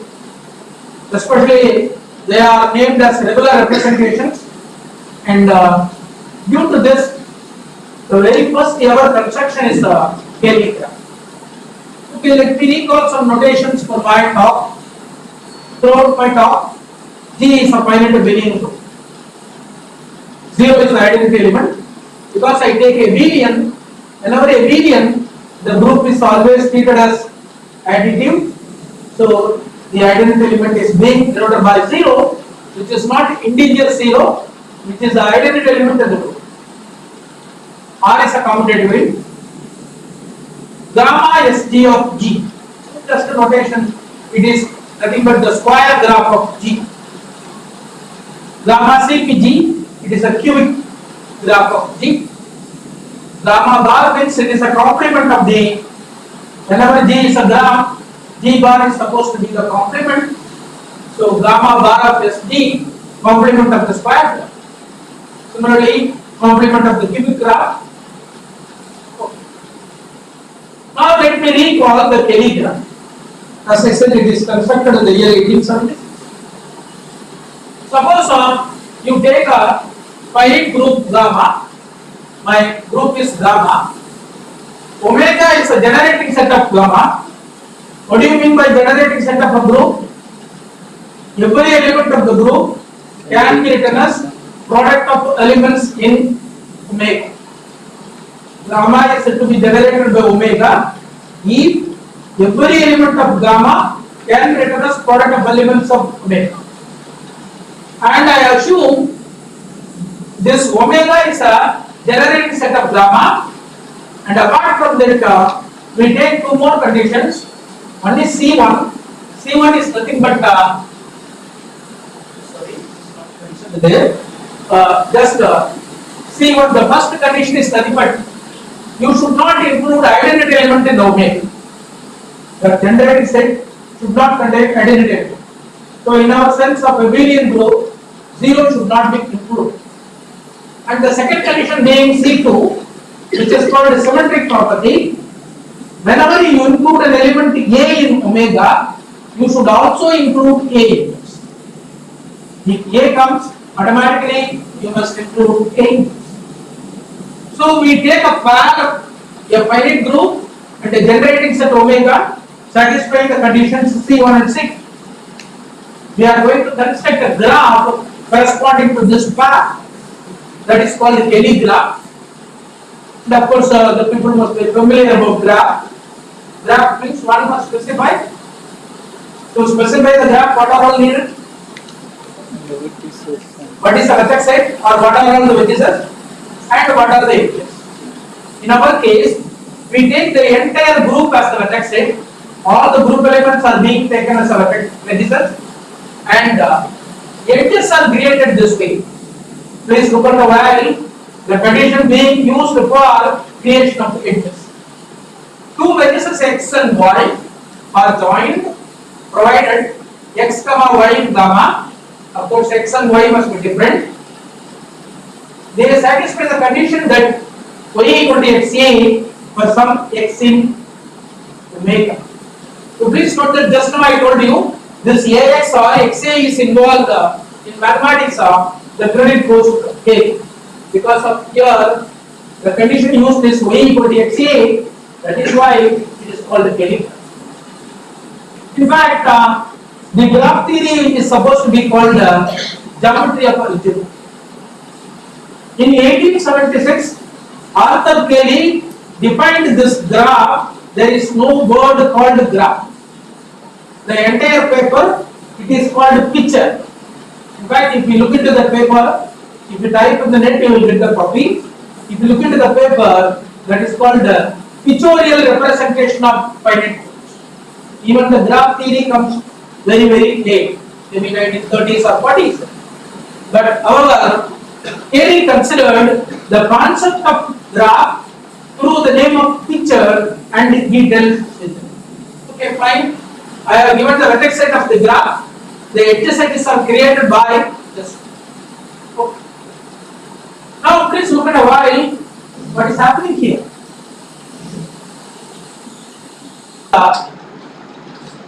modulo 6. This is my gamma. Let me take omega as, what is the identity put here? 0. Okay, fine.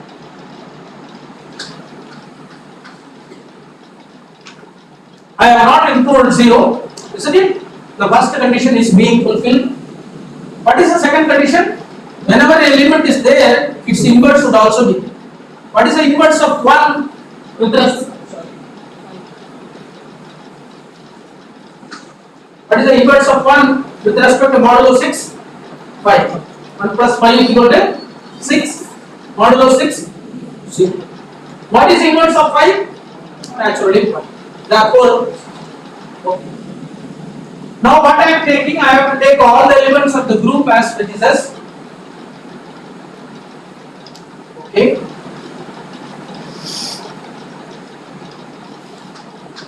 Even though I put the elements as 0, 1, 2, 3, 4, they are nothing but congruent modulo classes.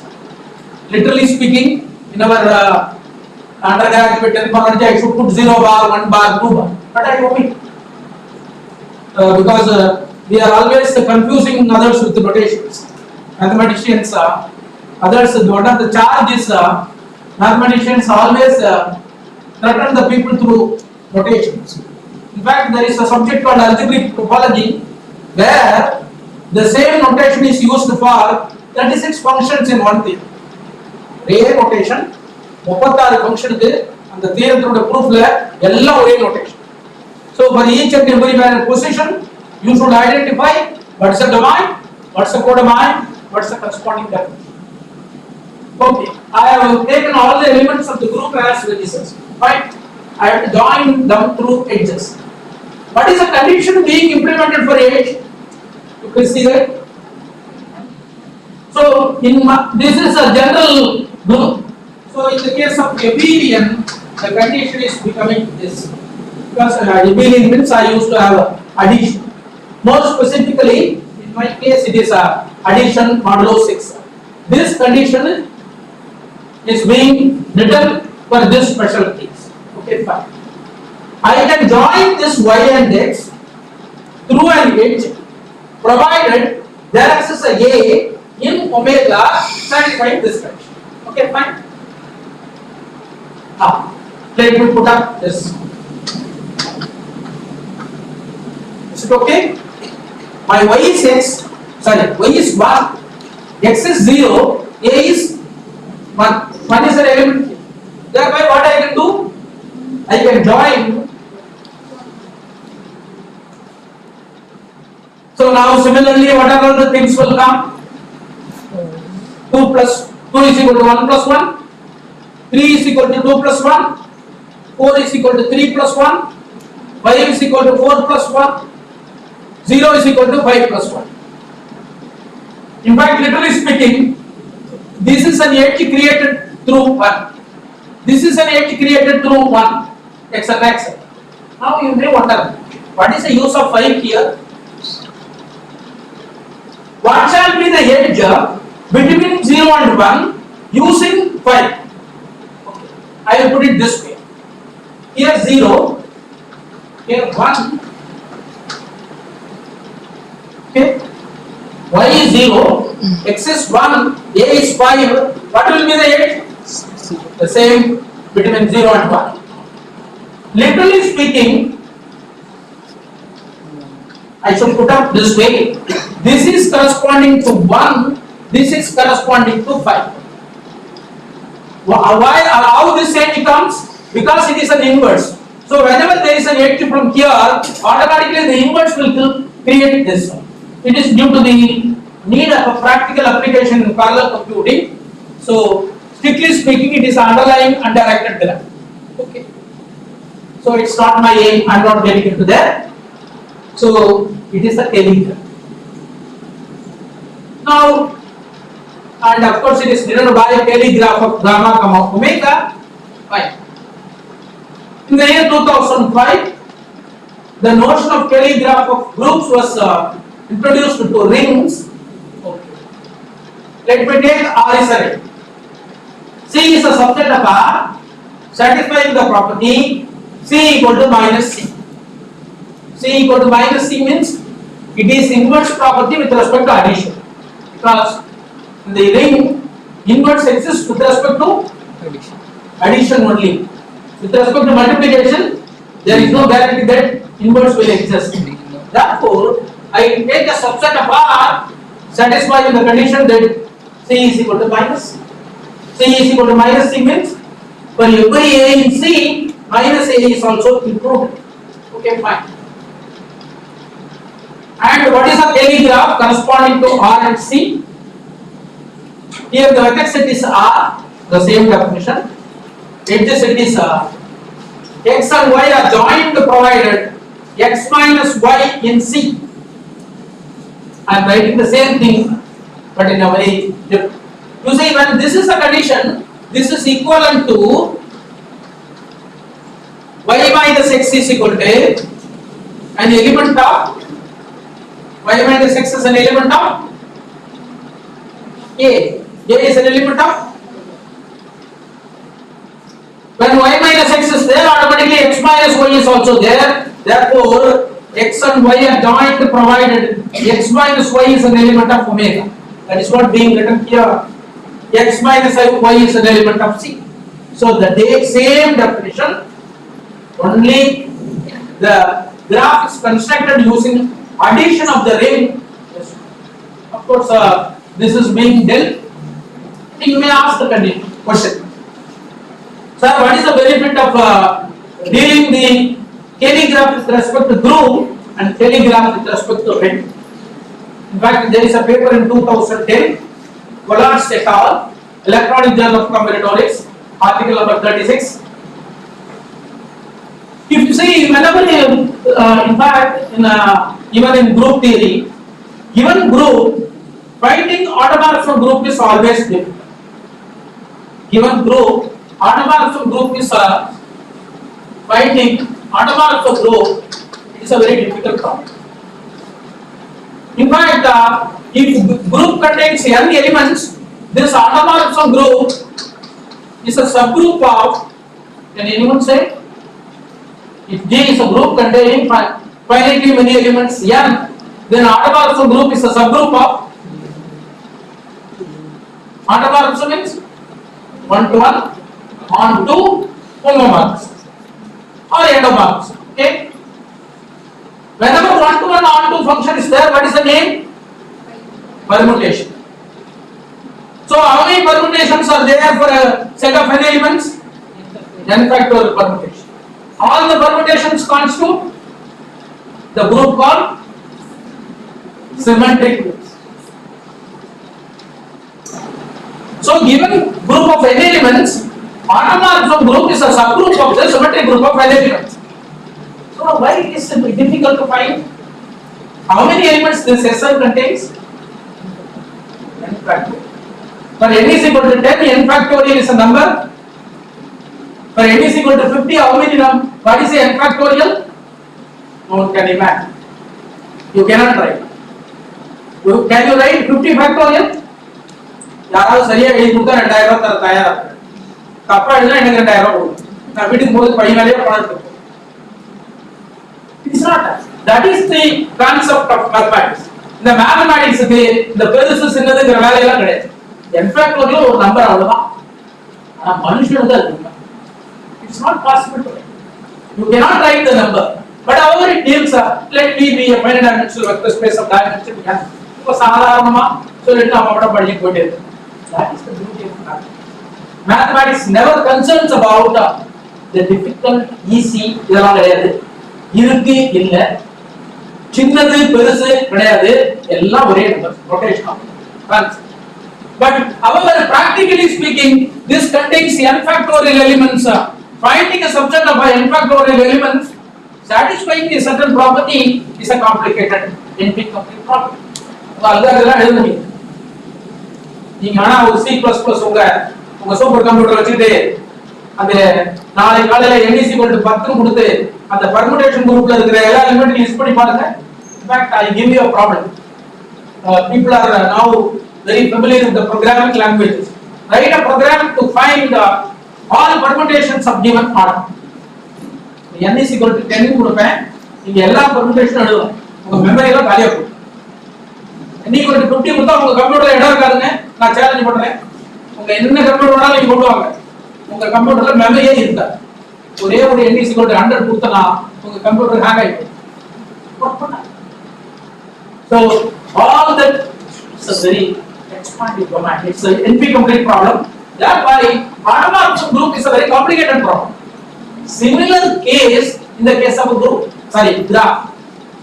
Given graph, finding automorphism is a very big problem. In fact, I reminded of the fact that the very first problem is finding automorphism group of a graph.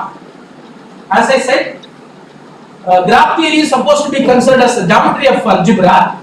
The very fundamental problem which was considered in graph theory is nothing but finding automorphism.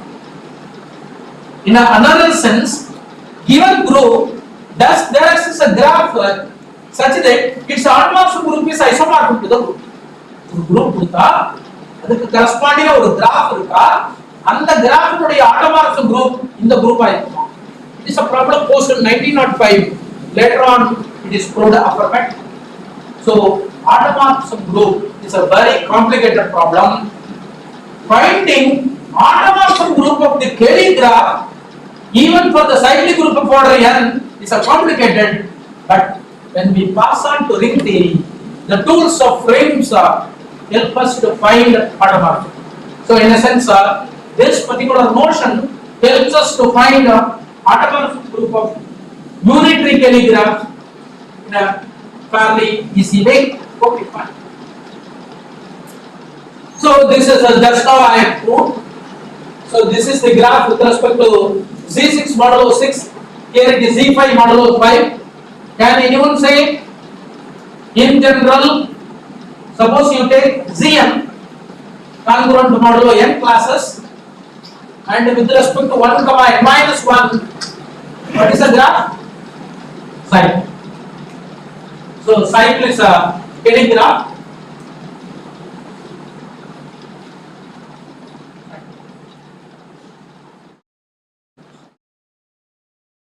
Look at this. My group is Z0. Generating set is 3, 6. All subset is 3, 6. It satisfies C1. 0 is not included. What is the inverse of 3? Addition modulo 9. 6. Inverse of 6 is? So the graph is. Can anyone observe the difference between the earlier cycle and this one as a Kelly graph? Exactly. முன்னாடி பார்த்த படத்துக்கும் இந்த படத்துக்கும் 6 வித்தியாசம் ஏதாவது இருக்கா? Is correct. Okay, fine. Very happy. It is literally what? 3C3, isn't it? More cycle. 3C3. Now tell me the input in terms of algebra. Group, some set. In the earlier case, it is connected. In this case, it is disconnected. Can you assume what could be the possible reason for this? The research is not. Mathematical research is not. Mathematical research is not.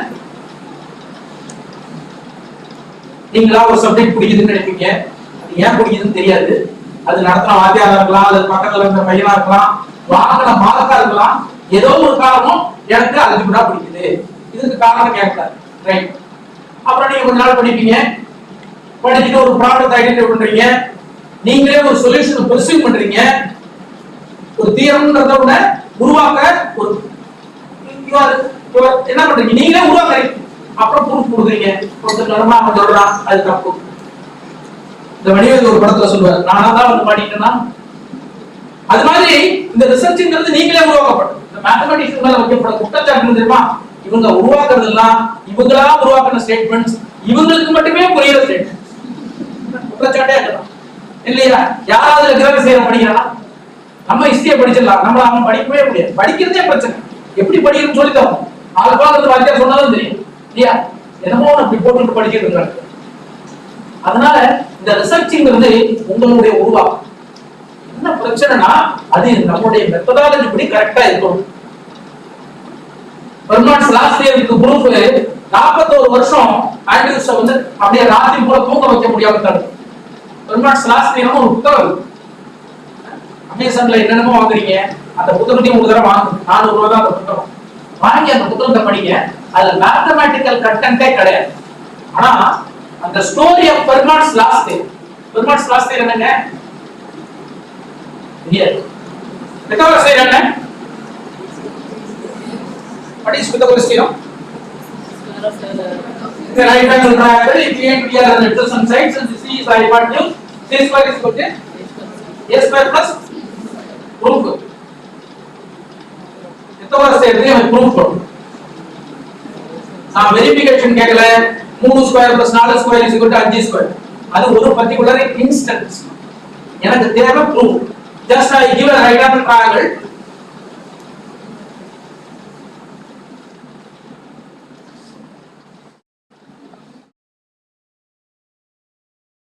இதுக்கு prove பண்ணலாம். நான் உங்க கையில அந்த inch டேப்லாம் தர மாட்டேன், இங்க அளக்கலாம் விட மாட்டேன். ஏன்னா அளக்கிறதுனா என்ன, இங்கே எடுத்துட்டு வந்து சார் இதை அளந்துங்க சார், இதை அளந்துங்க சார், நம்ம கால்குலேட்டர் இருக்கும் சார், அது உள்ள நாங்களாம் பண்ண மாட்டோம் சார், கால்குலேட்டர் அழிக்கலாம், இங்க அழிச்சு பாருங்க சார், C ஸ்கொயர் வரும் சார். அது வெரிஃபிகேஷன். எனக்கு ப்ரூஃப் வேணும். என்ன ப்ரூவ் பண்ணணும்? என்ன ப்ரூவ் பண்ணணும்? பித்தகோரஸ் தியரத்தை ப்ரூவ் பண்ணா A square plus A square. Without measuring these distances, I have to prove. இங்கேயாவது ப்ரூஃப் ப்ரொமோகிராஃப் பண்ணமா? நம்ம லைஃப்ல மேத்தமேட்டிக்ஸ் படிச்ச காலகட்டத்துல எங்கேயாவது பித்தகோரஸ் தியரத்துக்கு ப்ரூஃப் படிச்சோமா? பித்தகோரஸ் தியரத்தை படிச்சோம் இந்த ஹை ஸ்கூல். அங்க ப்ரூஃப் கொடுக்கிறது வழக்கம் இல்ல, அங்க அது ப்ரூஃப் வரல, அதனால அங்க விட்டுட்டோம். இங்க வந்து பாத்தீங்க டிகிரி படிக்க வந்து பித்தகோரஸ் தியரமே இல்ல, அதனால ப்ரூஃப் படிக்கல. ஏன் சார் எங்களை கேக்குறீங்க? நீங்க ஏதாவது சொல்லி கொடுத்தீங்களா? ஸ்கூல்லயும் சொல்லி கொடுக்கல, காலேஜ்ல அதை கண்ணிலே காட்டல, அப்புறம் எங்க ப்ரூஃப் கேக்குறீங்க? இதுக்கு எனக்கு proof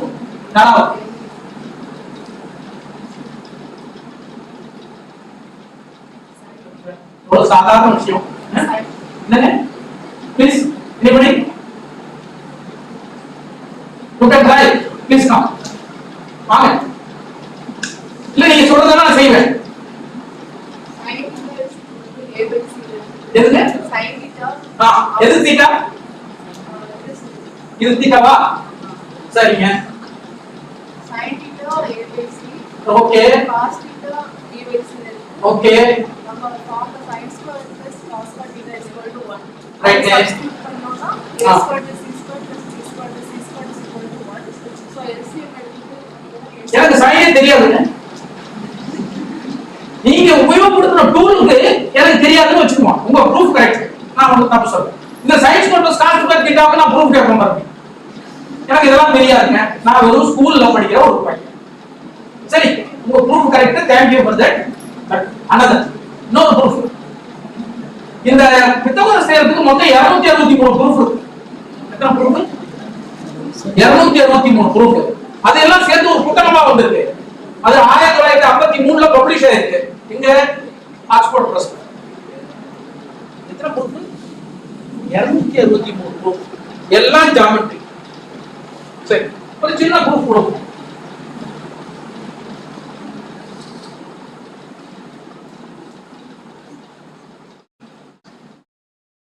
I take a side of length A plus B. A என்ன B என்னன்னு கட் பண்ணிக்கலாம்.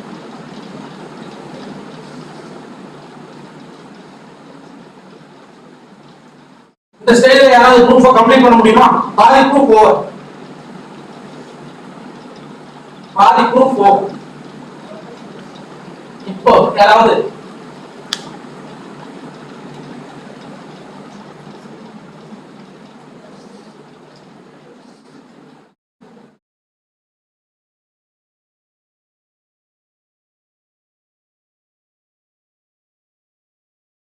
proof over. Proof over. Sir ஒரே ஒரு விஷயம் மட்டும் வரைஞ்சு பார்க்கலாம். அவரை ப்ரூஃப் முடிச்சிட்டேன். சரி,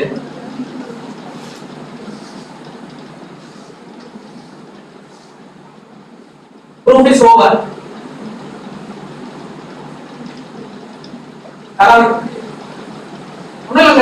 உள்ள இருக்கிற ஸ்கொயரோட பரப்பளவு எவ்வளவு? உள்ள இருக்கிற சின்ன ஸ்கொயரோட பரப்பளவு எவ்வளவு?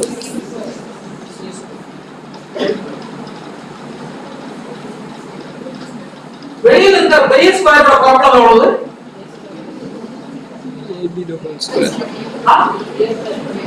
a plus b whole square. So பெரிய ஸ்கொயரோட பரப்பளவு ஒரு சின்ன ஸ்கொயர் எடுத்து மீதி 4 பகுதி விட்டு போயிருக்கு. அதோட பரப்பளவு எவ்வளவு? 4 ரைட் ஆங்கிள் ட்ரையாங்கிள், ஒன்னொருத்தரோட சைடு AB. அப்ப அங்க என்ன ஆட் பண்ணனும்? இது அவுட்டர், இத போட்டேன். These things have to be included there. What is that? 4 times 1/2 AB. ஒரு ரைட் ஆங்கிள் ட்ரையாங்கிளோட பரப்பளவு 1/2 AB.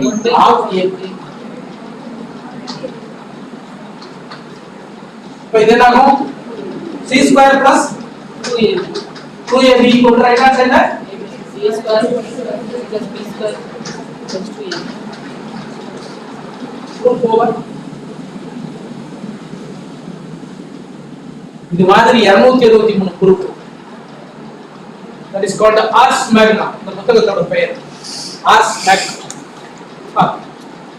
சரி, இது எது சார் வந்தோம்? பெர்மான்ஸ் லாஸ் தேரம் என்னன்னு கேட்டேன். What is Fermat's last theorem? Just you see, you give an integral solution for this Pythagoras equation. You give me the integral solution for this equation. What is the integral solution now? You give me 3 integers which satisfies this property. 3 integral solution A, B, C such that this property is true. 3 integral solution for this equation. D perfect.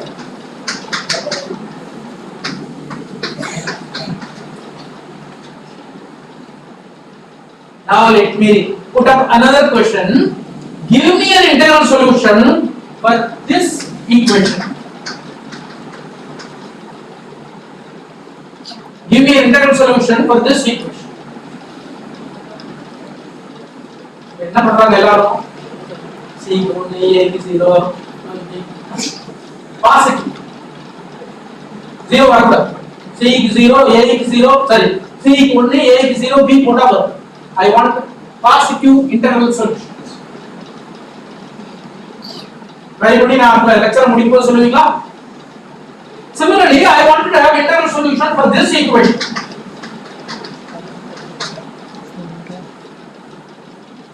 Similarly, in general, find integral solutions for this equation for n greater than or equal to 3. Yeah. In 1857 Fermat அவருடைய நோட்புக்ல ஒரு வாரத்துல எழுதுறார். என்ன எழுதுறார்? There is no integral solution for this equation. Sir right பண்ணி நான் போறதுக்குள்ள சொல்லணும்னு சொன்னீங்க. அப்ப எங்களை எவ்வளவு தொலைப்படுத்துறதுக்கா? அவர் ஓரத்துல ஒரு நோட்புக்ல ஒரு உண்மையை எழுதுறார். There is no integral solution for the equation c power n is equal to a power n plus b power n for n greater than or equal to 3. இது ப்ரூஃப் கொடுக்கிறதுக்கு 135 வருஷம் ஆச்சு. இந்த ப்ரூஃப் எப்படி ஆண்ட்ரூஸ் வைஸ் ட்ரை பண்ணாருங்கிறது தான் அந்த புத்தகம் பெர்மான்ஸ் last theorem by சிமன்சன். நீங்க டைப் பண்ணாலே வரும்.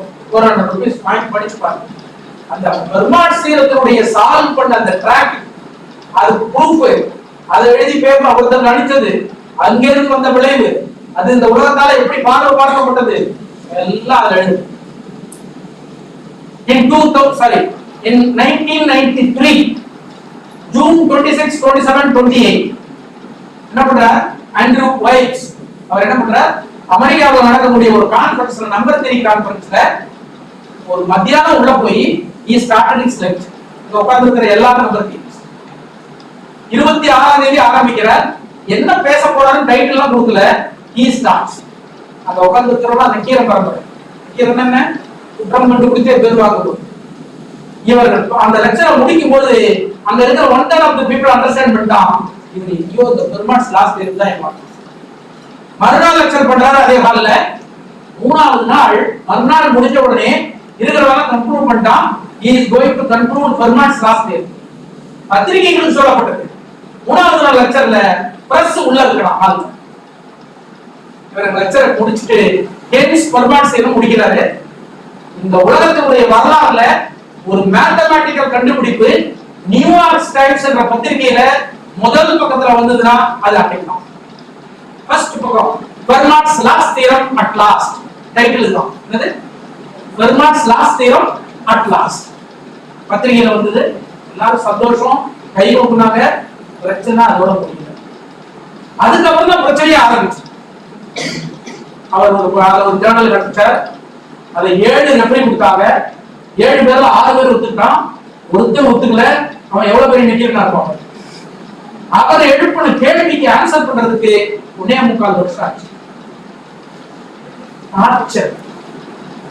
அந்த படிச்சு பாத்தீங்கன்னா உங்களுக்கு தெரியாத புத்தகத்தை how a simple statement there is no integral solution for this ஒரு 1.25 அடி திருக்குறளுக்கு ப்ரூஃப் கொடுக்கிறதுக்கு என்ன problem, that is methodology of mathematics. Okay, that's what my aim here, just to tell you. Point படிச்சு பாருங்க, you really will enjoy. Okay, fine. And of course there is another graph called Cayley's sum graph, which is denoted by this way. Just the condition of adjacency is different. There x minus y, here x plus y. Fine. Okay. In fact, the Cayley's sum graph of Z5 corresponding to 1 and 2 is this. 1 plus 0, 1, it is there. 0 plus 2, it is there. 2 plus 4, 1. 4 plus 2, 4 plus 3, 2, it is 3. Therefore, it is Cayley's sum graph. Please note that Cayley graphs are regular. Cayley's sum graph is not regular. It is in fact it is. Now the notion of generalized Cayley graphs comes into the picture. What is the generalized Cayley? In fact, Sen Gupta and Sen in 2015 they introduced a square element graph for finite commutative rings as this way. In fact, if R is a ring, square element graph is divided by SQ of R. The graph is R star. R star means non-zero elements. Zero is not considered. All non-zero elements are plotted as vertices, and 2 vertices are adjacent to provide A plus B is equal to x square for some x in R star. You please note that in the case of the Cayley graph, the conditions are this way: x minus y in omega, x plus y in C, something like this. Here, just the condition is it is an element of a set. Here there is a difference. We are not demanding the elements. Just we would like to have A plus B is a square of some element, square of some non-zero element. That is why it is called a square graph. Okay, fine. In 2017, the same authors they proved. In fact, this is for a commutative ring with identity. Next, they have generalized this notion for rings without identity. In fact, you might have heard about some graph constructions from yesterday or today. Please note that there is a potential problem in this part. Graphs from rings. All along, people are taking commutative ring with it. If we draw without identity, or R is a commutative ring without identity, the domain is very wide. The scenario is something very different. The identity element plays a very crucial role. If we drop that condition, there are so much of complications as well as potential problems. So they considered 2015 with identity, in 2015 without identity. Right? Snowden in 1982 they studied this square graph for finite full transformation group of semigroups. So there is another study. In fact, these graph constructions, rings, groups, semigroups are also there. Right? Now we started with this in the year 2000, sometime in 2010 or something we started. Okay, fine. So what is our aim is instead of considering the ring, why don't we consider the group? That's what our aim. within group G. The square element graph is defined as gamma S Q of G, for which the vertex set is, of course, we take all the vertices, we take the entire group, and the two distinct elements are adjacent provided x plus y is equal to 2t. In the case of a ring, the condition is x square, square of the with respect to multiplication. In the case of a group, only one operation is available, namely addition. So x square becomes, this is x into x, then addition is, this is x plus x, therefore here condition is x and y are joined provided x plus y is equal to 2t, t should not be, 2t should not be c. So with this condition, we defined this graph. So the square element graph of a group is nothing but the entire group elements are taken as vertices, two distinct vertices are adjacent, provided x plus y is equal to 2t for some 2t constant. Okay, having defined this, the graph has been constructed. What will be your first aim? Once you know the graph, what will be your first aim to find? Of course, we make use of the structure theorem for finite abelian groups. If we take a finite abelian group, it is a direct product of cyclic P groups. Cyclic P groups. So that is being effectively used here. If G is a finite abelian group, it is isomorphic to cyclic P groups. This is a cyclic group of order P power to the P power alpha. If G is of order n, you can decompose n as P1 to the power alpha 1, P2 to the power alpha 2, Pn to the power alpha n. Correspondingly, you will get this, and of course, this fetches you how many different non-isomorphic abelian groups of order n. Okay, fine. So now let me come to the two. I have taken G as an abelian group. I have taken two things for my consideration. In fact, these are playing vital role in the proof. So this is my G. This is G1. This is G2. What is G1? G1 is nothing but set upon T plus T, T values over G. Because my adjacency is through 2T, therefore I am taking G1 as 2T, T is G, and G2 is equal to G minus G1. Problem. And these two partition, this partition plays a vital role in several things. Okay. For each K triple L, K1, K2, etc., K, of course, these are all the two binary tuples. Let me take XL is equal to I is equal to 1 to K HI direct product H, where HI is equal to G1 of Z2 to the power Ni if A is equal to 0, G2 of, please get back. This one, G1 of Z2 to the power Ni if A is equal to 0, G2 of Z2 to the power Ni if A is equal to 1. Of course, these Ni's are the prime factorizations corresponding to n order of. Okay, with this, suppose the order of G is divisible by 2, then B is equal to n, the first prime. With this, fine. Now let me give some properties about this square. The first property is I take a finite abelian group and it is not divisible by 2. Thereby it is an odd number. Okay. The very first property which is being evaluated is nothing but degree. Degree of any vertex in the square graph is given by cardinality of G minus 1 if x equal to minus x and x in G. If it is otherwise, in fact, in the literature, these graphs are called biregular graphs.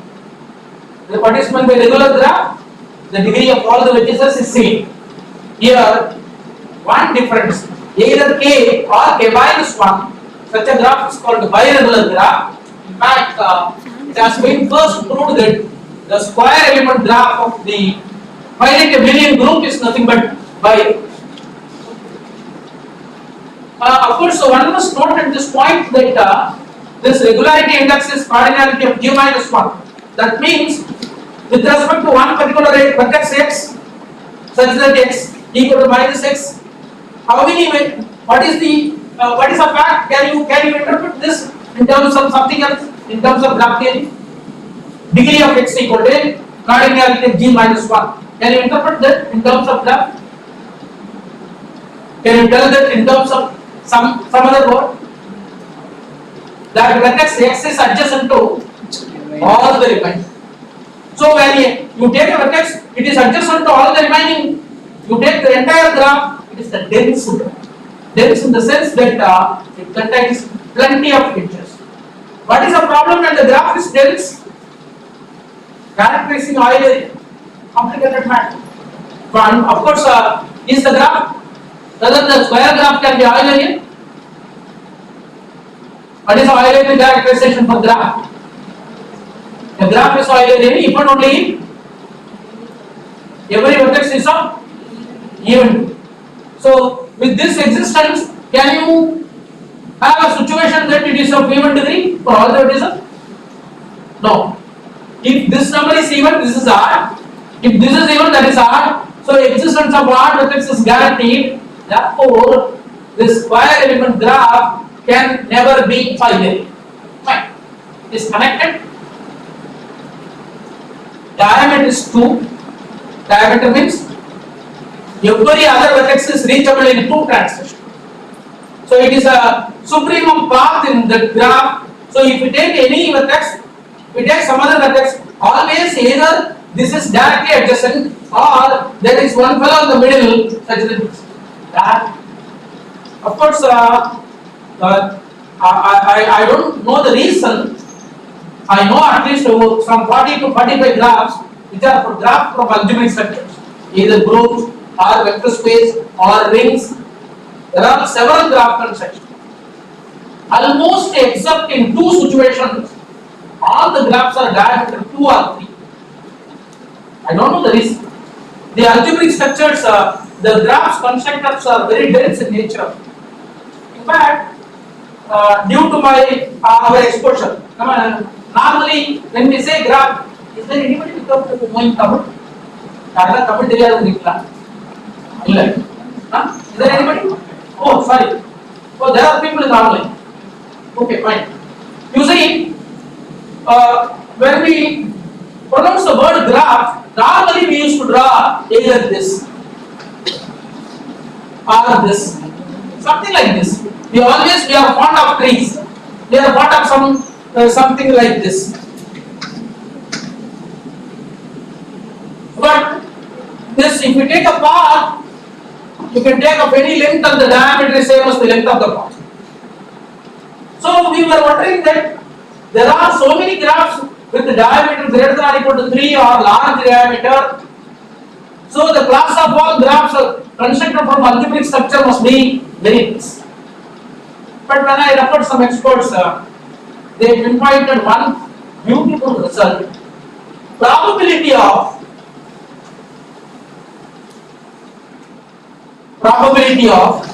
a graph G such that diameter of G is almost. What is the meaning? Among all the class of graphs, you take all the graphs. Among all the graphs, if you take the graphs with the diameter less than or equal to 3, diameter less than or equal to 3, they are their probability. Probability means number of favorable cases by total number of cases in the limited understanding. So it is almost 1. That means to say, your drawing of the path, your drawing of the graph, they are all very big. They are the minority class, but the dense graph is the major class. Okay, so naturally this is not a surprising, which is the existence in the larger space of the class of all diameterless are. So in this case, diameter is 3. Grid, length of the smallest cycle, which is nothing but either infinity or 3. So that means infinity means the graph is disconnected, but however the graph is connected here, and fine. So please note that the graph is connected, but the grid is infinity. Infinity means that there is no cycle. So what could be the possible way? It is an infinite cycle. Infinite cycle, because either it is infinity or 3. So this is the case. In fact, in the case of infinity, it is only Z3, which is nothing but the part of length 2. Okay, fine. And it is a refinement of the star graph with the center at C. What is refinement of the star graph? Refinement means you take this. This is a star graph. Refinement means something like this. So introducing vertex is in the middle of the edges, either this way. So this is called refinement. The square graph is a refinement of a star graph with the 0 in the middle. The center is nothing but the identity element of the group. So it is proved. And of course we could prove a structure theorem for the square graphs. Let G be a finite abelian group. Order of G is not divisible by 2. And hence it is not divisible by 2. Naturally order of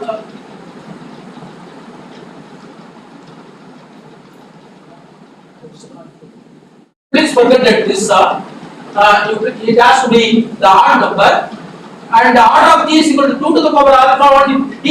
T is greater than or equal to 1, and T is relatively prime to 2. So please forget this part. Let G be a finite abelian group. The order of G is equal to 2 to the power alpha 1 into T. T is relatively prime to 2. And this is a partition of alpha. In fact, the partitions of unity and the partition problem is a very big problem. If someone asks you what is the contribution of Ramanujan in mathematics, the asymptotic formula for partitions of n is the greatest contribution of Ramanujan. Till now, that is the best asymptotic assumption or approximation available partitions of n. What is to be partitions of n? You take 3. Possible use permutations. These are all partitions of 3. Partitions of 4? Plus 1, 2, plus 2.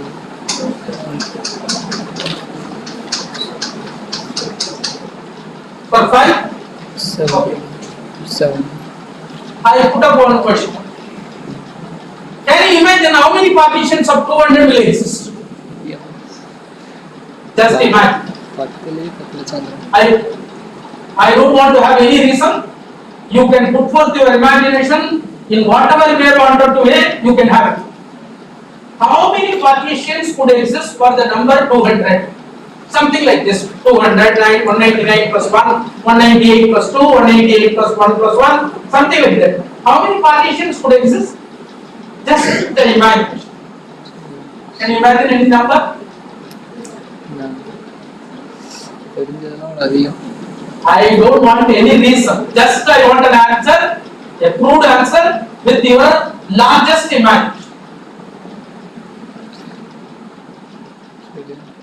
Even when I don't put any constraint, people think they are not ready. Just like that, I wanted to have an answer. Guess. A good guess. How many it could be? A possible number? 1,000? Sir. 10,000? For 10 number of participants, 10 partition பிடிச்சீங்கன்னா 10 lakhs time வந்துரும். அப்படிங்கறப்ப எப்படியே கண்ணாமலாம் தட்டி விடுங்க. எனக்கு ஒரு number சொல்லுங்க. I wanted to have an answer, that's something. I don't want any reason from you. That's why I already told you. I am not asking you any proof or any guess. What could be the possible number? Now your guess is, sir, minimum 10 lakhs. Okay? Trillion. Even more. Even more. He says more than 10 lakhs. Okay. His imagination goes up to 10 lakhs with some reason. Now I wanted to have anything else. Pardon? 1 crore? Even more? Trillion போயிட்டு சொல்ல முடியும்.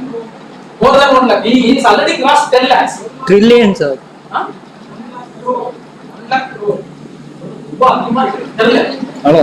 but it is a number between the number of partitions of 200 lies between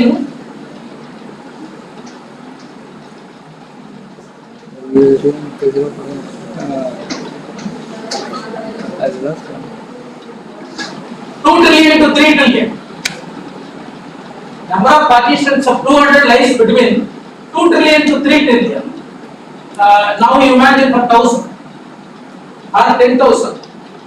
So there is a asymptotic formula using nth roots of unity, de Morgan's theorem by so that is known to be the best known approximation as of now, even with the world of supercomputing. No burglar could find a better approximation than this one. Okay, fine. So the partitions of n, because here I have a partition of alpha, that's why I am remained on that back. Okay, fine. So if G is a finite abelian group, order of G is 2 to the power alpha 1 into T. This alpha 1 is being partitioned into alpha 1, 1, 1, 2, etc. 1k.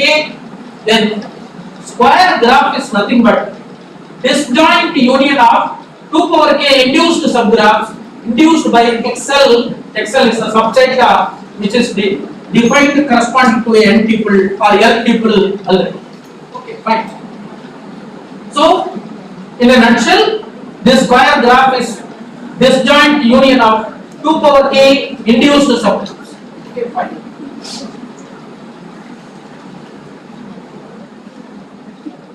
So, degree is given this way. You say if G is a finite abelian group, it is divisible by 2. Sorry, there it must be, it should not be divisible. Not. It is divisible by 2. Then the degree is given by this. So all along the degree is either cardinality of G by 2 to the power k minus 1 or cardinality of G by 2 to the power k minus 2. So the structure is also known. Either it is a complete graph or it is a refinement of the star graph, and it is isomorphic to disjoint union of 2 to the power m refinements and 2 power m minus 2 power m is regular graph. Diameter is infinity, that means it is not connected. Width is 3 or infinity. And we could find the independence number. Independence number means set of vertices, maximum number of vertices in which no two vertices are adjacent. Maximum number of number in the disjoint set. So we could find the independence number of the square graph as either it is 2 or it is 2 power k. That k is here. You please note that k is the number of components in the partition. So the partition plays a vital role here. This k is the alpha is being partitioned into sum of k positive integers. That k plays a role. Independence number is either 2 or 2 power k or 3 into 2 power k minus 1 or 2 power k plus 1 minus 1 or 2 power k plus 1. So these are all the possible values for the independence number. Next, we could find the click number. Click number is nothing but cardinality of t or cardinality of t plus this number. The t is this one. X equal to minus x, and x equal to 2t for some. And why I am interested in click number? Again, my observation is most of the graphs constructed from algebraic structures are perfect. Perfect in the sense that click number is equal to chromatic. So naturally, people are intended to find the click number and chromatic number. Here again, the chromatic number is determined. They are saying therefore, sorry, it's not perfect. It is weakly perfect means it is true for all induced subtypes. Weakly perfect means chromatic number of the graph is equal to the clique number. Perfect means it is not only for the graph, for all induced. Of course, there is a beautiful characterization by Xavier et al. For perfect class theorem. It says that your graph is perfect if only itself and its complement does not contain cycle of rectifier. So we could prove that the graph is weakly perfect. It is not Eulerian, already I observed, and it is pancyclic. It is Beckett's pancyclic. Okay. So one part we have studied the squares. Of course, that has been appeared in Houston Journal of Mathematics. No, this complement is appeared in Houston Journal of Mathematics. That has appeared in some other journal. So once you study about a graph, the parallel study is what about the complement? Complement is being considered, and a beautiful structure is being evolved.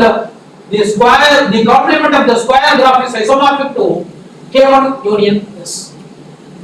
So naturally, using the using the indices in the structure theorem for finite abelian group, the diameter, grid, independence number, you see how many cases you see for the complement.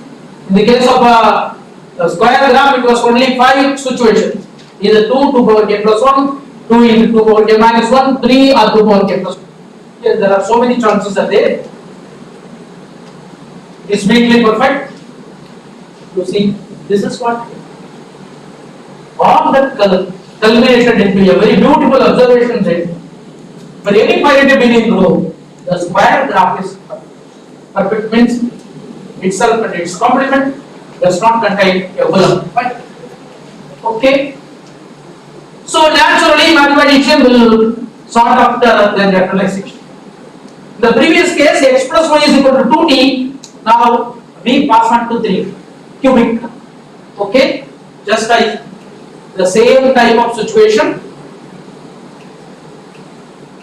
Just like diameter, grid. Okay.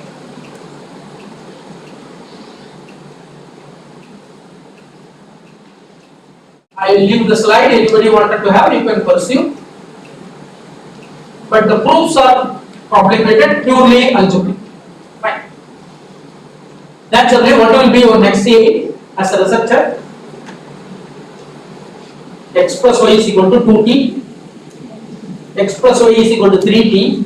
What will be your next aim? 4t. Naturally 4t. 5t, etc. In the meantime, we had a contact with Peter Cameron. Peter Cameron, one of the greatest algebraists, as well as combinatorics man. Okay.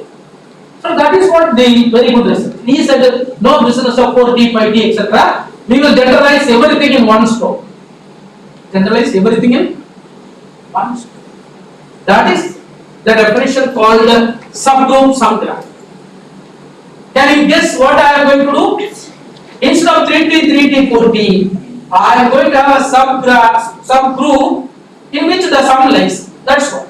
X plus y is equal. Why? The reason is, for any finite abelian group, in fact, what my proposal was, or what my, we have written a paper,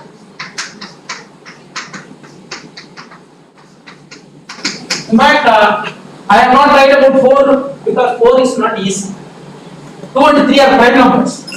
4 is 2 square. 4 is not easy. 5 is easy. 6 is not possible. So we cleverly what we thought was okay. 2 and 3 are prime. Naturally we will go for.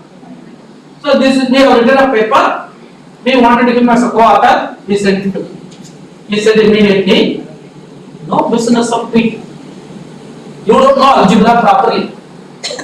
For every prime number P, PT is a subgroup of G, thereby put it as a subgroup, don't put it as PT. So he modified the definition in the sense that X plus Y is an element of H. H is of subgroup. In this class, all your cases comes as a particular case. So the work started, fine. this, you please note that x plus y is an element of h minus 0. Because we don't want x plus y is 0. So the natural definition is x plus y is an element of h minus 0. Okay, with this we could continue the work that is called subgroup sum graph. Subgroup sum graph means you take a Billion group, take a subgroup, all the vertices are taken, two distinct vertices are adjacent provided x plus y is an element of the subgroup minus 8. And extended subgroup, just remove this 0. You don't say I don't want 0. 0 is also included. If 0 is included, what will happen? If x plus y is equal to 0, what will happen? X equal to minus 1. So with this also, and here says that is the contribution of the Peter Cameron. He says we have to include in order to have perfect patching. So this is that. So ultimately, this definition was carved. Then we could have beautiful results. You see, G be a finite Billion group. H is a subgroup of G. Order of G is greater than 2. Then the following are equivalent. The extended subgroup sum graph is connected. Subgroup sum is connected. H is equal to G. So you see, only one case these three conditions are equivalent. What is that? Subgroup sum graph and subgroup sum graph and the extended subgroup sum graph, they are connected only when H is equal to G. In all other cases, this theorem characterizes when the subgroup sum graph is connected. It is open. It is perfect. In fact, I remember that this paper is communicated to graphs and combinatorics, one of the beautiful journal. The referee could not understand the proof of the perfectness. But come on, you see how they are versatile mathematicians. The report came and I communicated with him. He was wondering why this referee could not understand this. Okay, throw out the proof. He has rewritten another proof which was successful. So within 2 days he could do it. So that's the way of doing. Fine. We have proved that there is subgroup sum graph is perfect.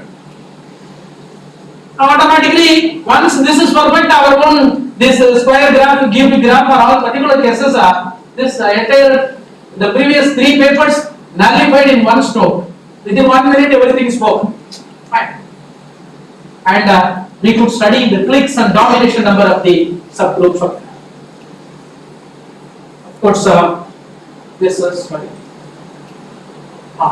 this has appeared in Graphs and Combinatorics in 2020-22, and one of the greatest benefit of this paper is, for mathematicians there is a number called Ehrlich number. What is Ehrlich? Paul Ehrlich.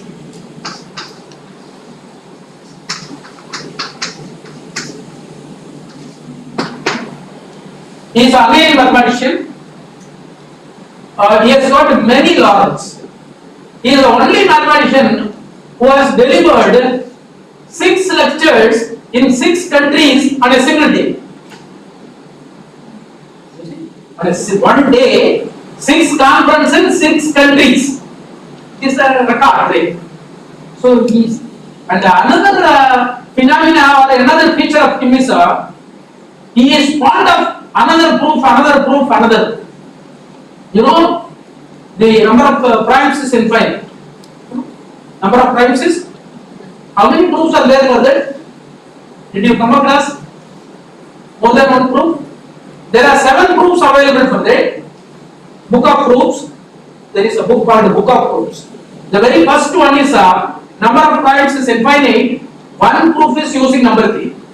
Another one using group 3. Another one using Messier number. Another one using topology. Another one using analysis. Please understand, there is a beautiful connection between all these subjects.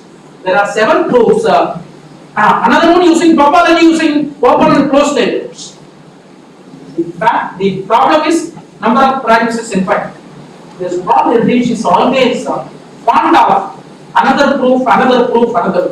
If a scholar goes to him, he will check and inform that, okay, you come with another. And in the world over, there is a number called the Ehrlich number.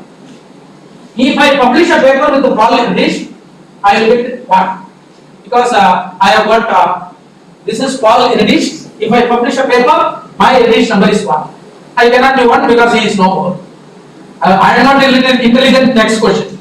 My intelligence is that is a different question. Even I am intelligent, I cannot do. Okay, fine. Beautifully, Peter Cameron is having a publication with Paul Eredish. So Peter Cameron number is 1. We have got Eredish number is 2. The minimum, the best possible minimum is 2. We could attend. So this is the benefit of collaborating with people. So you should have you can contact anybody if you are good at it. Don't hesitate. That will give beautiful benefits. So this was a paper by myself and my student Ravindra Panta. These are all the things which is being considered in that paper.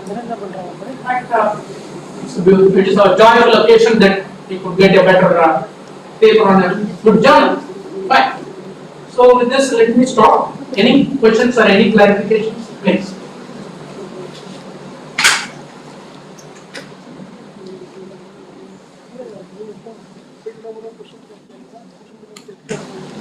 Okay, in the absence of questions, let me thank the organizers for tonight for this opportunity. Thank you for your time.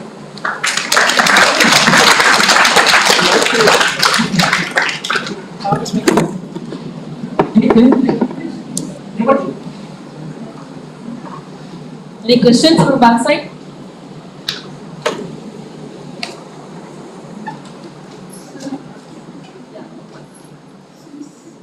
The weakly perfect thing. Is there any strongly perfect class? So far we couldn't come across any occasion. Strongly perfect. The definition, please. No, definition you could please recall. Strongly perfect. No, I'm asking. Okay. Are there any strongly perfect kind of things? As far as my knowledge is concerned, there are no strongly perfect.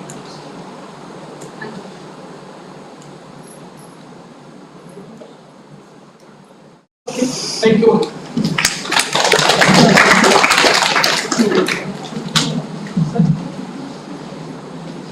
It's such a humble experience to listen to such an inspiring talk. This 1 hour is filled with such an insightful lecture. Thank you, sir, for sharing your expertise with us. Now, I would like to request Dr. Adisya Nathan, Controller of Examination, former Head of Department of Mathematics, to present the memento as a token of love to a resource person, Dr. T. Tamilchelvam, sir.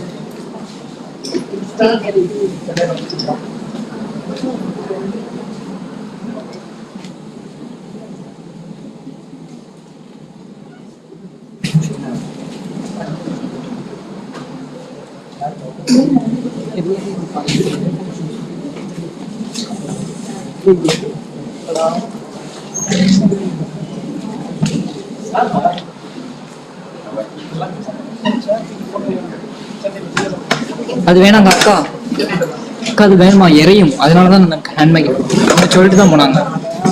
இல்ல அது எரியுது ma'am, sound வருது. Handmake is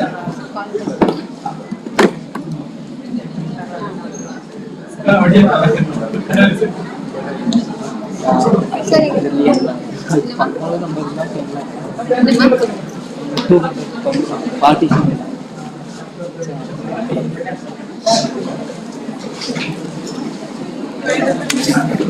எது என்ன செய்ய போறாங்க, கழட்ட போறாங்களா? அதே பாக்ஸ்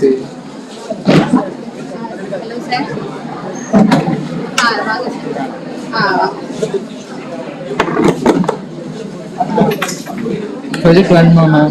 ப்ரொஜெக்டர் வேண்டாம்ல, ப்ரொஜெக்டர்ல அந்த இதை போடு. அந்த வெல்கம் நம்ம காலேஜில் போகல இந்த ப்ரோக்ராம் இருக்கும்ல. இல்லை சார், நான் நீங்கள் அதை க்ளோஸ் பண்ணிட்டு நான் சொன்ன ஃபோட்டோவை நீ போட்டு ஆன்லைனில் போடுறது தெரியும். டவுன்லோட் பண்ண ஃபோட்டோவை நீ அதில் ப்ரொஜெக்ட் இது பண்ண டவுன்லோட்ஸில் போ. டவுன்லோட்ஸ் இல்லை சார், டெஸ்க்டாப்பில் தான் இருந்தேன். இது டவுன்லோட் பண்ணது எங்க யூனிவர்சிட்டி டவுன்லோட் பண்ணார்ல, வாட்ஸ்அப் இருக்கு பாரு, கையெடு டவுன்லோடு போங்கறல அது போடு. வந்துட்டு இது வேற ஒரு ஓப்பன் பண்ணி போடுறோம். ஓப்பன் வச்சு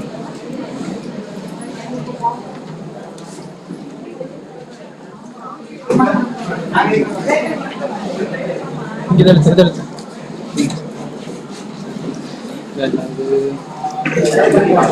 ஃபுல் சைஸ் காஃபி பார்த்து அங்கே இருக்கு. இதில் போ வியூ இருக்கா, விண்டோடுன்னு ஆப்ஷன் இருக்குமே.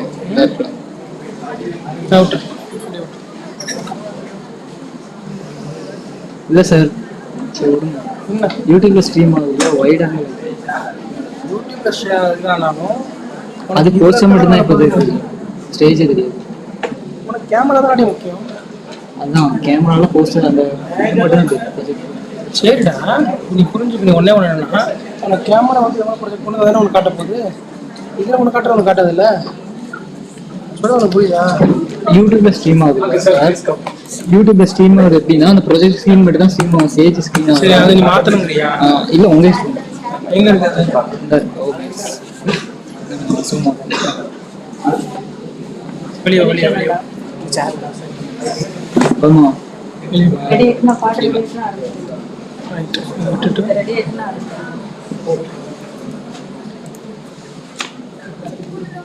இது பண்ணி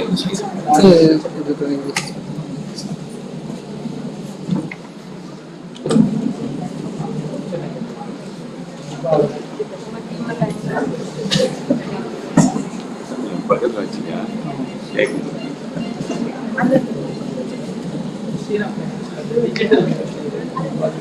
எல்லாம் லைட்டிங் கூட சொல்லணும்.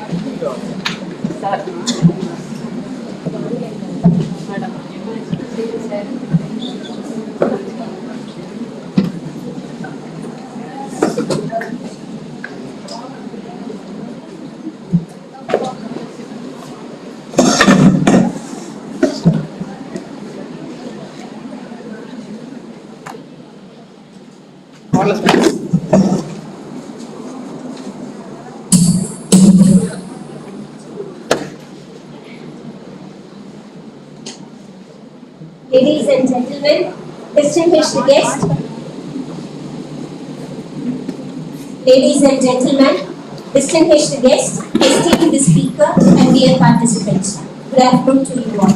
As we come to the close of this incredible journey of knowledge, innovation and collaboration, first I would like to appreciate the organizing team for making this international conference a resounding success. It is my pleasure to welcome you all to the Valedictory session of ICGA 2024. To begin this special occasion, let's seek blessings from the Almighty. I now invite our department choir to lead us into the prayer.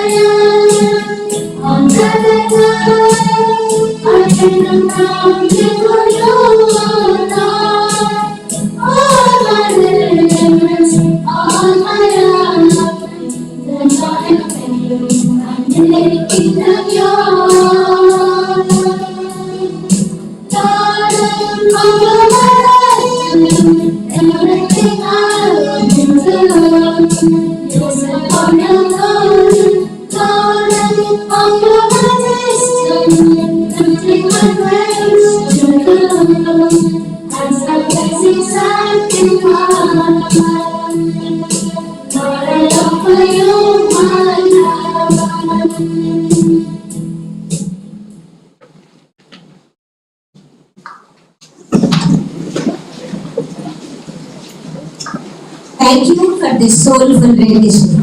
Next, I would like to invite Dr. Annie Veda Joshi, Assistant Professor of Mathematics, to deliver the welcome address.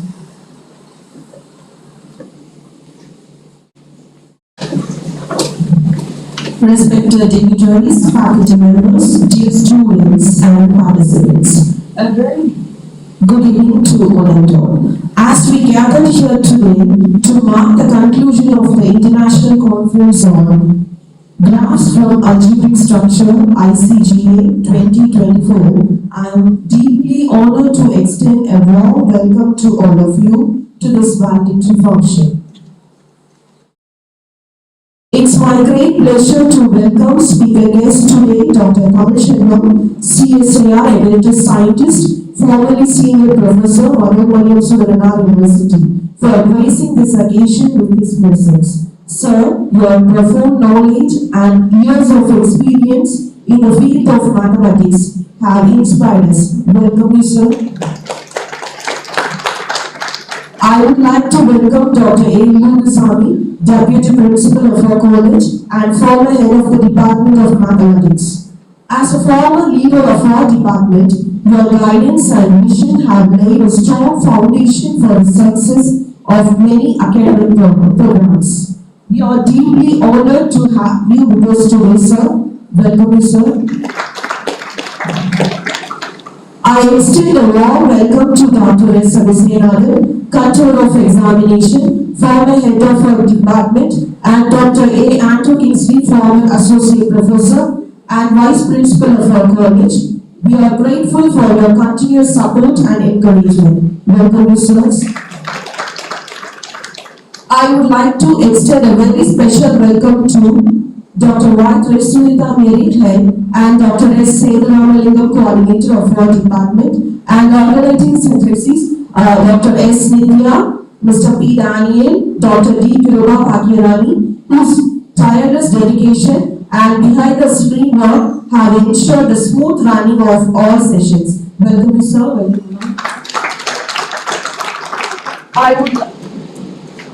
I would like to take this opportunity to extend a special welcome to the faculty members, students, research scholars of our college and from other colleges who join us today both in person and virtually.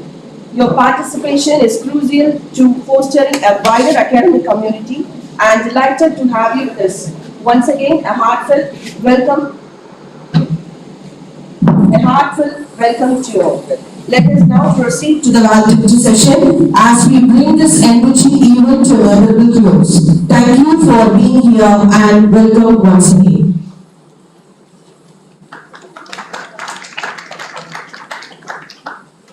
Thank you, ma'am, for your warm words of welcome. We are honored to have with us our Deputy Principal, Dr. A. Lundasamy, former HOD of Mathematics, a distinguished academic and an inspiring leader. I now invite Dr. A. Lundasamy to deliver the valedictory address.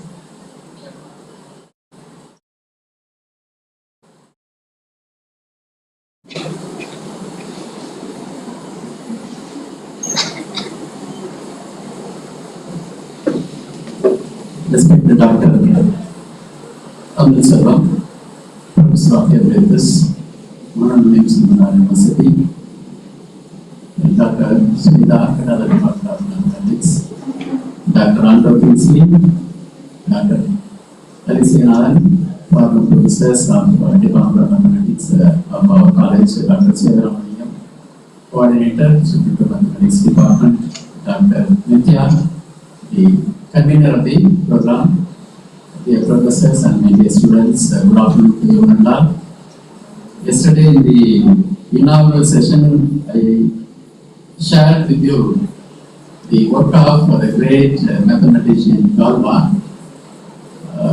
I said since the topic of the international seminar is graphs from algebraic structures, I thought I could share what I have read in the literature about the work done by the great mathematician Galba and the work done by the mathematician Galba has had great impact in this digital age.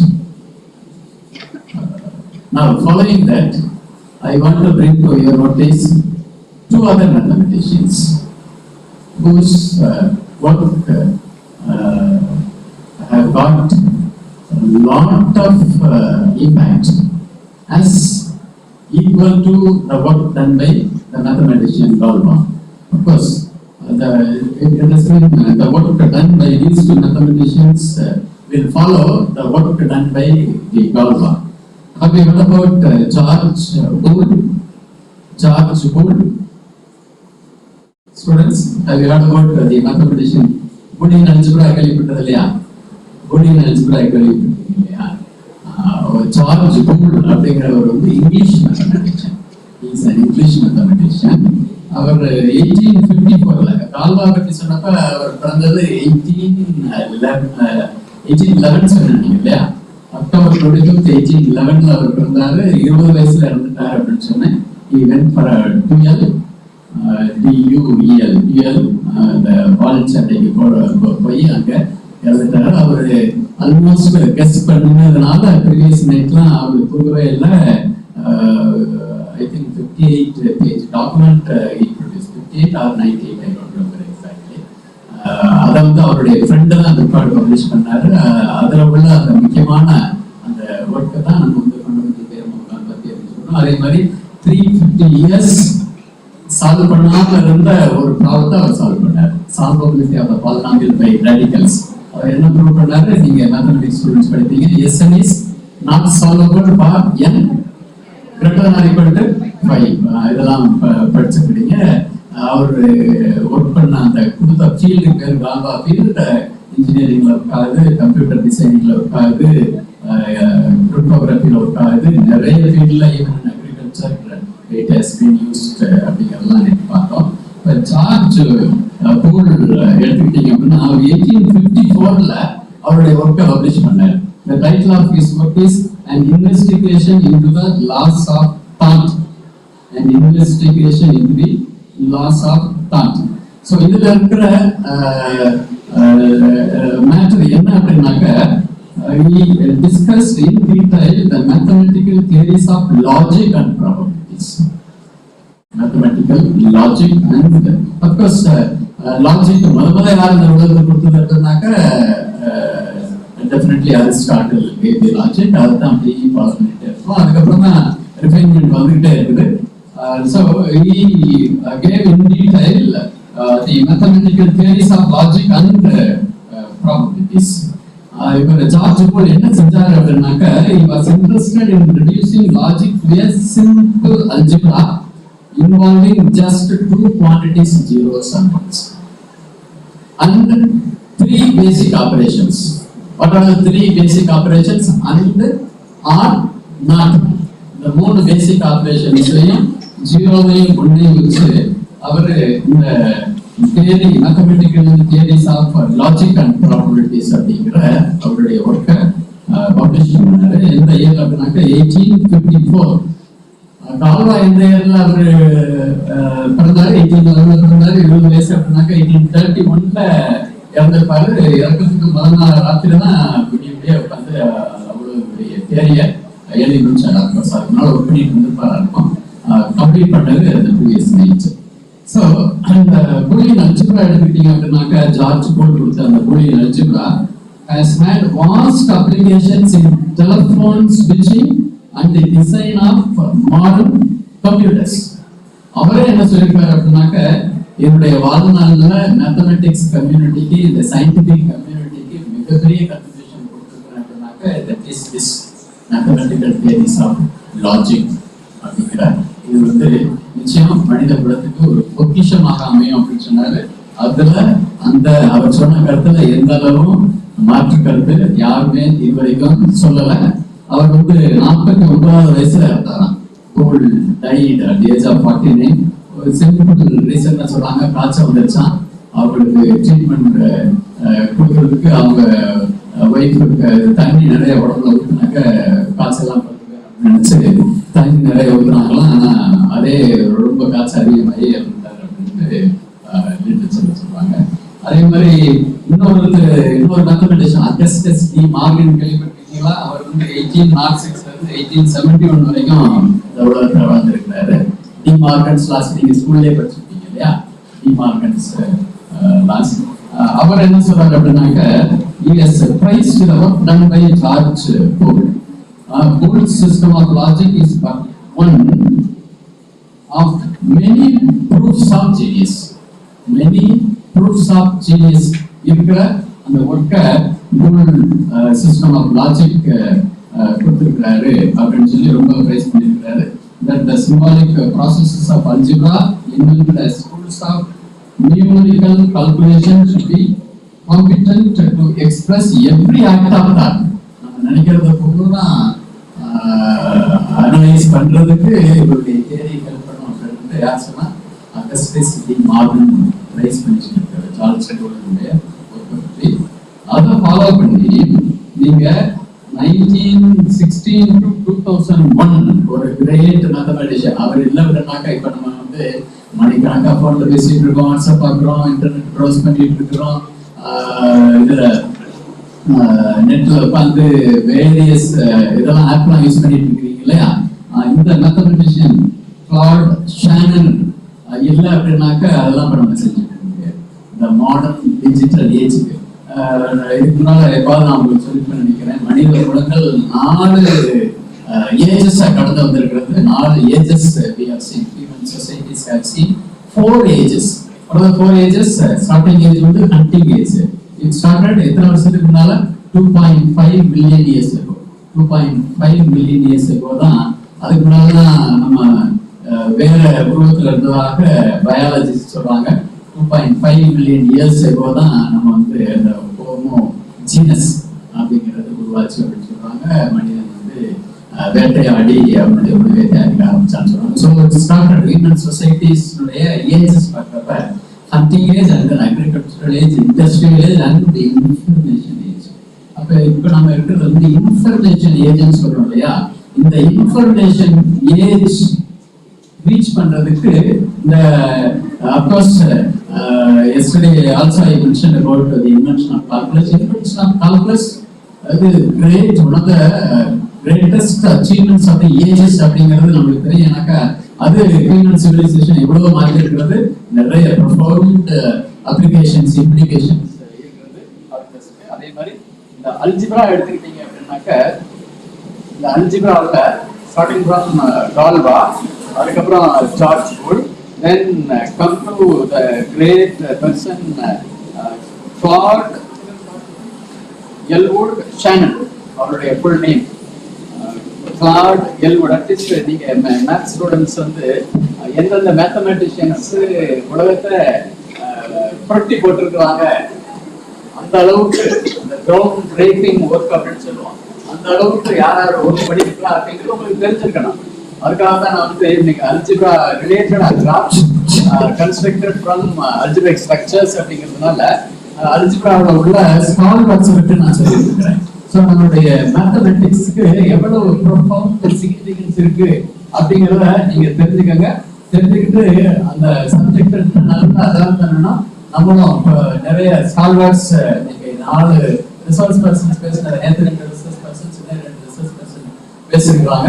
So அவங்களுக்கு இருந்து உங்களுக்கு inspiration கிடைக்கணும். Inspiration கிடைச்சு நீங்க புது theories, new theorems construct பண்ணி கொடுக்கலாம்.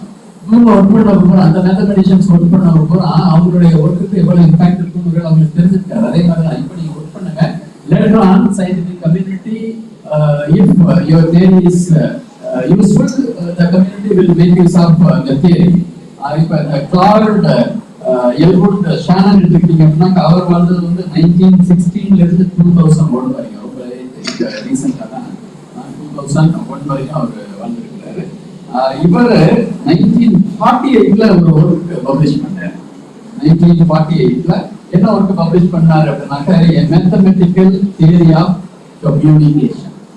A mathematical theory of communication.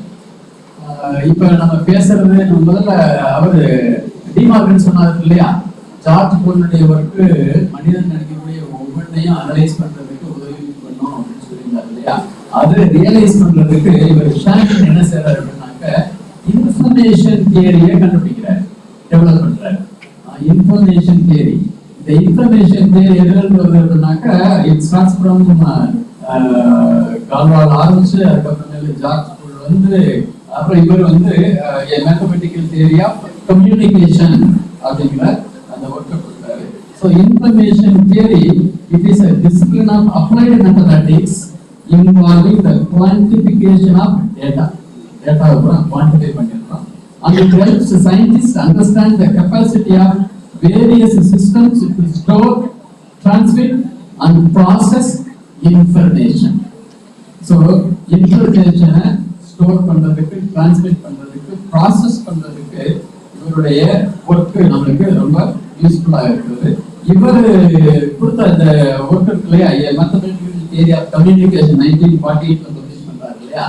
இதுதான் இப்ப பேசிட்டு இருக்கோம் இல்லையா, ஆர்டிபிஷியல் இன்டெலிஜென்ஸ் பற்றி பேசிட்டு இருக்கோம். ஆர்டிபிஷியல் இன்டெலிஜென்ஸ் மனித குலத்தை எதுவரைக்கும் கொண்டு போய் சேர்க்க போகுது அப்படிங்கிறது யாருக்குமே என்ன கெஸ் பண்ண முடியல.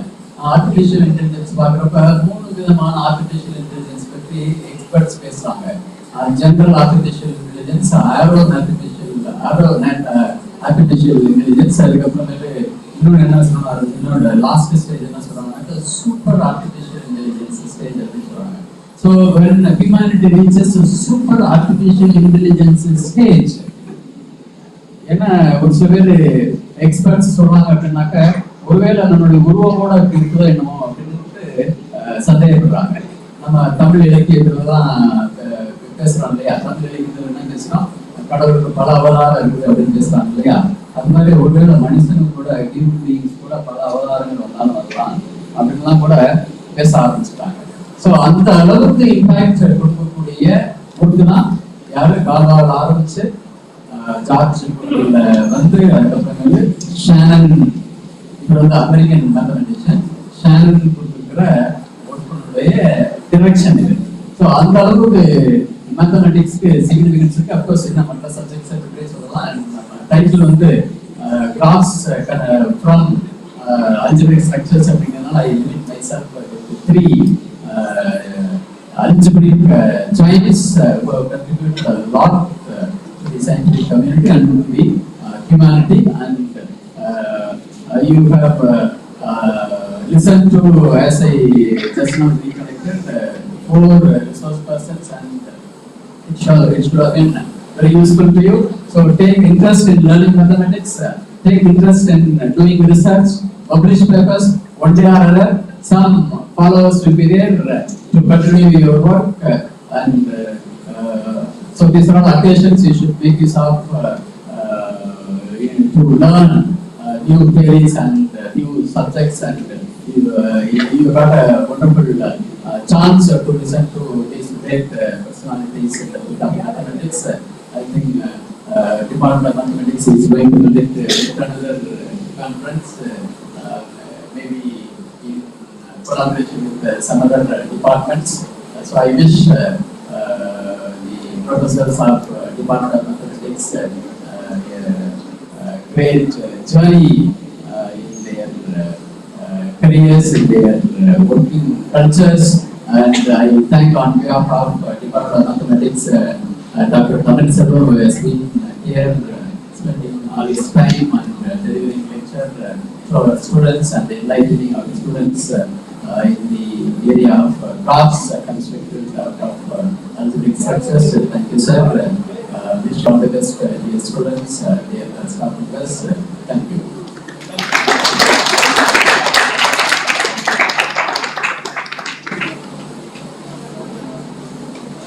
Thank you, sir, for your enlightening and encouraging words. We now move on to the certificate distribution. I request our invited speaker guest, Dr. Tamil Chelvam, CSAR Emeritus Scientist, formerly Senior Professor of Mathematics, MS University, to present the certificates to our participants. Participants kindly come forward to get the certificates. By participating and presenting, we proceed St. Xavier's College, Palayamkottai. M. Sublashmi, Urgan, St. Xavier's College, Palayamkottai. Joshua Vincent, Karnya Institute of Technology and Science.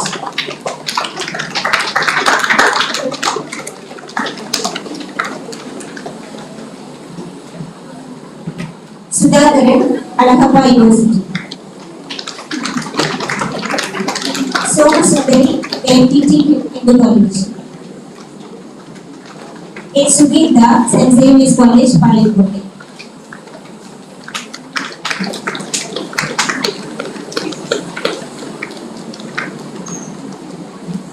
Priya Karan, Nirbala College, Parveen. Farzana Parveen, Nirbala College, Parveen. Akhil Niveka, Sri Parvatalambi College.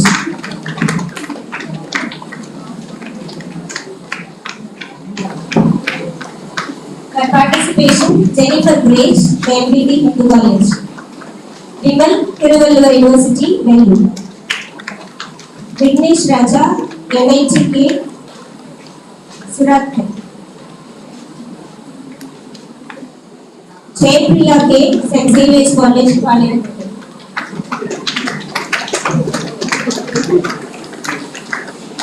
Rajitharan, St. Joseph College, Trichy.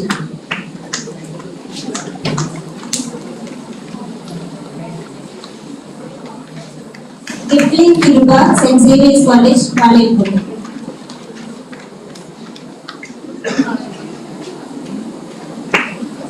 From our PG board shift, representatives come to the stage and collect their certificates.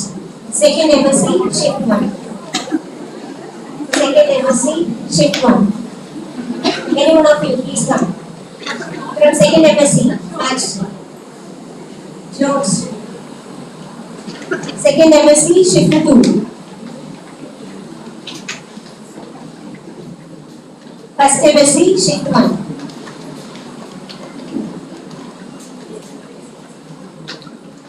First MSc, shift 2.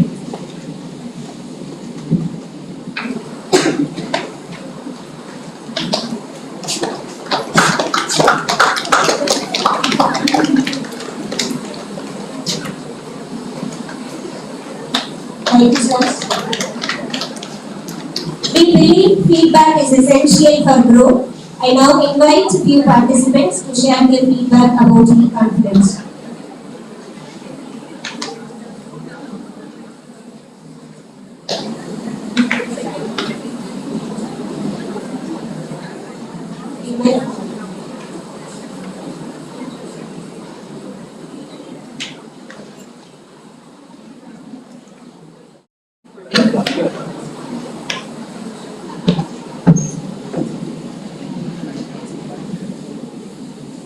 Dear professors and researchers and students who are on the days and online. Good evening, everyone. Good evening, everyone. I am Vimal. I am currently a research scholar in Thiruvalluvar University, Bangalore. I did my UG here in St. Xavier's College, and these are all the professors all are sitting here. So I am very happy to go attend this conference, and this conference, the title, I am actually working under class from vector spaces. Just currently coming under this topic.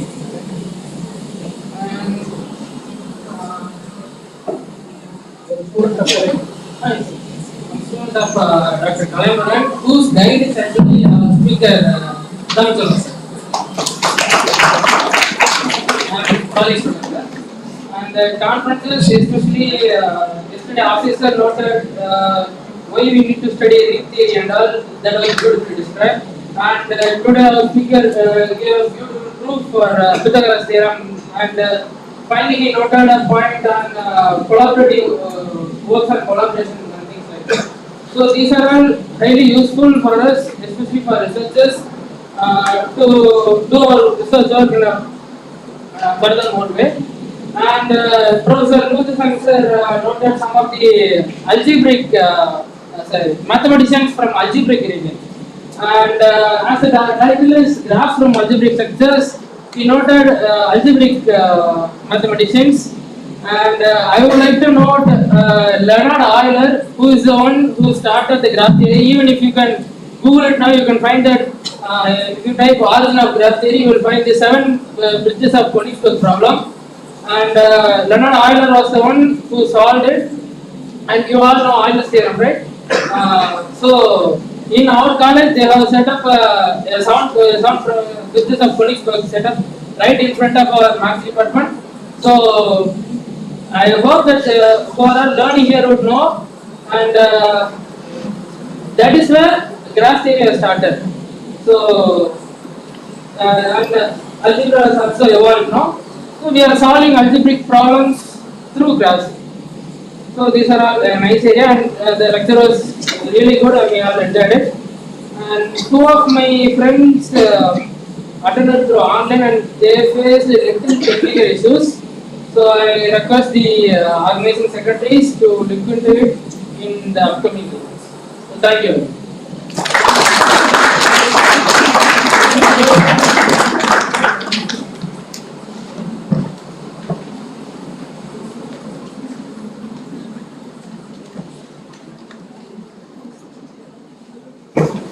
Good evening, everyone.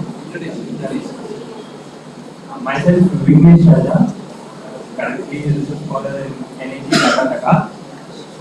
I did my UG and PG here in Keynote. And this topic of this graphs from algebraic structures. Actually, I am doing research in different area, but with some curiosity and to know the new things, I attended this conference. And it was really informative, and I know a lot of things, what are the things going on, so all the technical sections especially. And as Vimal said, there are a lot of technical issues regarding for the online participants. Hopefully, in the upcoming conferences, it will be rectified with the technical support in the correct manner.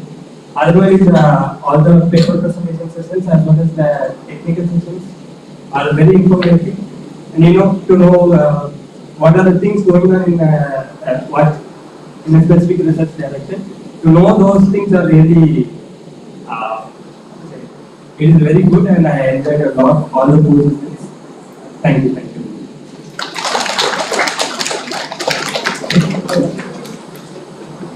Thank you for your valuable feedback. To conclude this valedictory session, I invite Dr. Vinolin, Assistant Professor of Mathematics, to deliver the vote of thanks.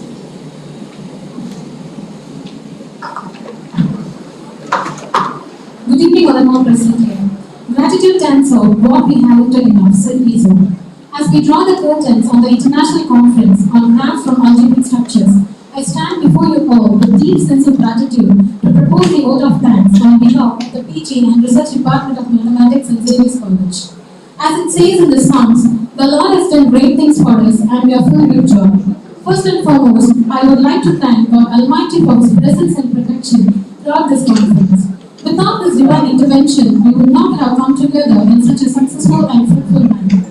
Moving forward, I wish to express my sincere gratitude to our patrons, Reverend Father Dr. S. Inyasimuta S.J., our Rector, Reverend Father Dr. G. Pushparaj S.J., our Secretary, and Reverend Father Dr. A. Gordon Rufus S.J., our Principal, for their unwavering guidance and support. Next, I would like to extend my thankfulness to Dr. A. Loduswamy, Deputy Principal of our college and the former head of our department, for delivering such a heartfelt and intellectually inspiring valedictory address. Thank you, sir. I would like to take a moment to express express my heartfelt gratitude to Dr. Kamalchellu, who delivered the final session of the conference.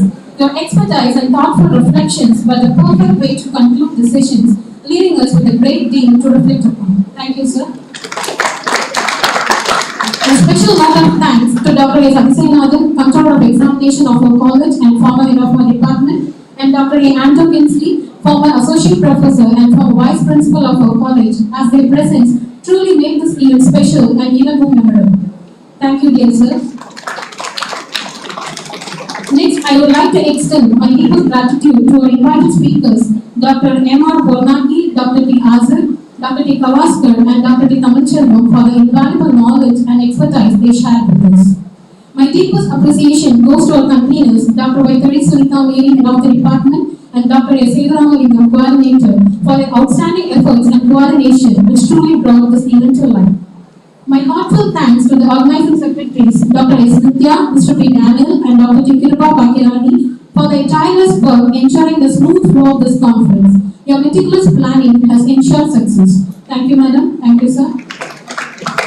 I would like to extend my sincere gratitude to the faculty members and scholars of the online streaming and facilitating paper presentation committee, program committee, registration committee, certificate committee, refreshment committee, and stage decoration for their invaluable contribution. Their hard work behind the scenes has been crucial in making this event a resounding success.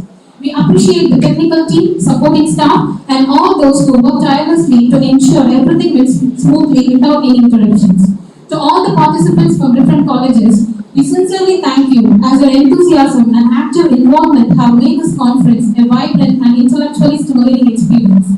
Last but not the least, I thank all our students and research scholars for their eager participation and fullest attendance. As Maya Angelou wisely said, when you learn, teach. When you give, give. Let's continue to contribute to the academic community and help one another grow. Once again, I thank you all for your wonderful contribution which made this event a grand success. Thank you. Thank you, ma'am. On behalf of the organizing committee, I would like to thank you all once again for your active participation and contribution to the success of this conference. Thank you all. So for your kind attention, refreshment is available outside. I will take it and then go home. Thank you.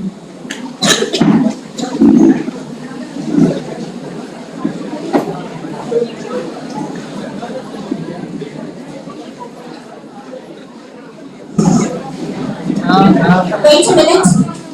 Kindly.